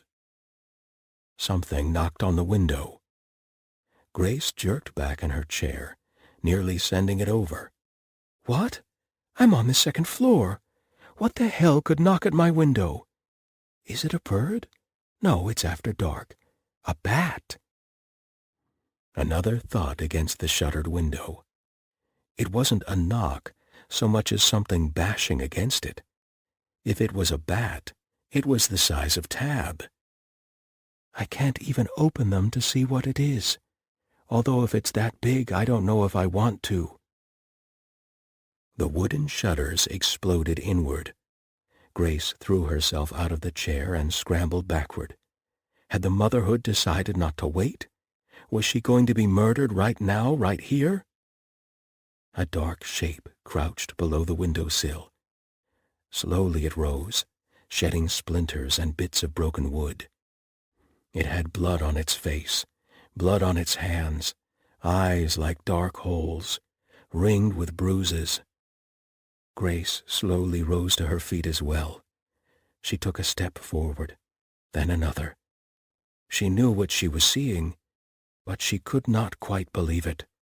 But there it was, underneath the smell of blood and sweat and a horribly familiar burnt smell, the faintest whiff of gingerbread. Stephen? Stephen didn't remember going through the window, which was too bad because of course it was the first thing that Grace asked about. How did you do that? she said, staring at the destroyed shutter. "We're 2 stories up." Stephen staggered, slumping against the wall. "Don't know. Not sure." "What?" "Berserk," he said vaguely. The tide was starting to recede. He hurt. He hurt a lot. He had snapped the padlock on the cell door, which was a thing he could do, but there was a bruise forming across his fingers where he'd gripped the bars and pulled. He wished he had some of Istvan's muscle rub with him. "You climbed up the wall?" Maybe. Things had gotten a little blurry. It was so hard to hold a conversation afterward. He couldn't remember words or what order they went in sometimes. He made an effort to focus. "No. Think I dropped down from the roof." "That's not any better." "I could go out and climb up?"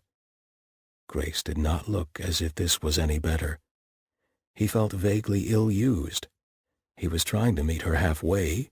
What more did she want? "But how did you do that?" Stephen shrugged. He had grabbed something and pulled. If it came down on his head, he got out of the way. If it did not, he pulled himself up by it. It wasn't hard. Dear God, he hurt. The door banged open and a guard rushed in. "What's the He stopped. He saw the broken window. He saw Stephen. He reached for his sword. Stephen bore the man no ill will, so he picked him up and dropped him out the window as delicately as possible. Unfortunately, this involved the tide rising again, and then there were a few minutes of red darkness, and when he came to again, he was standing in the room at the end of the hallway, with the remains of the guard desk in splinters at his feet, and Grace clutching his elbow and saying, "That's it! It's dead! And it's furniture!" Now that was odd. He didn't normally attack desks when he was berserk. Why would he have done such a thing? 2 more guards rushed up the stairs, weapons drawn. Ah, that was the reason. The desk had beautiful hardwood spindle legs. He tore them free. The guards were so slow. Everyone was slow. The front one's sword was going to come down right there, right where he thought Stephen's shoulder would be. So all Stephen had to do was move out of the way and put the leg of the desk in the way, and then swing the other leg up across the side of the man's head. The man fell down. It was going to take him years to hit the ground, so Stephen stepped around him and repeated with the second guard, except that he hadn't gotten his sword up, so Stephen just poked him in the chest with the chair leg and watched him roll down the stairs for the next decade. Things went a bit gray again. He distinctly heard a groan and then Grace saying, "Please don't get up, or my friend will have to hit you again." They must have answered in a way that did not require him to hit them. That was good. Maybe. Grace's hand was on his elbow. He knew it was her. She smelled like sage, and even in the depths of the tide, he would never have lifted a hand against her. That was comforting, which was strange because berserkers were rarely comforted. Nobody worried about comfort when you were smashing up the furniture and roaring like a wounded bull. "The window," said Grace, with the patient air of one who is repeating herself. "Eh? What?" Stephen tried to focus. They were on the landing. Had they walked there? They must have. There was a large window with wooden shutters. At the bottom of the stairs, the guard had discovered that he had a broken leg and seemed to be very upset about it. "Can you open this window?" Grace said again. The words necessary to explain that yes, he could, seemed so insurmountable that Stephen just kicked the shutters out instead. It was only about a half-story down. He could have managed that even in his right mind. He jumped, landed, turned. Grace stood framed in the window. Stephen beckoned. He'd catch her. Did he have to explain he'd catch her? Saints' balls, more words. The world slipped sideways again. When he could focus, he was walking through an alley with Grace beside him, steering him with a hand on his arm. Apparently she had jumped down after all. "A plan," she was saying. "We need a plan." "Okay," said Stephen. They turned again.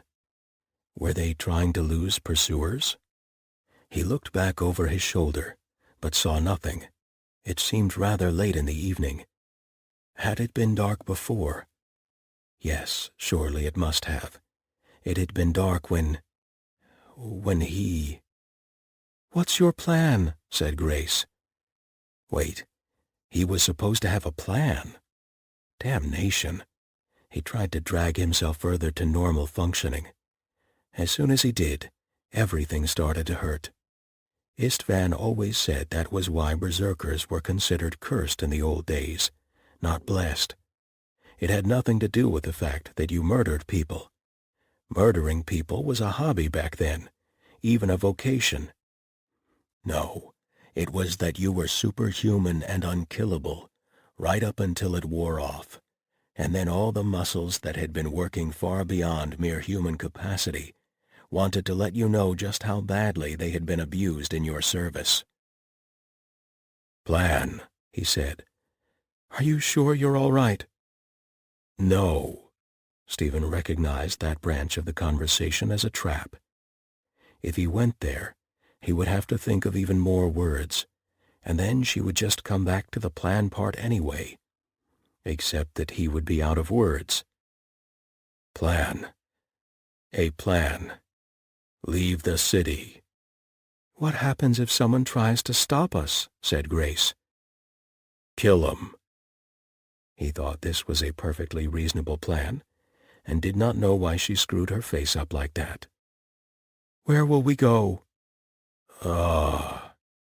He had to pause for a minute and put his head against the cool, damp brick of the wall. "You don't look good," said Grace. "No." She patted his shoulder as if he was a dog. He didn't mind. He liked dogs. Dogs did what you asked, or at least what they thought you were asking, and just wanted a job to do and a nice warm place to lie down afterwards. That seemed like a good life. The infantry had been a bit like that, except they hadn't always gotten a nice warm place afterwards. "How about I make the plan?" she said. "Would you?" Gratitude suffused him. He was a berserker. The only plan he was good at was hitting the enemy until they fell apart or he did. "Let's go this way." "Okay." Chapter 41. Steering a no longer berserk paladin was like steering a good-natured but potentially belligerent drunk.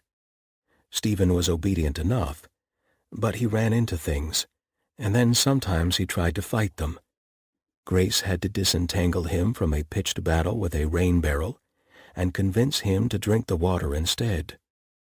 He seemed a little less groggy once he'd gotten some water in him. She wondered how long it had been since he ate or drank anything. A berserker fit couldn't possibly last a whole day, could it? "Unless it's more like delirium. He seems to be sliding in and out. If I can just get him somewhere safe to sleep it off." Grace knew on some level that she should be worried that he would turn on her. But she couldn't muster any real concern. For one thing, she had just broken out of her holding cell, which undoubtedly meant that she was admitting guilt, as far as the judge and the motherhood were concerned. Death by berserk paladin had to be preferable to being burned at the stake. For another thing, it was Stephen. Gods have mercy, she trusted him. Her body trusted him. Even when he was attacking the rain barrel, there was nothing in her spine or her skin or her nerves that told her she was in danger. And as soon as she grabbed his arms, he went baffled and docile again. "Come on," she said. She had to get him somewhere safe. The shop was obviously out. It was the first place the guards would check. The Temple of the Rat would be safe, but she couldn't quite trust that Zale wouldn't turn around and hand them back in to the authorities. They were a lawyer, and this was definitely not legal. So Grace had been steering Stephen toward the graveyard by the glass quarter, and the little boarded-up chapel there was dry. It was probably the best that they were going to get. Besides, he's a paladin. The gods are supposed to look favorably on them. Some of the gods.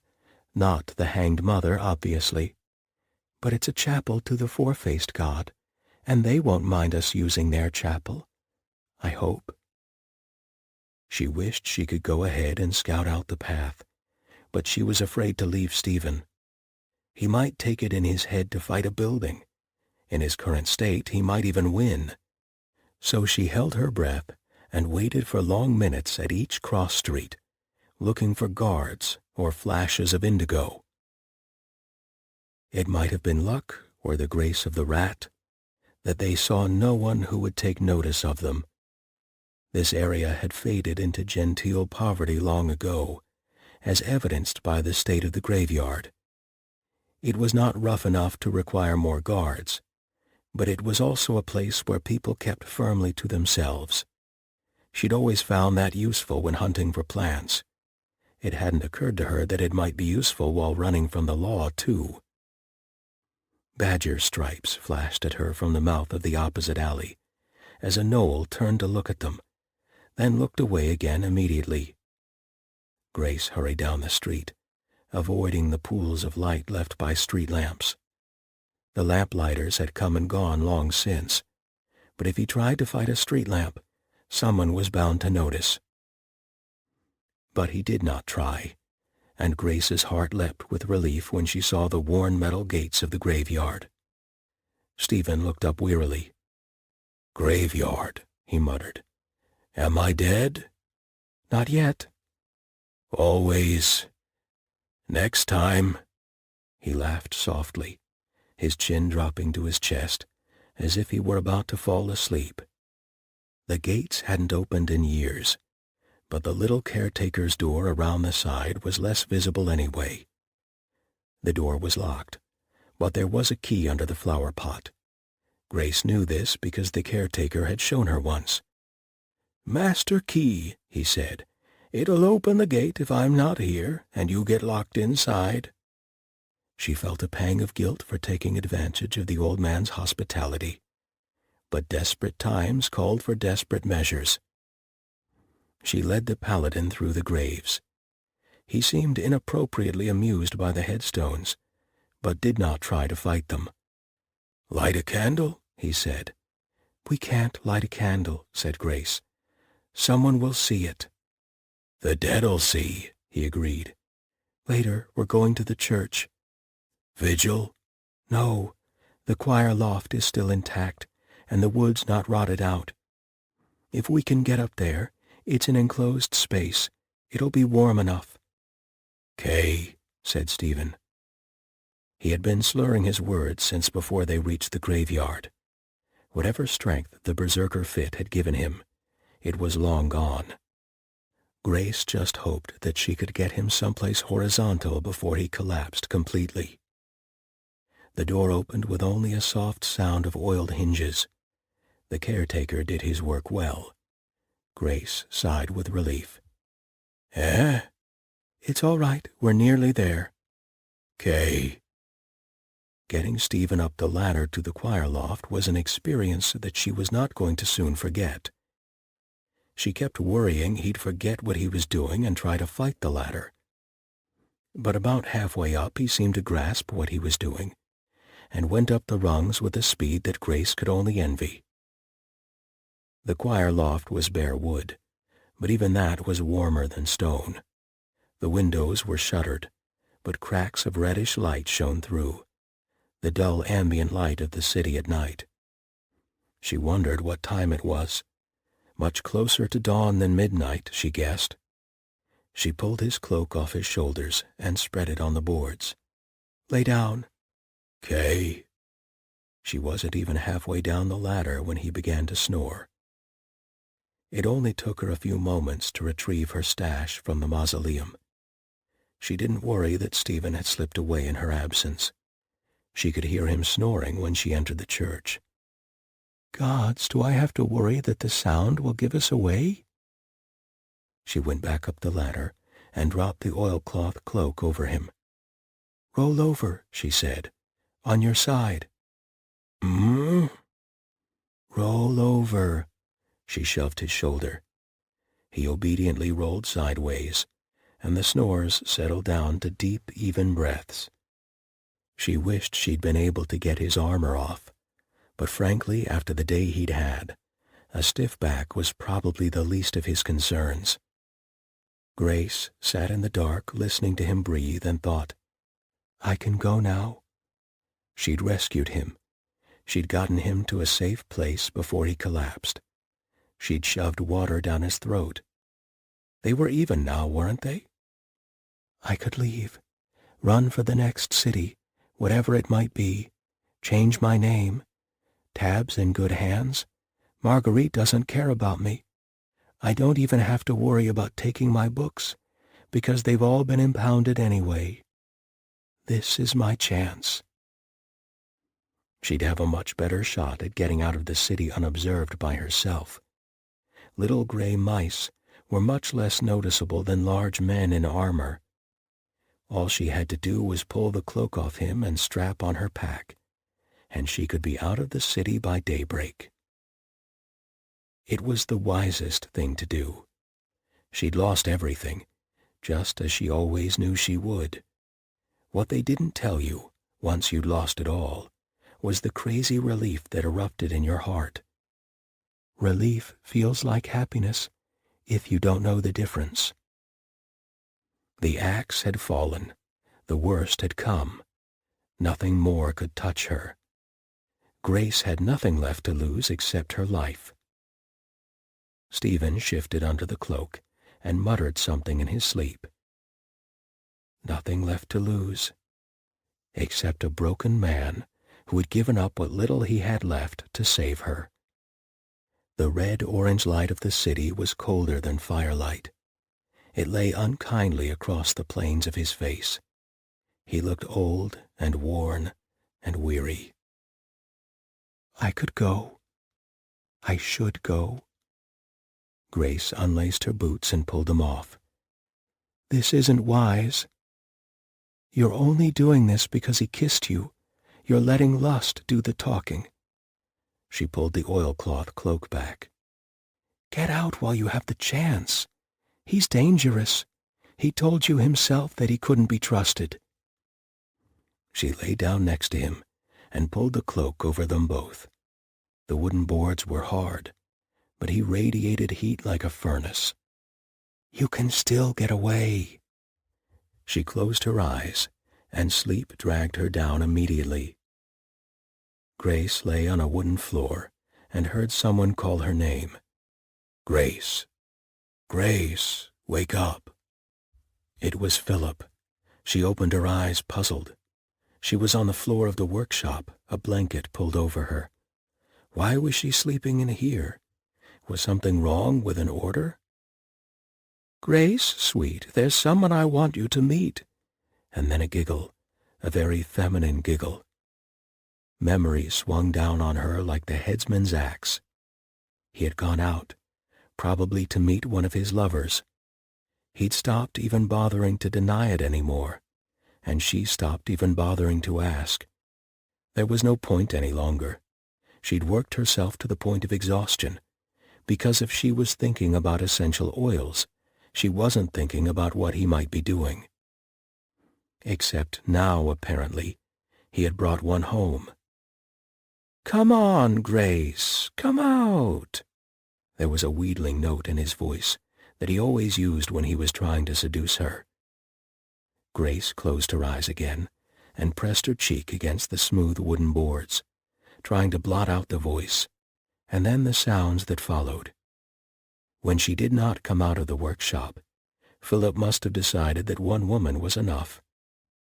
Perhaps he thought that he would make her jealous, Or perhaps he wasn't thinking of her at all. Eventually the noises stopped. She was no longer jealous. She was so tired of him. She did not care if he had his hand under half the skirts in a Nuket city. She just wanted it all to be over. The only thing she cared about was not showing weakness any longer. As long as those other women did not think she cared, then she won. Or at least she didn't lose completely. It did not feel like winning. It felt like bleak loneliness, like she and Tab were walled off from the entire world. If they died tomorrow, would anyone even notice? "I have to leave," she thought. "I have to get away. This is never going to get any better. Oh God, I am so very tired." Tears slid down her face onto the wooden boards. She tried to muffle her sobs in her arm. She did not want Philip to hear and think he'd won. Grace! He was too close. He was right behind her. How had he gotten in? She inhaled sharply, and her lungs filled with the scent of dust and damp and... gingerbread? Grace, love, wake up. I think you're dreaming. Please. She opened her eyes. The light through the cracks in the shutter was daylight now, and the arm around her waist belonged to... Stephen? Yes. He lay on his side, chest against her back, his arm under her head to pillow it. She could hear his voice through her bones as much as her ears. Are you awake now? I think so, she said. The memory fugue had gotten tangled up with the dream, brought on by the feeling of wooden boards under her. But the scent of gingerbread and churchyard drove them out again. They were good scents. She stretched. Are you, berserk? He chuckled ruefully against the back of her neck. Not any longer. I'd probably hurt less if I was. You tried to fight a rain barrel. I'm sure I had a good reason. She snorted. Her hip was stiff from the hardness of the boards, and she knew that she should probably move, but he was warm and solid, and if she moved, he might move his arm. She was much gladder of that arm around her than she was comfortable admitting. So she didn't move, and neither did he. You stayed, he said. I almost didn't, she admitted. It would be easier to escape on my own. If they catch us, we'll be in a lot of trouble. They'll burn me at the stake, she said. What about you? She felt his shrug against her back. I'm sure it'll be unpleasant. I'm more worried about the others. This is just proof we can't be trusted. The other Paladins? Grace thought of poor, worried Shane who had walked her home. Yes. I'm sorry. So am I. Why did you stay? Don't blurt out that you're in love with him. Marguerite might have abandoned her, but that was probably still good advice. Grace sighed, turning in his arms. Because it turned out I still had something left to lose. He raised his eyebrows, puzzled, and she gave up and kissed him. Chapter 42. It was not terribly easy to kiss someone while lying nose to nose with them on a wooden floor. But Stephen fixed that by rolling over and propping himself upon his elbow so that he leaned over her. His mouth opened on hers, and it seemed that the heat between them had not died down at all. If anything, it was worse. It felt as if someone were squeezing Grace's insides in an enormous vice, and if she did not find a way to relieve the pressure, she was going to die of it. There was only one way that the night was ever going to end, but it was still a physical shock when he lay his hand across her breast. She gasped, and then he broke loose and cursed softly, and grabbed the finger of his glove in his teeth, yanking it loose. Are you sure you're strong enough for this? She asked. The dawn light illuminated a long scrape above his eyebrow, and deepened the shadows under his eyes. "If I were dying, I would still be strong enough for this." He stroked the hair out of her eyes and pressed his lips against her forehead. She wanted to leave it there, but she couldn't. They might very well die. They probably would, in fact. And Stephen deserved better than to die feeling dissatisfied. "I should warn you," she said. I'm not much good at this." He took this statement with the same grave consideration that he took everything, even as his hands kept moving in her tangled hair. "Why do you say that?" Grace swallowed. She did not want to say Philip's name. If it hung in the air between them, she didn't know if she could keep going. He, told me I wasn't." Stephen kissed her. It was fierce and passionate, and left very little room for conscious thought. His previous kisses had been tender, or tried to be at least. This one wasn't. This felt like a claim being staked. The heat of his mouth warmed a cold place inside her, and she pressed closer against him, smelling gingerbread and metal and sweat. When he had kissed her rather more thoroughly than Grace had ever been kissed in her life, he set his hands on her shoulders, pulled back, and said, "He isn't here. I am." It was hard to undress each other in the dimness. Eventually they gave up and dealt with their own respective clothing.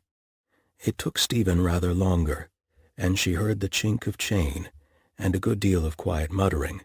It made her laugh. "It's not usual that the gentleman's clothes are more complex than the ladies," she said. "The gentleman isn't usually carrying an anvil's worth of metal around on his back." She waited under the cloak, not sure if she was feeling anticipation or terror, or both. Her stomach did not have butterflies, so much as full-grown civets cavorting through her innards. He stretched out beside her, sliding his hands under the cloak.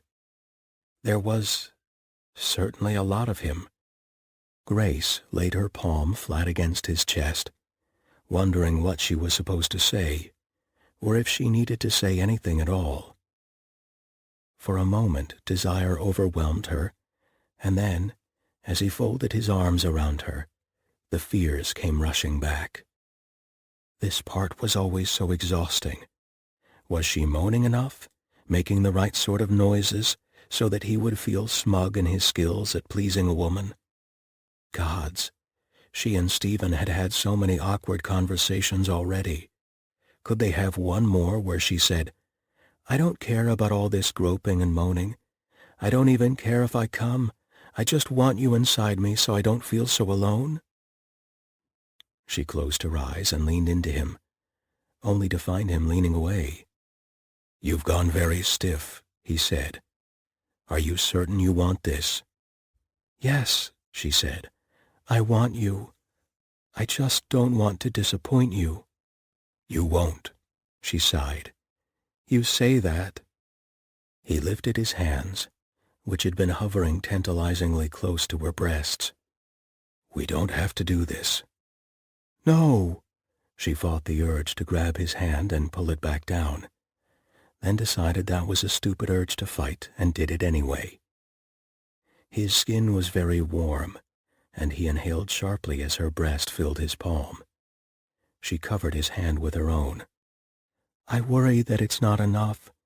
Whatever I'm doing, that you'll think I'm not enjoying it. Then I start thinking too much about what I'm doing and—" She shrugged, knowing he'd feel it. "I see." Stephen sounded slightly distracted, although because of the breast in his hand, or an attempt to parse this conversation, Grace couldn't be sure. "This has been a problem, hasn't it?" She was glad that the darkness hid her blush, and then he laid the back of his hand across her cheek, and she realized he could feel the heat. "Yes," she mumbled, trying not to think of Philip and his demands, and the way that any physical pleasure had eventually been lost in performing to soothe his ego. He kissed her forehead. We are in an abandoned church, on the floor, and if there is not a price on both our heads, there will be soon. I spent a good bit of yesterday berserk. Frankly, I am more concerned that I will last all of 10 seconds, and then fall asleep on top of you." Grace's laugh was half relief, but it was still a laugh. He laid a finger across her lips. "Why don't we just agree that this is, a trial run, and neither of us may be at our best, and if we survive, we'll work the rest out later." It couldn't be that easy, could it? He breathed against the side of her neck, and she shivered. Perhaps it could. "Deal?" he said. "Deal," she whispered. His hands stroked over her body. He did not squeeze her breasts or pinch at her nipples. He simply touched, as if he were memorizing the shape of her. Grace closed her eyes, feeling a strange kind of relief.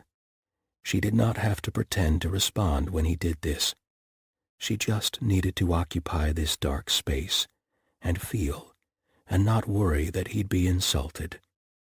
Her gasp was unfeigned when Stephen's fingertips stroked across her wrist and down into her palm. His fingers were hard with calluses, but the touch was so light that she shivered. She bit her lip. He learned from that. The next long stroke of his fingers over her ribs and down her hip was as delicate as silk. Grace dropped her head back and gave herself up to feeling. He had remarkably clever hands.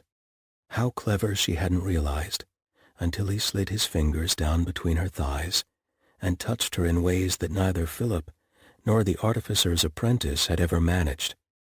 "Good God!" she said out loud. He burst out laughing. It broke the tension. "So that's good, then?" "Yes. Oh, yes." "Good." He was so big. She thought that she was used to that, but now that she was actually underneath him, it struck her all over again. Flat muscle under her palms, and a sense of weight over her. Contained strength. She felt as small as Tab. She caught at his shoulders as he began to slide downward. "Not that," she said. "Please, I don't really enjoy that." Oh, God, not more wet slobbering around. It was all going so well. She braced herself for his reaction. Most men thought they were doing you a favor when they did that. It wasn't in Stephen's nature to get huffy when rejected, but Paladins tended toward martyrdom by nature. "Listen to yourself. Oh, I'm so disappointing. No, don't touch me there. No wonder men think you're shit in bed. If his cock went as limp as an earthworm in a puddle, you'd have no one but yourself to blame."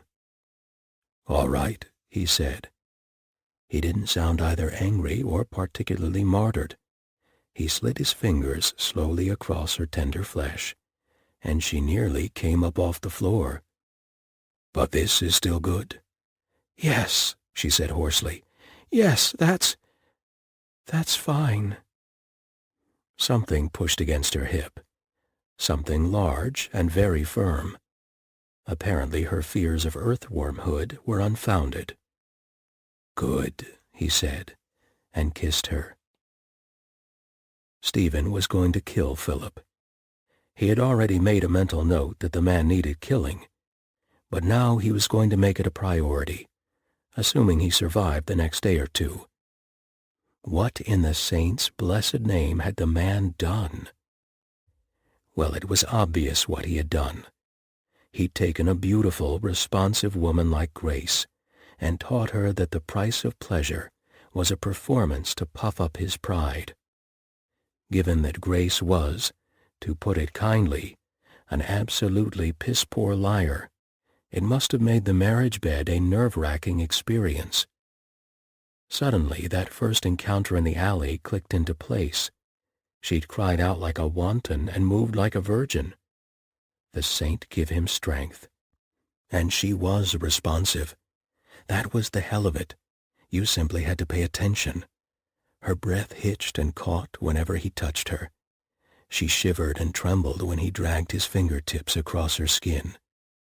Her nipples were as hard as he was, and that was saying something. And when he finally slid his fingers down between her legs, she was so wet that he nearly spilled in his breeches like an untried boy. He couldn't wait for very long. Thank the saint they'd agreed that this was only a trial run, because he didn't think he had much time left.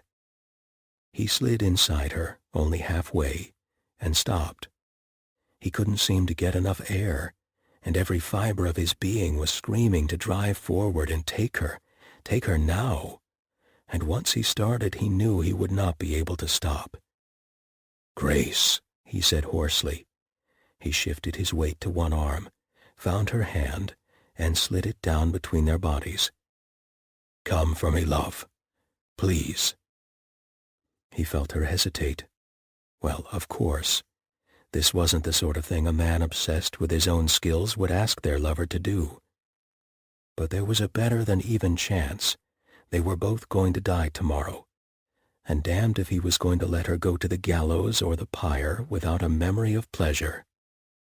"Are you sure?" she asked. "Saint's blood, yes." Her touch was quicker and surer than his. He could feel her body pulsing around him as she brought herself to the edge, and then she began to push against him, taking him deeper, her breath coming in short gasps as she moved. Saint's blood. The feel of her pleasuring herself on his body was shredding a lifetime of tight control. He gritted his teeth so hard that his jaw ached. When she cried out and clutched at him, he nearly sobbed with relief. Her body clenched around him like a fist, and that was all he needed, and more than he'd ever imagined. He drove into her, no longer tender but hard and fast, his entire world narrowing down to the heat of her body. Every thrust wrung a cry from her, and almost he would have worried, but she was meeting him with every stroke, fingers digging into his hips, and he knew that he was not alone. It took an eternity, or no time at all. He collapsed over her, trying to take his weight on his forearms so he didn't crush her, while his whole body shuddered. At some point, she had wrapped her legs around him. He barely remembered it. Hell, at the moment he could barely remember his own name. "Well," he said hoarsely, when he could think again. "Well, for a trial run, that wasn't bad." "No," she said, and laughed softly, sounding surprised at herself. "No, it wasn't, was it?" He rolled to one side, settling her against him, her head on his chest, his arm around her. "I'm going to fall asleep," he said. "I know it's the worst sort of manners, but I am completely done." "It's all right," she said, and yawned to prove the point. "I'm not going to last long myself." "That's all right then," said Stephen, and fell asleep almost at once. Chapter 43. He woke hours later, hungry and thirsty, and sore in unexpected places. The light had changed again. Had he really slept the whole day away? Grace was still in his arms, though. That part had not been a dream or a fantasy. And most likely, I should be beating myself up for taking her when the tide was barely receded, but he found that he regretted nothing, except for the lack of blankets and mattresses, and possibly the part where they were probably both going to get burned at the stake. All right. I regret a lot of things, just not that. Grace yawned and stretched against him. He felt her breasts slide across his chest and thought, well, perhaps a little more soreness won't kill me. At that moment, Istvan poked his head over the edge of the ladder and said, "Am I interrupting anything?" Grace woke with a yelp. Stephen, who would have trusted Istvan with his last breath and last drop of blood, nevertheless grabbed for his sword, and then remembered he didn't have one on him. He cradled Grace against his chest and glared over her head. "What's going on?" she asked, slightly muffled. "Did they find us?" "Stand down," said Istvan. "We're not under attack just yet. And put some clothes on. I'm a friend," he added, probably for Grace's benefit. "I'd offer to shake your hand, but, How the devil did you find us?" asked Stephen. Istvan sighed. "They've got slew hounds over every inch of the bloody city. You're doing as I understand it. That thing you killed in the prison had the smell still on it, and now everyone's on the hunt for the head-biter things. And since your scent was mixed up with it, a dog eventually led them here. Fortunately for you, I happened to be in that group, and I said I'd check the chapel." "Are they outside right now?" Stephen stiffened. "No, you daft fool. I walked in, heard what was going on, recognized who was doing the yelling, and turned around to tell them the place was empty except for a couple of fools getting laid. We all had a good laugh and kept going." Grace turned the color of fresh beets. "I see," said Stephen. "Then I rousted the rest of the order, and here we are." Istvan folded his arms. "And a hell of a mess you've gotten yourself into, might I add." "They were going to execute her." "Yes, well, now they're going to execute all of us," said Istvan. "What?" Grace clutched at the blanket. "What do you mean?" "Well, when they come for you, there's going to be 7 paladins in the way," said Istvan. "The bishop will be furious," said Stephen. "The bishop will understand. And if she doesn't, well, I wanted to head up north and catch up on my sleep anyway." "Are they all outside?" asked Grace. "2 of us are inside," called Galen from down below. "Oh, dear God," said Grace. "As I said, you might want to get dressed. Or not, it's up to you. I warn you, though, we're very noble and all, but we do ogle." "Turn your back," grumbled Stephen. "I'm on a ladder." "Then close your eyes." Istvan rested his elbow on the edge of the choir loft and put his hand over his eyes. Grace scrambled for her clothes. "Sorry," said Stephen. "Istvan's sense of humor is, well, functional," suggested Istvan. "Unlike the rest of you people." "Yes, where is Shane?" asked Stephen. Istvan's teeth flashed in the gloom. "Also outside." Grace, hastily dressed, advanced on Istvan. "You!" The paladin looked over his shoulder, as if someone might really be lurking on the ladder behind him. Me?" She crouched down until she was nearly nose to nose with Istvan. "You make the muscle rub that smells like gingerbread." "Oh, that!" "It smells amazing," Grace said, sounding rather angry about it. "The one with turmeric is better," said Istvan. "But it also dyes you bright yellow, and no one wants to use it." "I would love to smell it sometime." Stephen felt a tiny pang of jealousy, but squelched it. Perhaps Istvan would be willing to teach him something about sense. Enough to be able to ask intelligent questions anyway. He followed Grace down the ladder to discover 3 more paladins had appeared inside the church, like some kind of armored conjuring trick. "Someone's coming," said Wren laconically. "I hope it's not the caretaker," said Grace. She frowned. "Or I hope it is, so that I can apologize. I didn't mean to break into his church." There was a clatter of hooves on cobbles in the distance, and a creak of metal.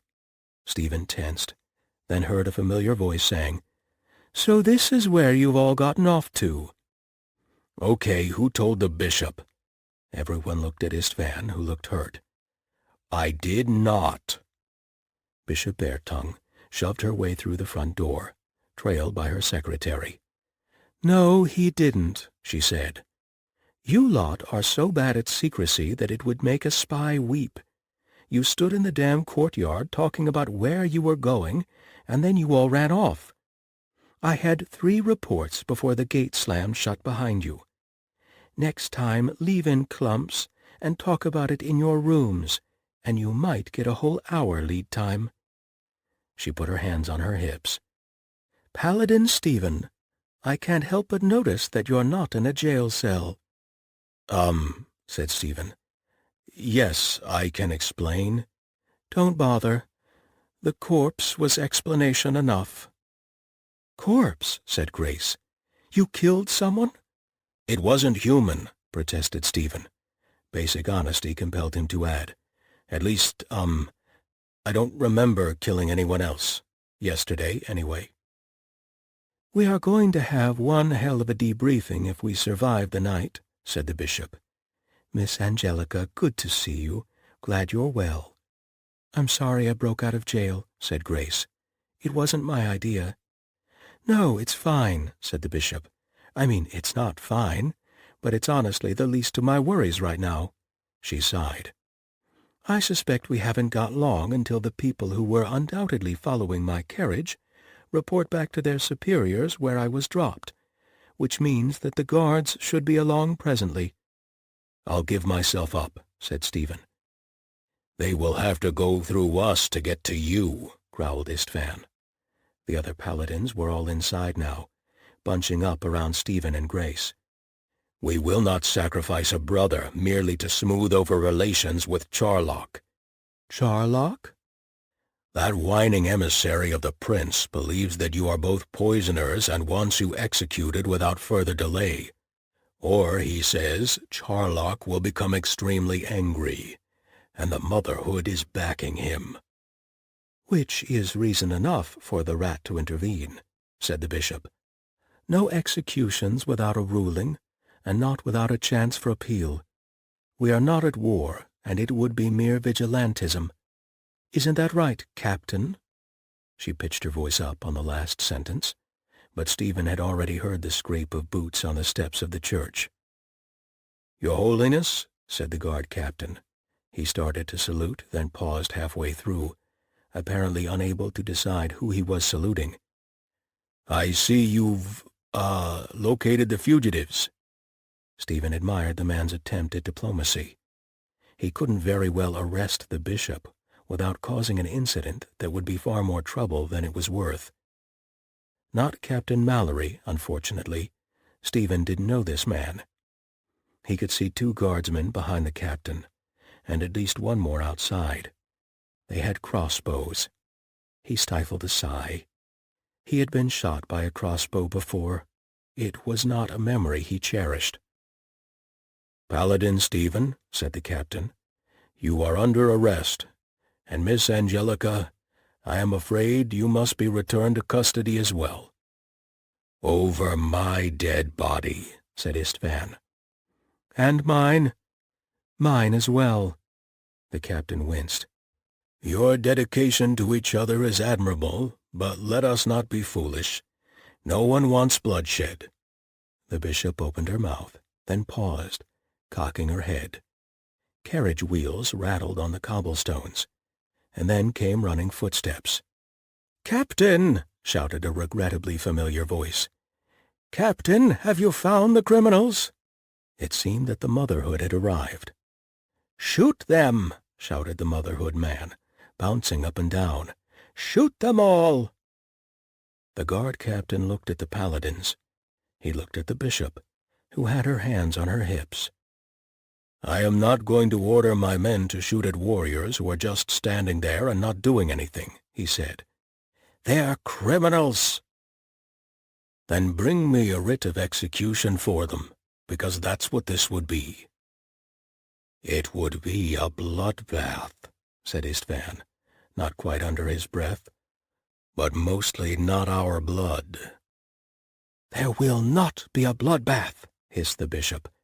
"I absolutely forbid a bloodbath at this hour."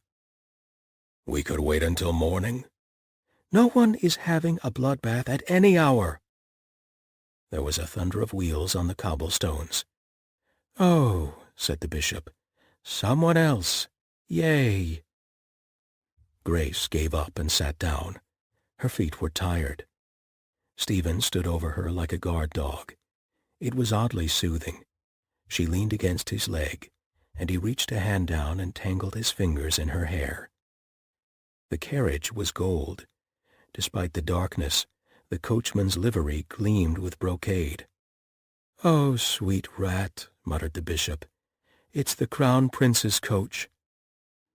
"It can't possibly be the prince," said Istvan. "Isn't he supposed to be dying?" "I don't know why it can't be the prince. Everyone else seems to be here. A dying foreign ruler would just about fit in." The door opened, and Duvalier sprang out. Stephen growled, low in his throat, and stood up straighter. "Istvan, loan me your sword. I need to kill this man." "No one give him a sword," ordered the bishop. "I'm feeling distinctly conflicted here," said Istvan. One of the paladins, a woman with a curiously blank expression, unhooked a long dagger from her belt and handed it to Stephen. "Thank you." "Technically, that wasn't a sword," said the bishop. "I applaud your threading of the needle there. Damn it." The paladin smiled so fleetingly that Grace barely caught it. Duvalier looked into the chapel and threaded his way through the milling guards. "You," he said to the guard captain.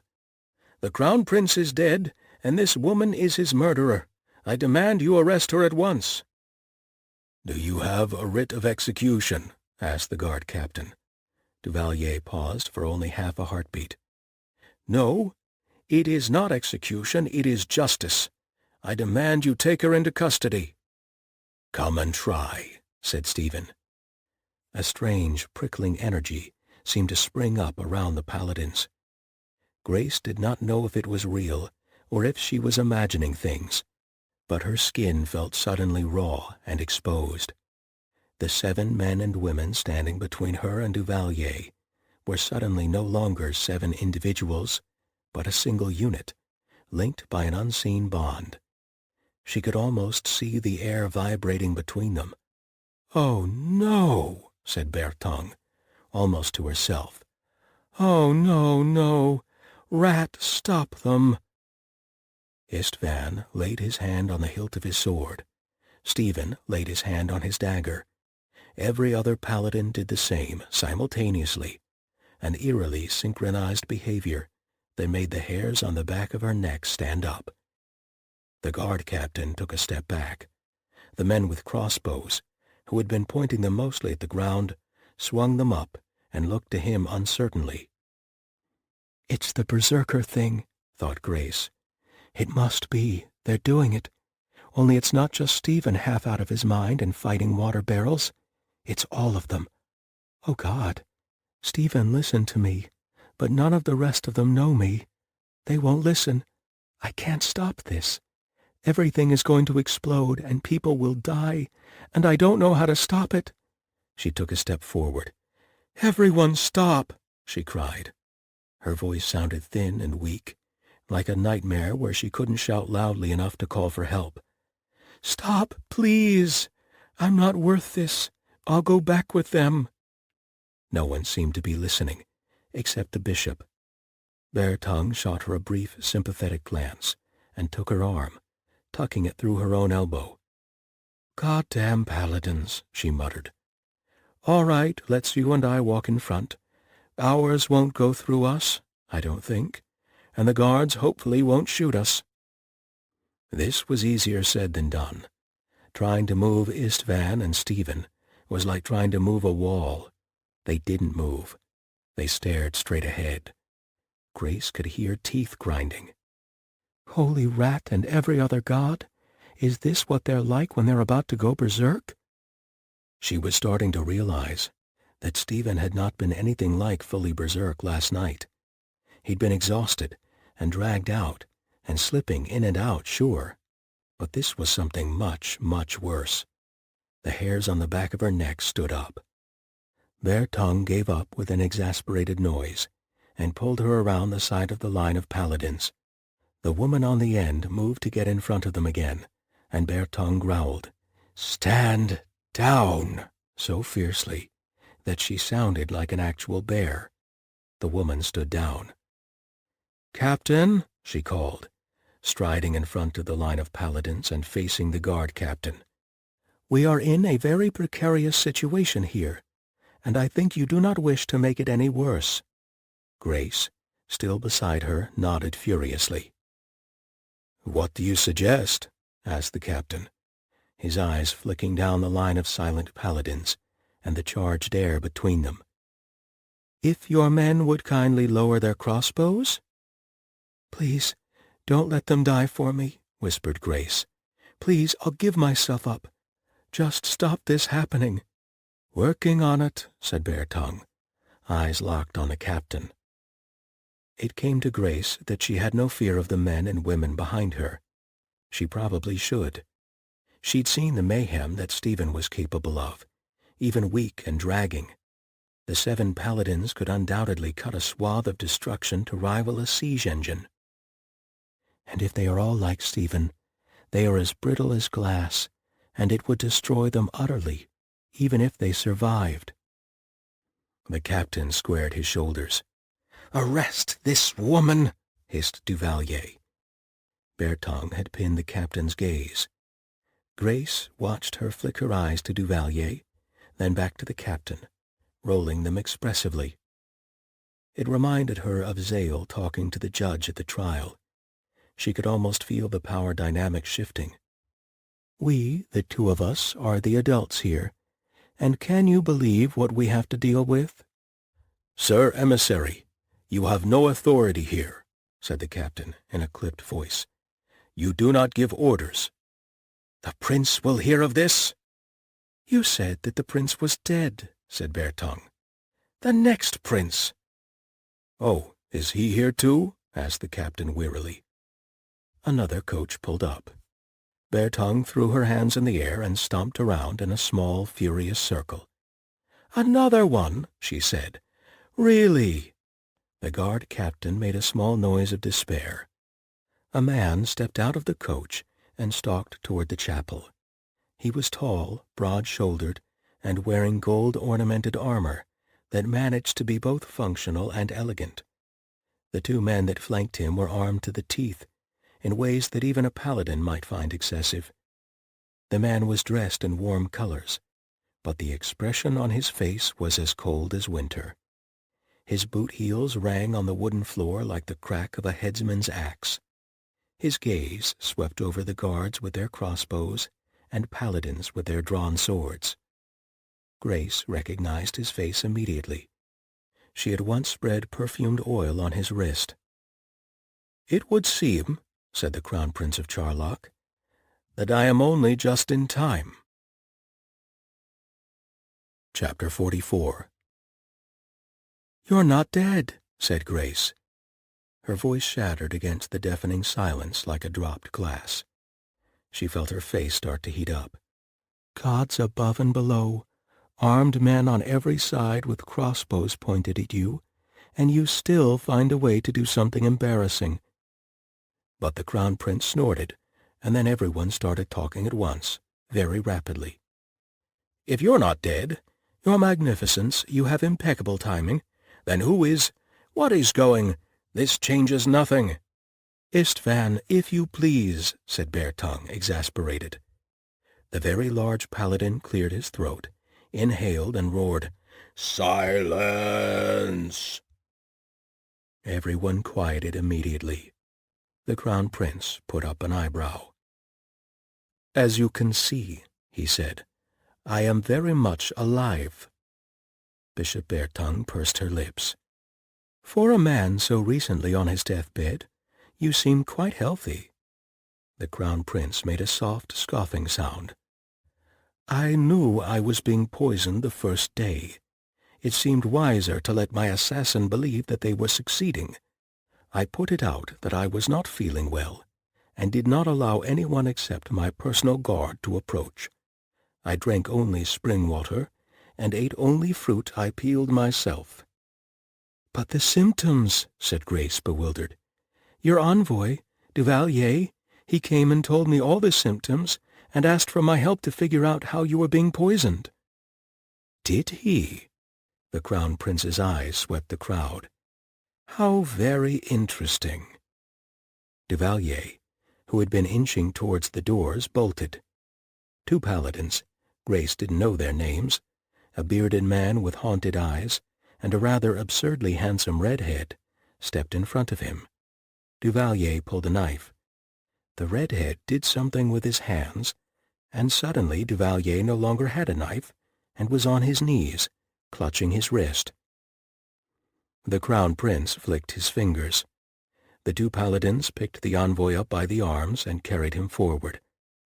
Duvalier looked around wildly. "Guards, this man is an impostor! Arrest him!" The guards did not move. "Now, what symptoms would those have been, Duvalier hung between the paladins in sullen silence. Grace cleared her throat. "Fever, vomiting, blue fingertips."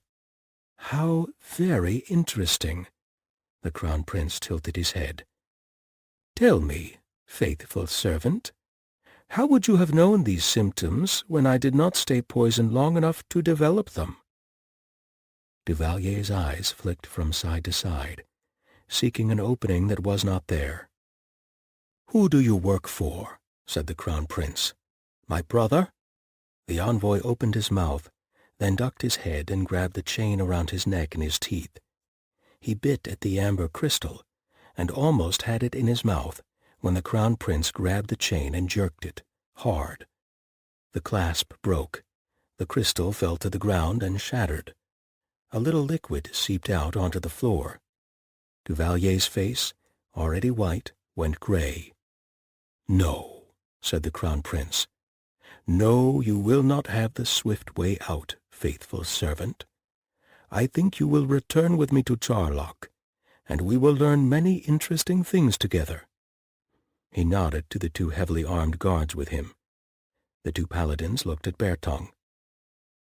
"This is a matter for Charlock," said Bertong. "We have no jurisdiction." Her eyes lingered on the Crown Prince's face.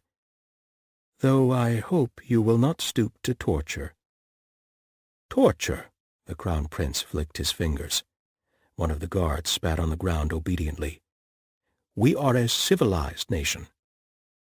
I request sanctuary," said Duvalier. "Sanctuary! This is a church." The paladins handed him over to the Crown Prince's guard. "You cannot deny me." "You are correct," said Bertong. "I cannot deny you. When your case goes to trial in Charlock, the Temple of the Rat will provide you with a lawyer." She nodded to the Crown Prince. "Your Magnificence, please keep us informed as to the timing of the trial." "Naturally," said the Crown Prince. "And now, I believe it is time to leave this city, before someone else takes it in their head to poison me. Or it rains again." He glanced upward, as if personally offended by the sky. They turned. The city guards shuffled out of the way. The Motherhood man had gone very quiet, his hands tucked into the sleeves of his robe. Grace couldn't let it go. She stepped forward, away from Stephen. "Your Magnificence?" He turned his head. "Master Perfumer Angelica," he said, as courteously as if he were receiving a guest at the dais. "I hope that you are not going to ask me for leniency for him." "No. Oh, no. But how did you know where to come?" asked Grace, baffled. "Here, of all places." "Ah!" His smile was genuine this time. "Your partner, the short woman with the hat. I'm afraid I did not catch her name. She came into my rooms, for which I will have words with my guards, and informed me of what was occurring here." Marguerite. A cold place inside Grace's bones seemed to warm. Marguerite! Her friend had not abandoned her after all. She bowed very low to the Crown Prince, and he turned and strode from the church. The sound of Duvalier's boots dragging against the floor as the prince's guards carried him after seemed very loud.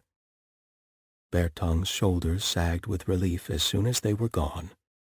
"Captain," she said, "I think we've done enough here. Let us let these nice people go home." "These nice people are still fugitives," said the Motherhood man, although not with a great deal of confidence. "Your Paladin attacked several guards." "And killed none of them," said Bare Tongue. Grace heard Stephen make a small sound of relief. "Furthermore, they were wanted for a crime that turns out to not have occurred at all." Stephen cleared his throat. "Grace is innocent," he said. "I kidnapped her from her cell and attacked the guards. If anyone is to be blamed—" "It wasn't like that," said Grace. She caught Bare Tongue's eye, and the two of them exchanged a meaningful look. She did not know the other woman well, but she suspected that Bare Tongue was very close to throwing her hands in the air, yelling, "Paladins!" and stomping away. If she did, Grace would be right behind her. Instead, Bare Tongue turned to the guard captain. "I will take them to the Temple of the Rat and keep them there, under guard, until we sort out the legalities," she said. "Will that be satisfactory?" "That sounds like a very fine solution, Your Holiness," said the guard captain with obvious relief. "I do not find it satisfactory," snapped the Motherhood man. "The Motherhood's mandate extends to poisoners," said Bare Tongue. "This woman is not a poisoner. It is not your place to prosecute assault on city guards. If such is to be prosecuted, the Rat will see that justice is done." The indigo-clad man snapped his mouth shut, turned on his heel, and stalked out of the church. "Right," said Bare Tongue wearily. "Let's go home, shall we?" Stephen and Grace walked side by side, and Stephen would be hard-pressed to say who was drawing more comfort from it. Their strides were the wrong length to match, but he was moving slowly anyway. He was leaning on her more than he should, he knew, but he was bone-deep tired, and Grace, apparently, was stronger than she looked. They made about 3 blocks, and then Bare Tongue managed to hail a carriage and shoved both of them, herself, and Galen into it. "Not me?" asked Istvan plaintively. "Get the next one. You take up a bench by yourself." Istvan clutched his chest in mock sorrow, then slammed the door, grinning. The driver slapped the reins, and they rumbled through the streets. Galen was red-haired, handsome, and hilarious. He was also prone to night terrors that left his screams echoing through the temple halls. You couldn't touch him when he was having terrors. You just sat by the bed and talked to him, and hoped some of it was getting through. In a twisted way, Stephen was sometimes grateful that Galen's terrors manifested that way. Far more of the Paladins spent sleepless nights, Stephen included, and at least if you were sitting with Galen, you were doing something useful, and not just staring at the ceiling, replaying your own failures over and over again. And there was something about sitting there, using the trustworthy voice, over and over again, that convinced you as much as anyone else. He'd gotten better. They'd all gotten better over the last few years. Except me. Except, was it only yesterday that I gave in? No matter how things fell out, he had attacked guards doing their duty and branded the Saint of Steel's chosen as a menace. He closed his eyes, exhausted at even the thought of what to do about that. "We'll be at the temple soon," said Bare Tongue. Grace's hand crept into his. She squeezed. He squeezed back automatically. Comfort was important. Even if he had none left, he could still comfort someone else. It was no different than sitting with Galen in the end. The carriage rattled to a halt, and they all stepped out. Even the brief immobility had made Stephen's back and knees stiffen. He was used to his muscles complaining after a berserker fit, but either he'd forgotten the extent of it, or he'd aged more than he realized in the handful of years since the last one. Probably the latter. He felt old, and yet Grace was beside him, looking up at him, and despite himself, his heart lifted a little.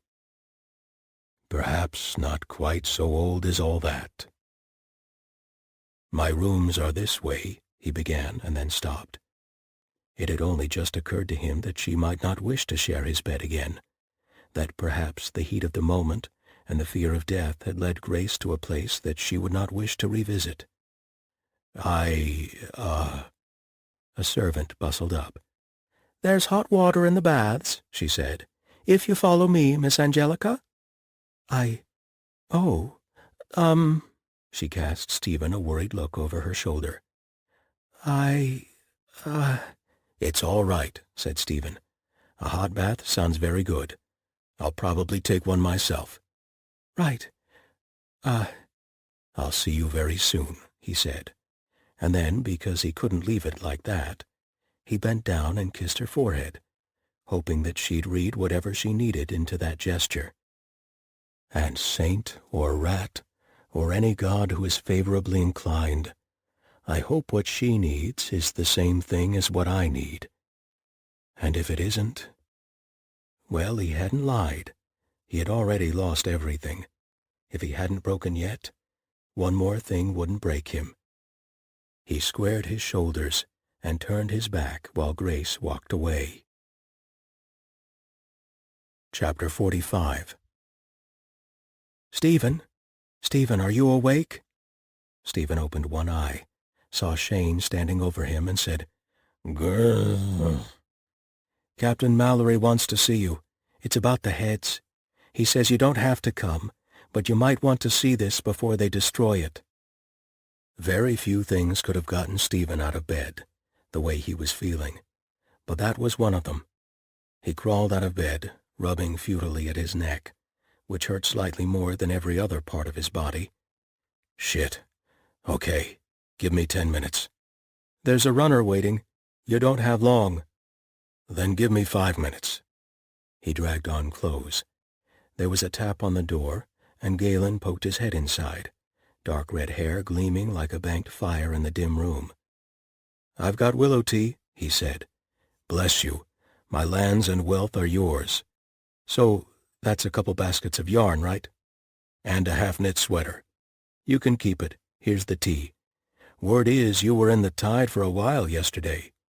"Yeah." He slugged down the tea, which was too hot and too bitter, and also the only thing that might help. "Couple hours. Not far in, but you know." Galen nodded. There was no judgment in his eyes, just concern. "Yeah. Figured you'd feel like shit." Stephen drained the last of the tea and stepped outside.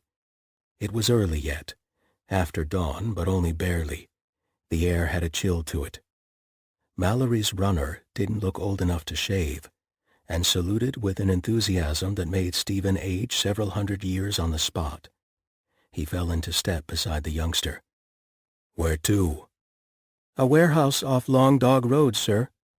Near Weaver's Nest, but not close enough to the water to be drowned out.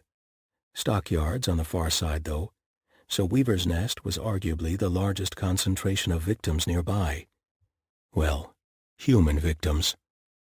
Stephen briefly pictured one of the smooth men's heads on a cow's shoulders, and didn't know whether to laugh or shudder. It was full daylight by the time they arrived. Mallory stood outside the warehouse's side door with a half-dozen constables. He looked even more grim and emotionless than usual, which was saying something. "You wanted to see me, Captain?" "Thought you might want to see this," said the captain, gesturing inside the building. "We've had priests and the clever boys who take things apart look at it. Now I want it all smashed, just in case. Since you fought one of them and put us on the right track, thought you might want to see it too." Stephen frowned, not sure if Mallory meant see it or see it smashed. He followed the captain inside the warehouse, puzzled. It was a small warehouse as these things went, but even so, large parts of it were empty. There was a jumble of papers and blankets in a far corner, which could have been a squatter's nest or crude sleeping quarters. Slum weavers flew back and forth on the rafters, through a broken window high on one wall. Stephen wiped at his nose. The thick, acrid smell was stronger here than it had been since he fought the smooth man in the cell. But he didn't smell any decay, just the heavy burnt smell and dust. Taking up about a third of the floor was a pottery. There was a table covered in white dust, a beehive-shaped kiln, and dozens of freestanding shelves holding mugs and plates in neat rows. "Come around the back," said Mallory, gesturing. Stephen stepped around the shelves and froze as if he'd run into a wall. The shelves in the corner were exactly the same as the others, but instead of mugs, they held clay heads, placed upside down so that the delicate points rose up into the air. "Are they alive?" he asked. "Not as far as we can tell. We don't know how they work," Mallory grimaced. "We sent the sleuth-hounds out and nabbed 3 of your smooth men. But it was actually a knoll that led us to this place. Caught the smell as the guards took one apart and said there was a building that smelled just like it down here." Stephen stared at the row of clay. What would happen if you put one in a dead body? Would it come to life? Or is there more to it than that? "Do they know what they are?" he asked finally. Mallory shook his head. "No one's seen anything like this. A rogue wonder worker? Some trick of ancient magic? Your guess is as good as mine." "I was thinking of golems the other day," Stephen said. "All the stories about what happens when you don't tell them to stop." "That's one of the things we thought of," said Mallory. "But a golem head. No one's ever heard of such a thing." The Knoll officer that Stephen remembered from the alley came up behind them. "A Knoll hasn't," he agreed. "But a Knoll thinks this is—" He screwed his muzzle up, clearly searching for the correct word. "Efficient, yeah?" He looked back and forth between the 2 humans. "Eh?" Mallory frowned. "Efficient?" "Maybe a Knoll's words are wrong," the striped guard frowned. "But a Knoll's cousin works at a pottery, eh? Big clay, big pots, not easy. Big clay gets in a kiln, maybe clay explodes, yeah?" Mallory and Stephen both nodded. Firing clay could be tricky, and sometimes the clay exploded in the kiln. There were limits to how big a pot you could make before it cracked or collapsed under its own weight. "Well," the Knoll waved his paws, "a golem is being big, yeah? Very big. Not easy. These," he gestured to the clay heads. "Easy. Small kiln, small head." "And if one gets damaged, you can just pull the head out and put it in another body," said Stephen slowly. "A whole army. Just add corpses." "Thanks," said Mallory. "I didn't need to sleep at night or anything." He looked over at the Knoll. "Efficient was the word. You were right." The Knoll looked professionally pleased. Stephen retreated from the shelves. He didn't want to turn his back on those lifeless heads, even bodiless, if their eyes opened, or their mouths. No, he didn't want to think about it. "Was there anyone here?" he asked. "No, cleared out ahead of us. We don't know if he was another smooth man or not." Mallory jerked his head in the direction of the squat kiln. "Bricks are still warm, though. Those big ovens hold heat for days. But he's not long gone." "So he's still out there," said Stephen. "Looks that way." Mallory glanced over 2 silent men, both the size of Istvan, who were waiting in the shadows. "You boys ready? Say the word, Captain. Then get to it. I want those things destroyed." Mallory had been right, Stephen thought, as the first of the men hefted a sledgehammer. He definitely wanted to see it smashed. Chapter 46. "There you are," said the bishop, as Stephen was ushered into her office. "You were supposed to be under house arrest." "Oh," Stephen coughed. "I forgot." And when she gazed at him silently, "No, really, I did. Captain Mallory sent for me, and I didn't even think—" Seated in front of the desk, Grace twisted to look up at him.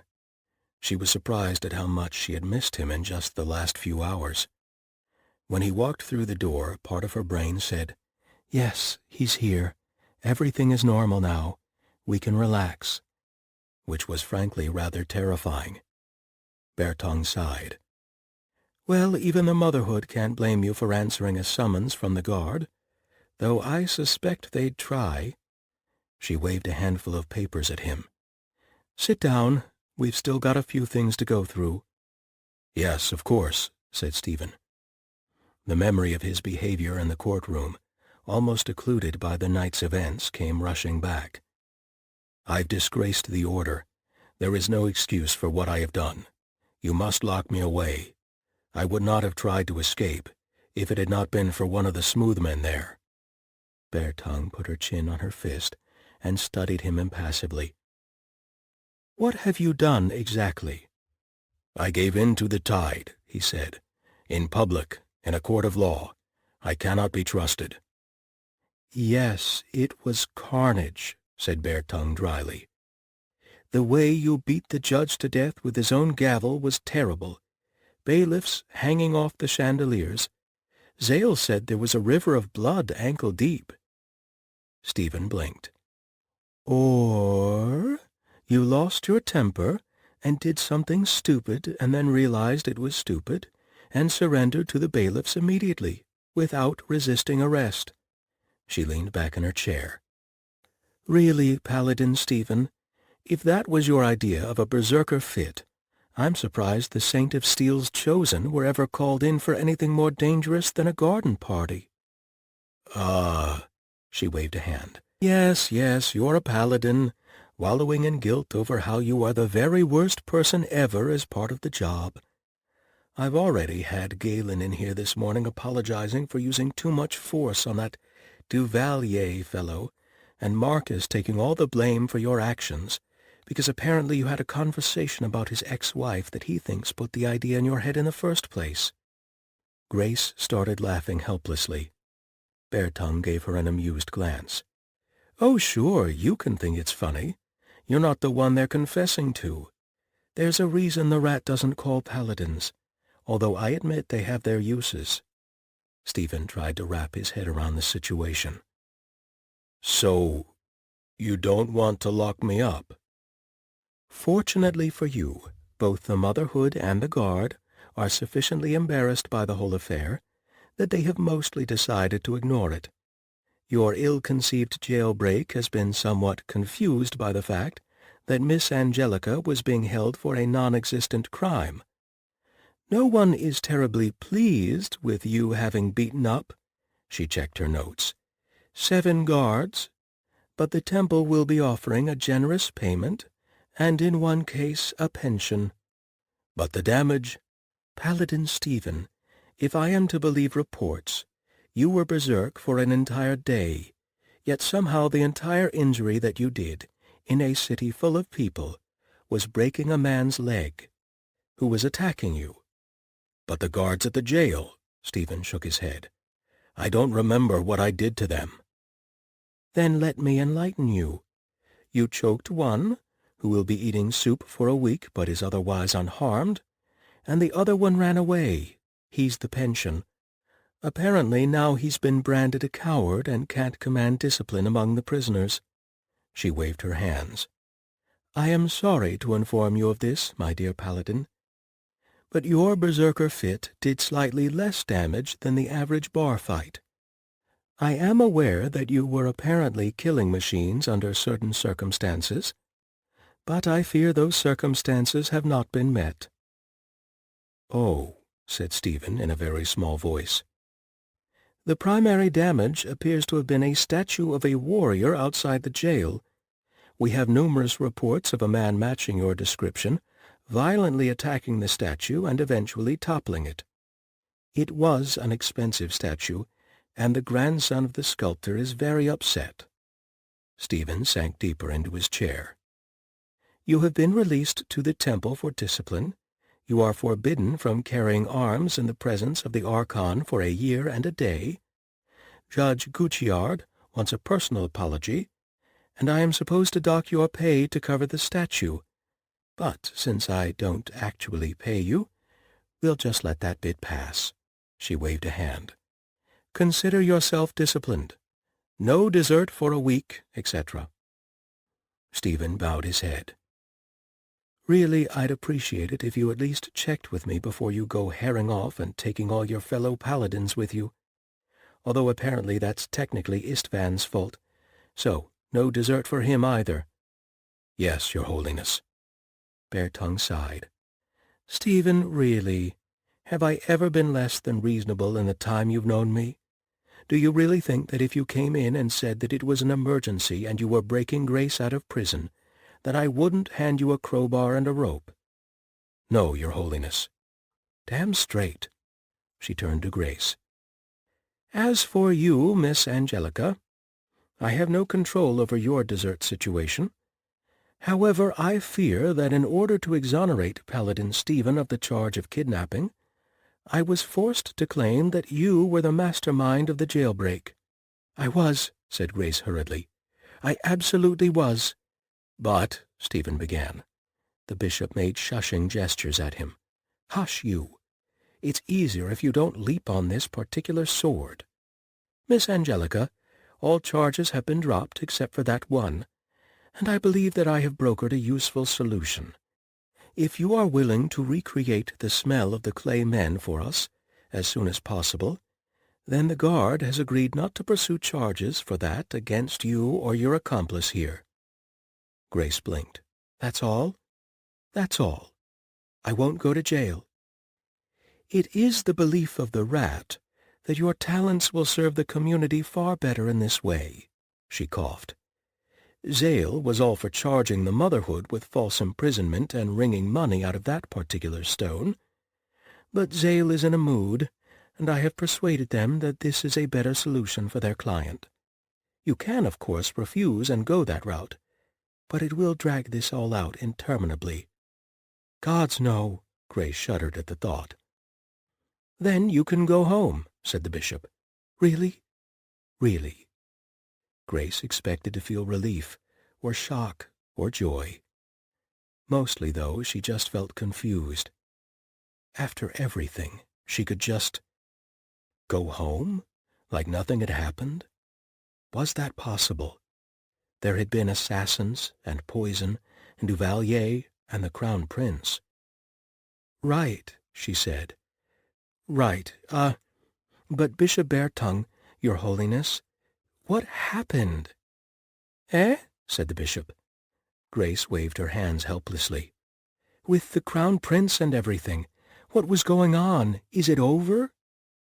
Beartongue groaned and dug the heel of her hand into her forehead. "What happened, Miss Angelica, is that we were all caught up in someone else's game. We've been catching the edge of a power struggle in Charlock and thinking that it must have something to do with us." Stephen raised both eyebrows. "The Crown Prince mentioned his brother last night." "His brother, next in line to the throne, or anyway, he was until this all happened. Now I suppose the question is whether he can claim deniability or not. To make a horribly complicated story as short as possible, someone, most likely the prince's brother, hired Duvalier to assassinate the prince." She waved her hands. "We still don't have all the pieces to the puzzle, but I believe that they felt an assassination here in Archon's glory would make investigation much more difficult for the authorities in Charlock. The prince's brother could consolidate power at home, and even if it did eventually get traced back to him, he'd be able to bury it. Possibly he could even arrange for a war with us to really muddy the waters." Stephen's lips went white. Grace put her hand on his arm. "But if they wanted to kill him, why send an assassin who wasn't any good at it?" asked Grace. "Aha!" the bishop pointed a finger at her. "An excellent question. That was what tripped us up. We kept thinking it had to be something to do with the Archon or the Motherhood.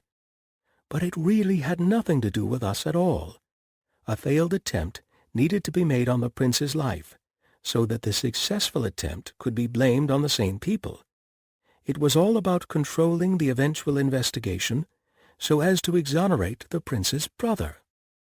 The prince has been assassinated by unknown people is a far different investigation than assassins targeted the prince and succeeded on the second attempt. And then we foiled the first attempt on accident, said Stephen. Exactly, she slumped back in her chair. Frankly, I'd be surprised if that was the only attempt. Deliberately failing to assassinate someone is far more tricky than you'd think, given how many people manage it by accident. But again, we don't have all the pieces to the puzzle, so that's only a guess. At any rate, Duvalier presumably ran out of pseudo-assassins and had to scramble to find a new scapegoat. The Crown Prince's interest in Miss Angelica's perfumes was the opening he needed.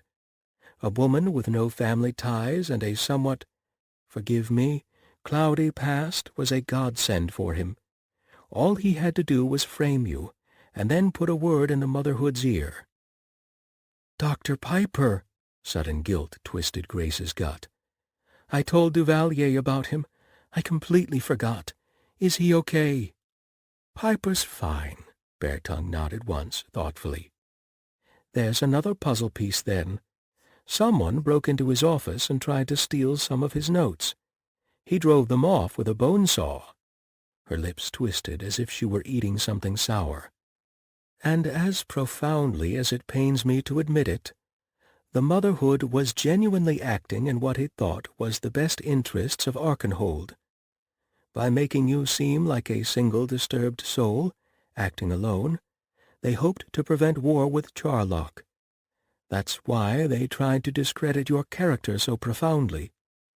Little birds in the court tell me that Duvalier was pushing for an argument of misguided patriotism, but the Motherhood refused." "I am still not inclined to be charitable," growled Stephen. "You don't need to be. But if it makes you feel any better, the Motherhood gentleman demanding that you all be shot by the guard has been demoted and sent elsewhere for his, excess of zeal." She grinned. "You should have seen Jordan's face. Thought he was going to keel over right there." "So it's over," said Grace. "People aren't going to come after me?" "I can't swear to anything. I've been 2 steps behind this whole time," she sighed. "I swear I'm getting old. I should retire, but then it'd be someone else's problem, and I don't dislike anyone enough to do that to them. That said, I don't think there's any reason for anyone to come after you." Her eyes flicked to Stephen. "You could consider keeping a bodyguard around for a bit, of course, if it would make you feel better." Grace felt her cheeks warm. "I should go. Marguerite's probably wondering what happened to me." "Ah," said Beartongue. She cleared her throat. "That is another matter I wanted to discuss with you. Is Marguerite okay? She didn't get in trouble for breaking into the Crown Prince's bedroom, did she?" The bishop pursed her lips. "As near as I can tell, Marguerite is unlikely to get in trouble for anything." Grace grinned. "She can usually talk herself out of anything." "No," said the bishop. "I mean that she's been dead for 6 years." "Come again?" said Grace. Beartongue tapped her fingers on her desk. "The spy for Anuket City, known as Marguerite Florian, died 6 years ago. The body was identified by 3 witnesses. She was in Anuket City at the time." "What?" "I don't believe that you're saying that Grace has a ghost as a landlord," said Stephen. "Are you?" "A ghost, no," said Beartongue. "An impostor, yes." Grace shook her head, unable to process this. "She's not an impostor. She's my friend." "That, I suspect, is true," said the bishop. "But your friend is not Marguerite Florian." She leaned back in her chair, steepling her fingers. "There is another spy from Anuket who matches the same general physical description. They lost contact with her 4 years ago, and she is presumed to be dead or working for another power." It was too much, too fast. Grace could not quite get her head around any of it. Marguerite, an impostor? Did it matter? Why did it feel like betrayal? It's not. She changed her name and left her job, that's all. You did the same thing. It had nothing to do with you. She forced a laugh. How bizarre. Well, I'll ask her, although she presumably has her reasons. I suspect that it may prove more difficult than you think, said the bishop gently. But I've kept you too long. I'm sure you want to go home, not stand around and listen to me speculate. She made a shooing motion. Paladin Stephen, take this nice woman home. Chapter 47. The workshop was very quiet. Grace opened the door with her heart in her mouth. It was clean. She'd been sick with dread, imagining what it would look like after the motherhood men had searched it. But everything had been tidied and put to rights. She wouldn't be able to find anything for a week, but at least it wasn't a jumble of broken glassware and spilled herbs. Stephen stood in the doorway. "Marguerite cleaned it for you," he said. "When I came here initially, she was trying to clean it all up and put it back the way you'd want it." Grace nodded. Her journals stood in a large stack on the counter.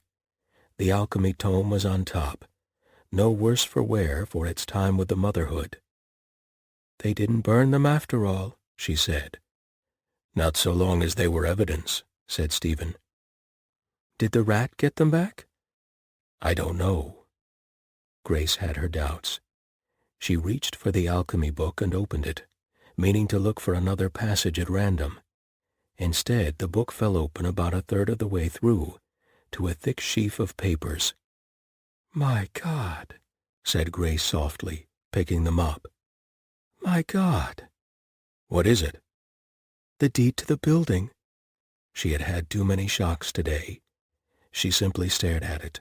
A neat legal document, everything in order, her neighbor's signature as witness, Marguerite's looping scrawl at the bottom. A numb feeling was spreading through her chest. "Although I'm not sure how a woman who is 6 years dead signs a building over to me." The last page was not a document. It was a note folded in half. She opened it. "I'm sorry to run like this. You've probably got questions, but there's a few too many people sniffing after me. I did my best to sort everything out before I left. I'm sorry I couldn't say goodbye in person. Pet Tab for me.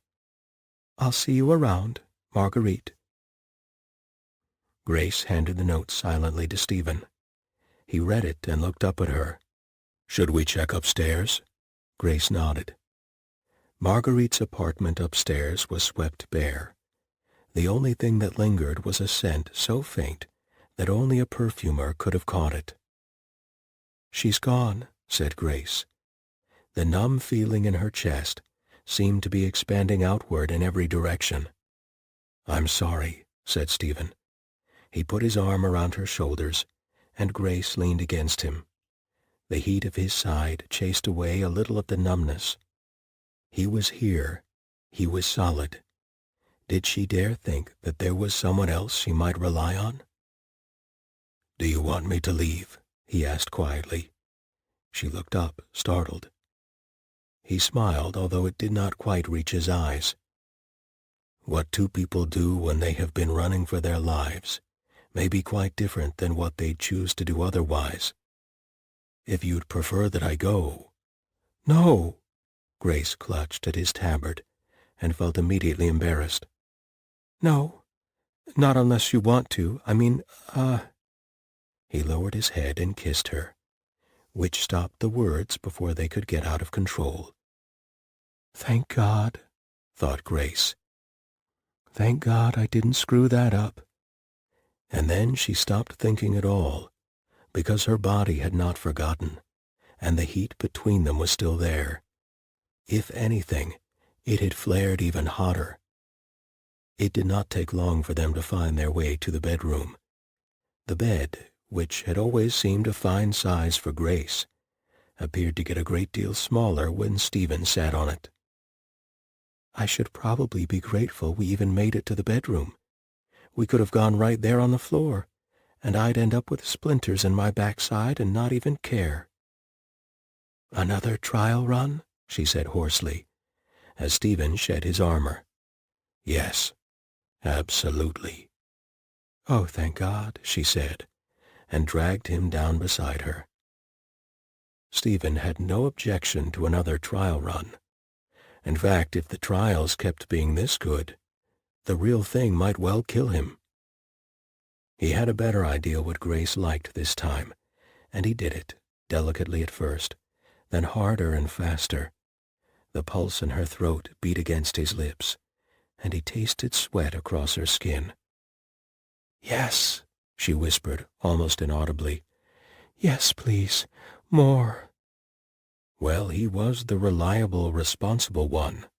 He certainly was not going to let her down. His back twinged a warning.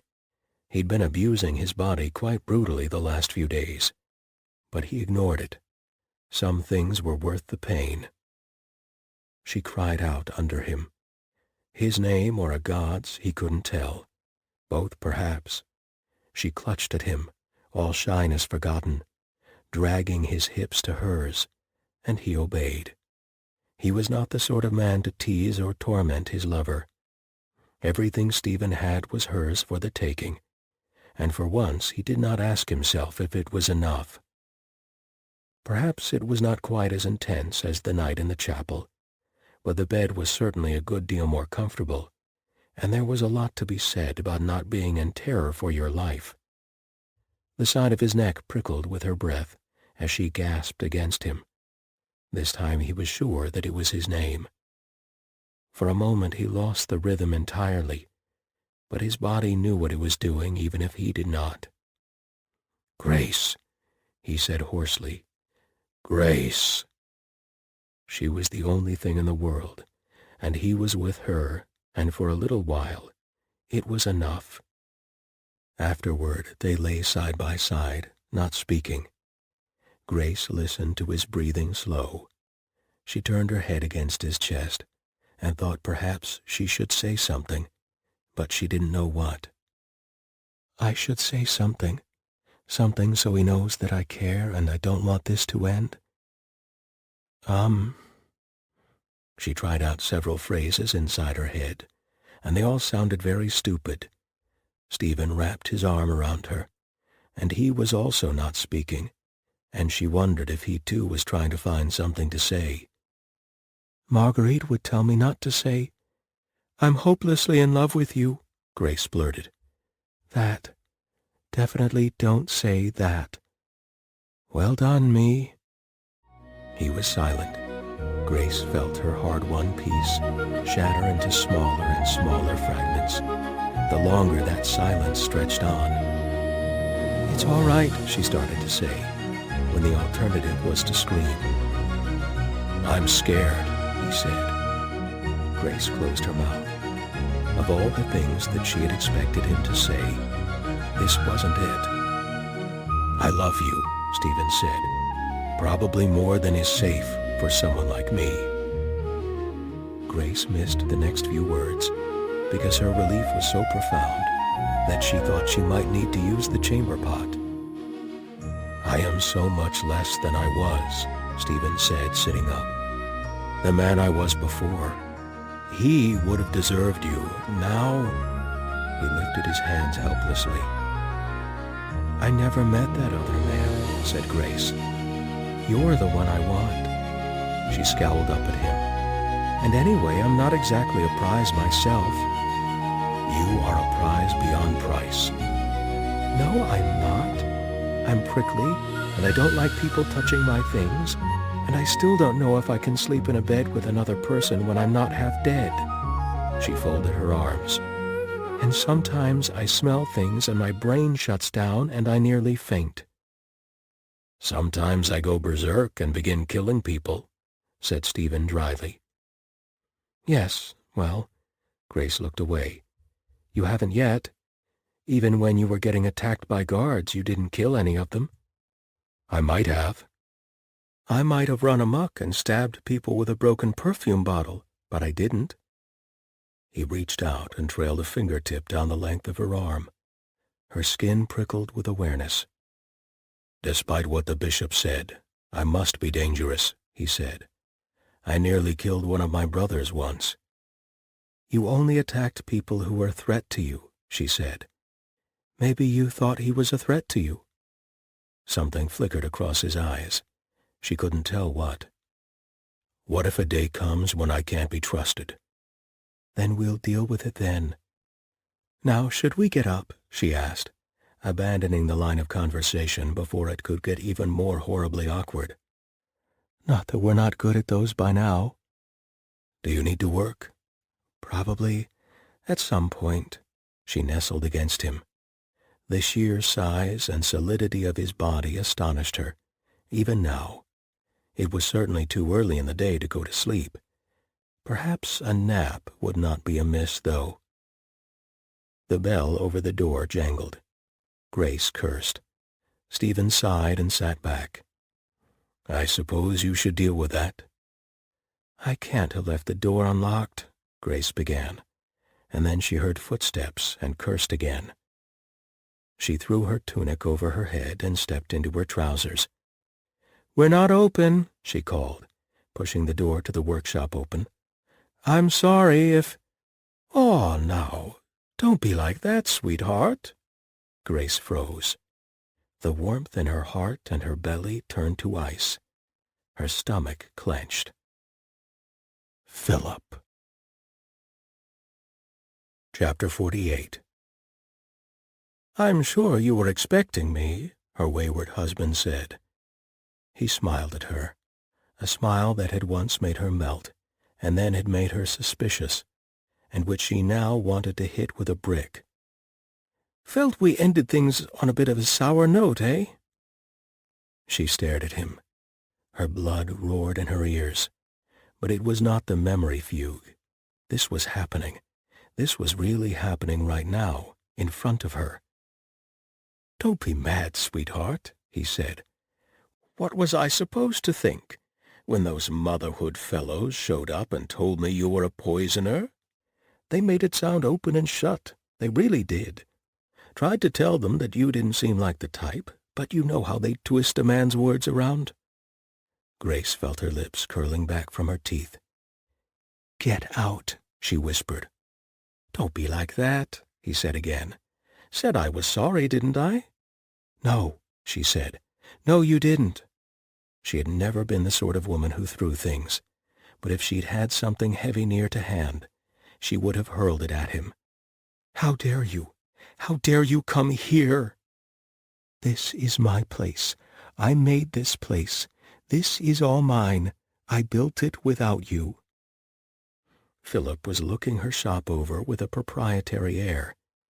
She felt as if his eyes must be leaving tracks over the woodwork, as if she would have to scrub it down to get rid of the taint of his gaze. "Ah, don't be like that," he said again. "Good place here. Good business, is it?" "It is my business," she said. "No one giving you trouble about the apprenticeship, then?" Such a casual sentence. Such a world of threat in it. And if she tried to call it out, Philip would look hurt and say, "Don't be paranoid, sweetheart. I didn't mean it like that." "There's no trouble," she grated. "On the acceptance of a masterwork by the Guild, I am free and clear." "Been making masterworks, have you?" His tone was dismissive. "That's for the Guild to decide." "I could make it easier for you. I've still got them, you know. Just need a reason to—" "I don't want anything from you." God, this was too much talking. "Leave. Get out." Footsteps behind her. "Stephen, yes." Philip's eyes went wide. He took a step back, and Grace pressed the advantage, walking forward. She did not want Philip to fear Stephen. She wanted him to fear her. But by God, if the Paladin knocked him off balance, she would take it. The footsteps halted. She darted a glance over her shoulder, and she saw Stephen leaning against the wall by the door, arms folded. "Back up, in case I need him." Her nerves steadied, not just because she had backup. but because he wasn't moving in. This was her place, and he trusted her to handle herself, and to let him know if she needed his help. She looked at Philip with calmer eyes. It had been years, but she still knew him intimately well, knew all the tells. No stubble, but the dark circles under his eyes, the mustache drooping and unwaxed, the curl of hair against his collar, where it had been too long between trims. She did not know last year's fashions from this year's, but his clothes did not quite fit him, as if they had been imperfectly tailored, or he had lost weight. "You're broke," she said, astonished at how calm she sounded. "You've driven the business into the ground, haven't you? That's why you agreed to come with the motherhood. You were hoping to get out of Anuket City before the creditors came looking." Philip's eyes flickered to Stephen again. "It's not like that, sweetheart," he began, but his heart didn't seem to be in it. "Get out." She walked forward. She didn't know what would happen. Would he back up? Would she have to stop before she ran into him? He backed up. He reached the door and put a hand on the knob, and Grace knew that she had won. "Get out," she said again. "Don't come here again. I'll send divorce papers to the shop." Philip looked at her, really looked at her, for the first time since she'd seen him in the docket. A trace of the smile she'd once loved crossed his face. "Don't bother," he said. "I lost the shop a year ago." He opened the door and went out and didn't look back, and Grace never saw him again. She sagged backward and had to catch herself on the back of one of the chairs. Her heart was pounding so hard that she could see the flicker of her pulse in her vision. "Don't worry," said Stephen, not moving from his post by the wall. "If you still want a divorce, he testified against you in court. That's legal grounds." "Thank you," she said. "Thank you for not rescuing me." She took a deep breath. "I needed to do that myself." Stephen gazed at her, his eyes shadowed with something she could not recognize. "I never doubted you could," he said. "You were magnificent." She smiled up at him. Relief bubbled in her chest. It felt like joy, if you didn't know the difference, but sometimes even if you did. "Also, my back has gone out," he admitted. Grace's hands flew to her mouth. "Oh, my God, are you all right?" "I can't move," he admitted. "I would have laid down on the floor, but that would have rather derailed your confrontation. And I don't think I can get back up again." "Oh, God, get an arm over my shoulders. Let's get you to the bedroom."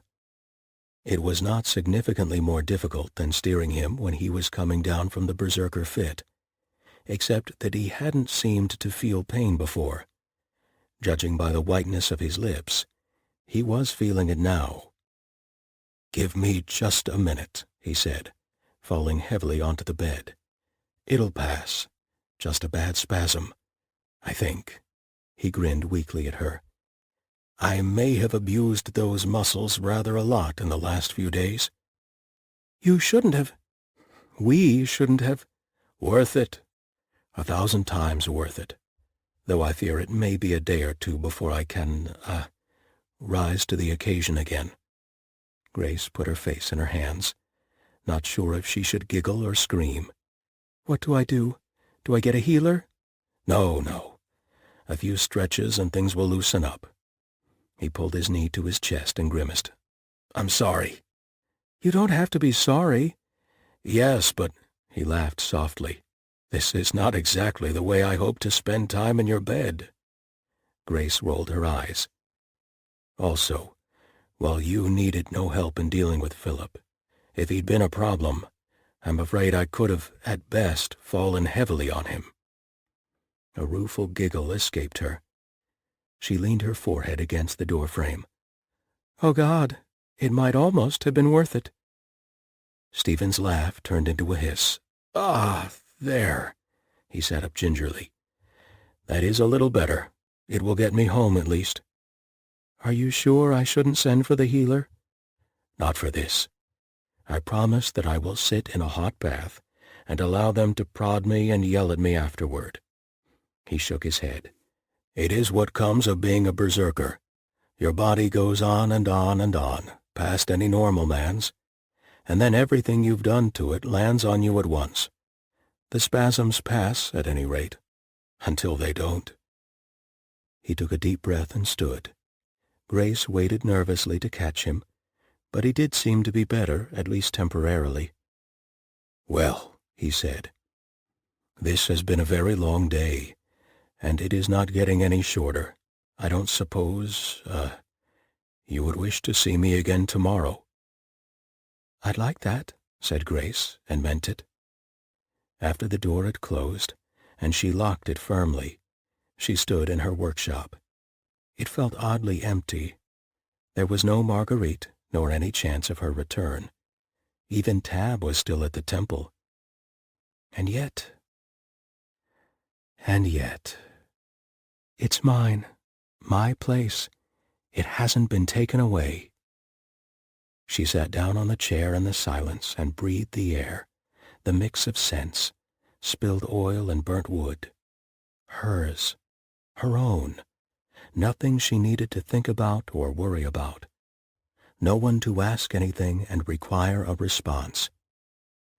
She took another deep breath and felt her shoulders loosen just a little. I wanted my normal life back, and it's here. Not quite the same, maybe, but here. She lit the burner and set to work. Stephen came back the next day, carrying Tab, who strongly protested such liberties being taken with his person.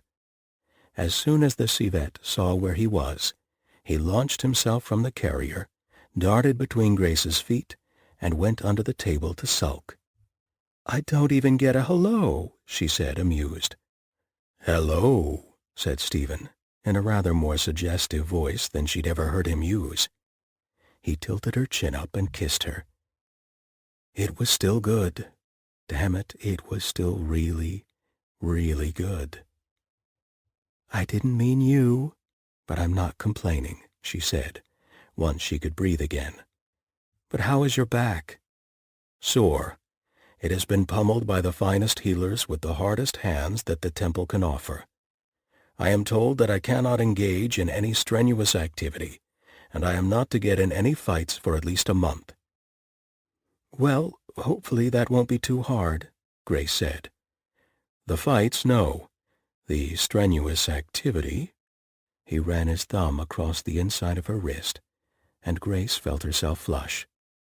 "Gods, what is wrong with me? I've bedded him twice already, and I'm still blushing like I'm 14 again." He grew solemn again, looking into her eyes, and stepped back. Grace?" She knew what was coming next. Well, what was one more awkward conversation, really? "The gods know our entire relationship seems to be based on them." "What happens now?" she asked. Stephen shifted his feet. Chain clinked softly as he moved. He did not pretend that she was talking about the next 5 minutes, or about Tab, or his back, or anything but the two of them. "I could not leave my brothers," he said. "They need me." He stared down at his hands. "We need each other." "And I can't leave my shop," said Grace. "This is what I do." She was also staring at her hands, thinking about how relieved she had been to be alone last night, but also how peaceful it had been that first day when he sat knitting in her workshop. Could it work? Could two people who generally worked alone in silence manage to work in silence together? "We do live in the same city," she said cautiously. "We do," he cleared his throat. "It is not a long walk from the temple. I suspect I could do it several times a week at least, if my back doesn't go out." They both looked up at the same time and met each other's eyes. "Could your brothers spare you that much time?" "I expect they could manage. Could you take so much time away from your work?" "A surprising amount of my work is letting things simmer for hours at a time." A smile slowly broke across his face. "Well then, if you do not mind the company while you work." He reached into his pack and pulled out a ball of finely spun yarn, with needles already stuck into it. "I don't suppose you might need another pair of socks." Epilogue. "Thank you," said the bishop, "for testifying on my Paladin's behalf." Dr. Piper rolled his eyes. "It was underhanded of them to even try that one. You can't charge a man with murder for tearing the head off a 3-day-old corpse, even if that corpse is walking around at the time. Nevertheless, the rat is in your debt." "I am so deeply in the rat's debt that the scales will never balance." "He does not keep a ledger, you know." "No, but I do." Piper's lips twisted in something less than a smile. The bishop shook her head, but did not press the matter. "Take me to your prisoner, then." "Prisoner," muttered Piper. "I don't think that's the right word. I'm not sure what would be. Subject, maybe?" "Either way." Piper led her from his office and down the hall. "Did they find the source?" he asked over his shoulder. "Yes and no," said the bishop. The smooth stone hall underneath the palace was dim and quiet, the light always the same regardless of the time of day. She wondered if Piper even paid attention to day and night anymore. "The slough hounds traced the scent to a pottery. They found a dozen heads on shelves, and the kiln was still warm, but whoever worked there was long gone." Piper nodded. "Follow me," he said. There was only one cell beneath the palace, and it had the look of being added as an afterthought. The bars were bolted to the stone, not cemented in, but the single occupant did not look as if he had been testing the bars. Bertong stared at the smooth man slumped in the corner. The scent of decay hung thickly in the air. Dr. Piper handed her a scented handkerchief, and she held it to her nose.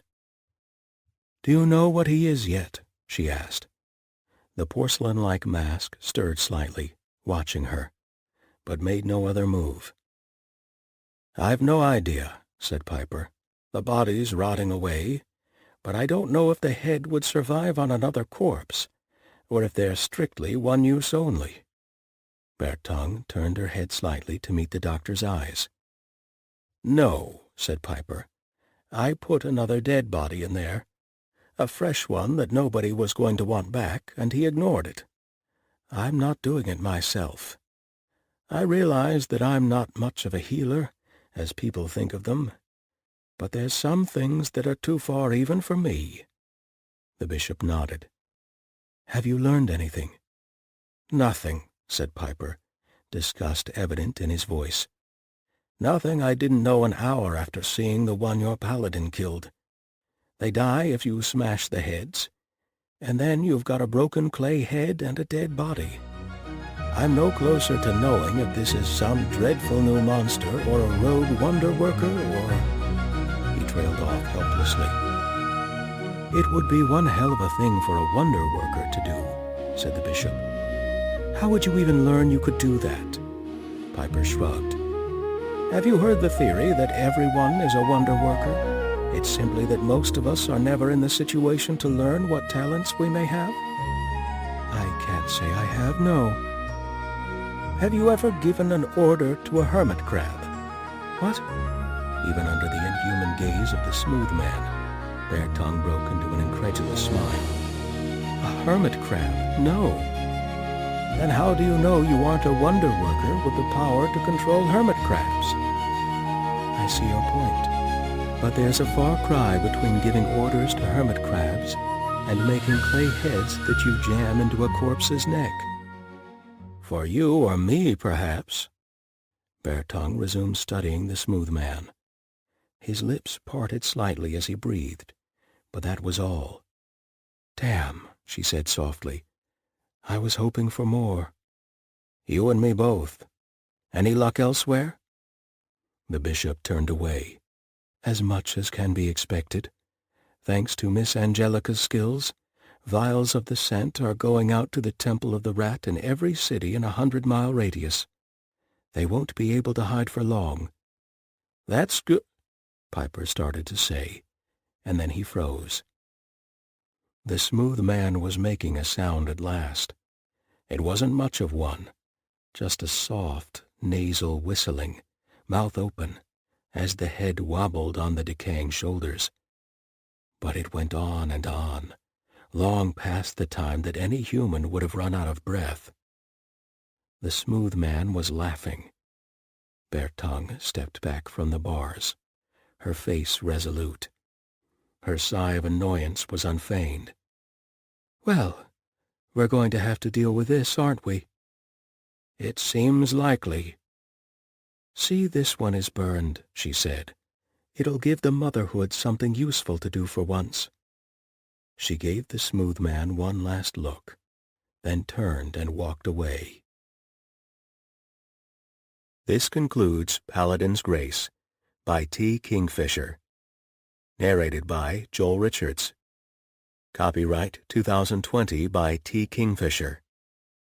This unabridged audiobook is published by arrangement with T.Kingfisher, care of Cornerstone Literary Incorporated, and was produced in the year 2021 by Tantor Media Incorporated, a division of Recorded Books, which holds the copyright thereto. Please visit tantor.com for more information on our growing library of unabridged audiobooks.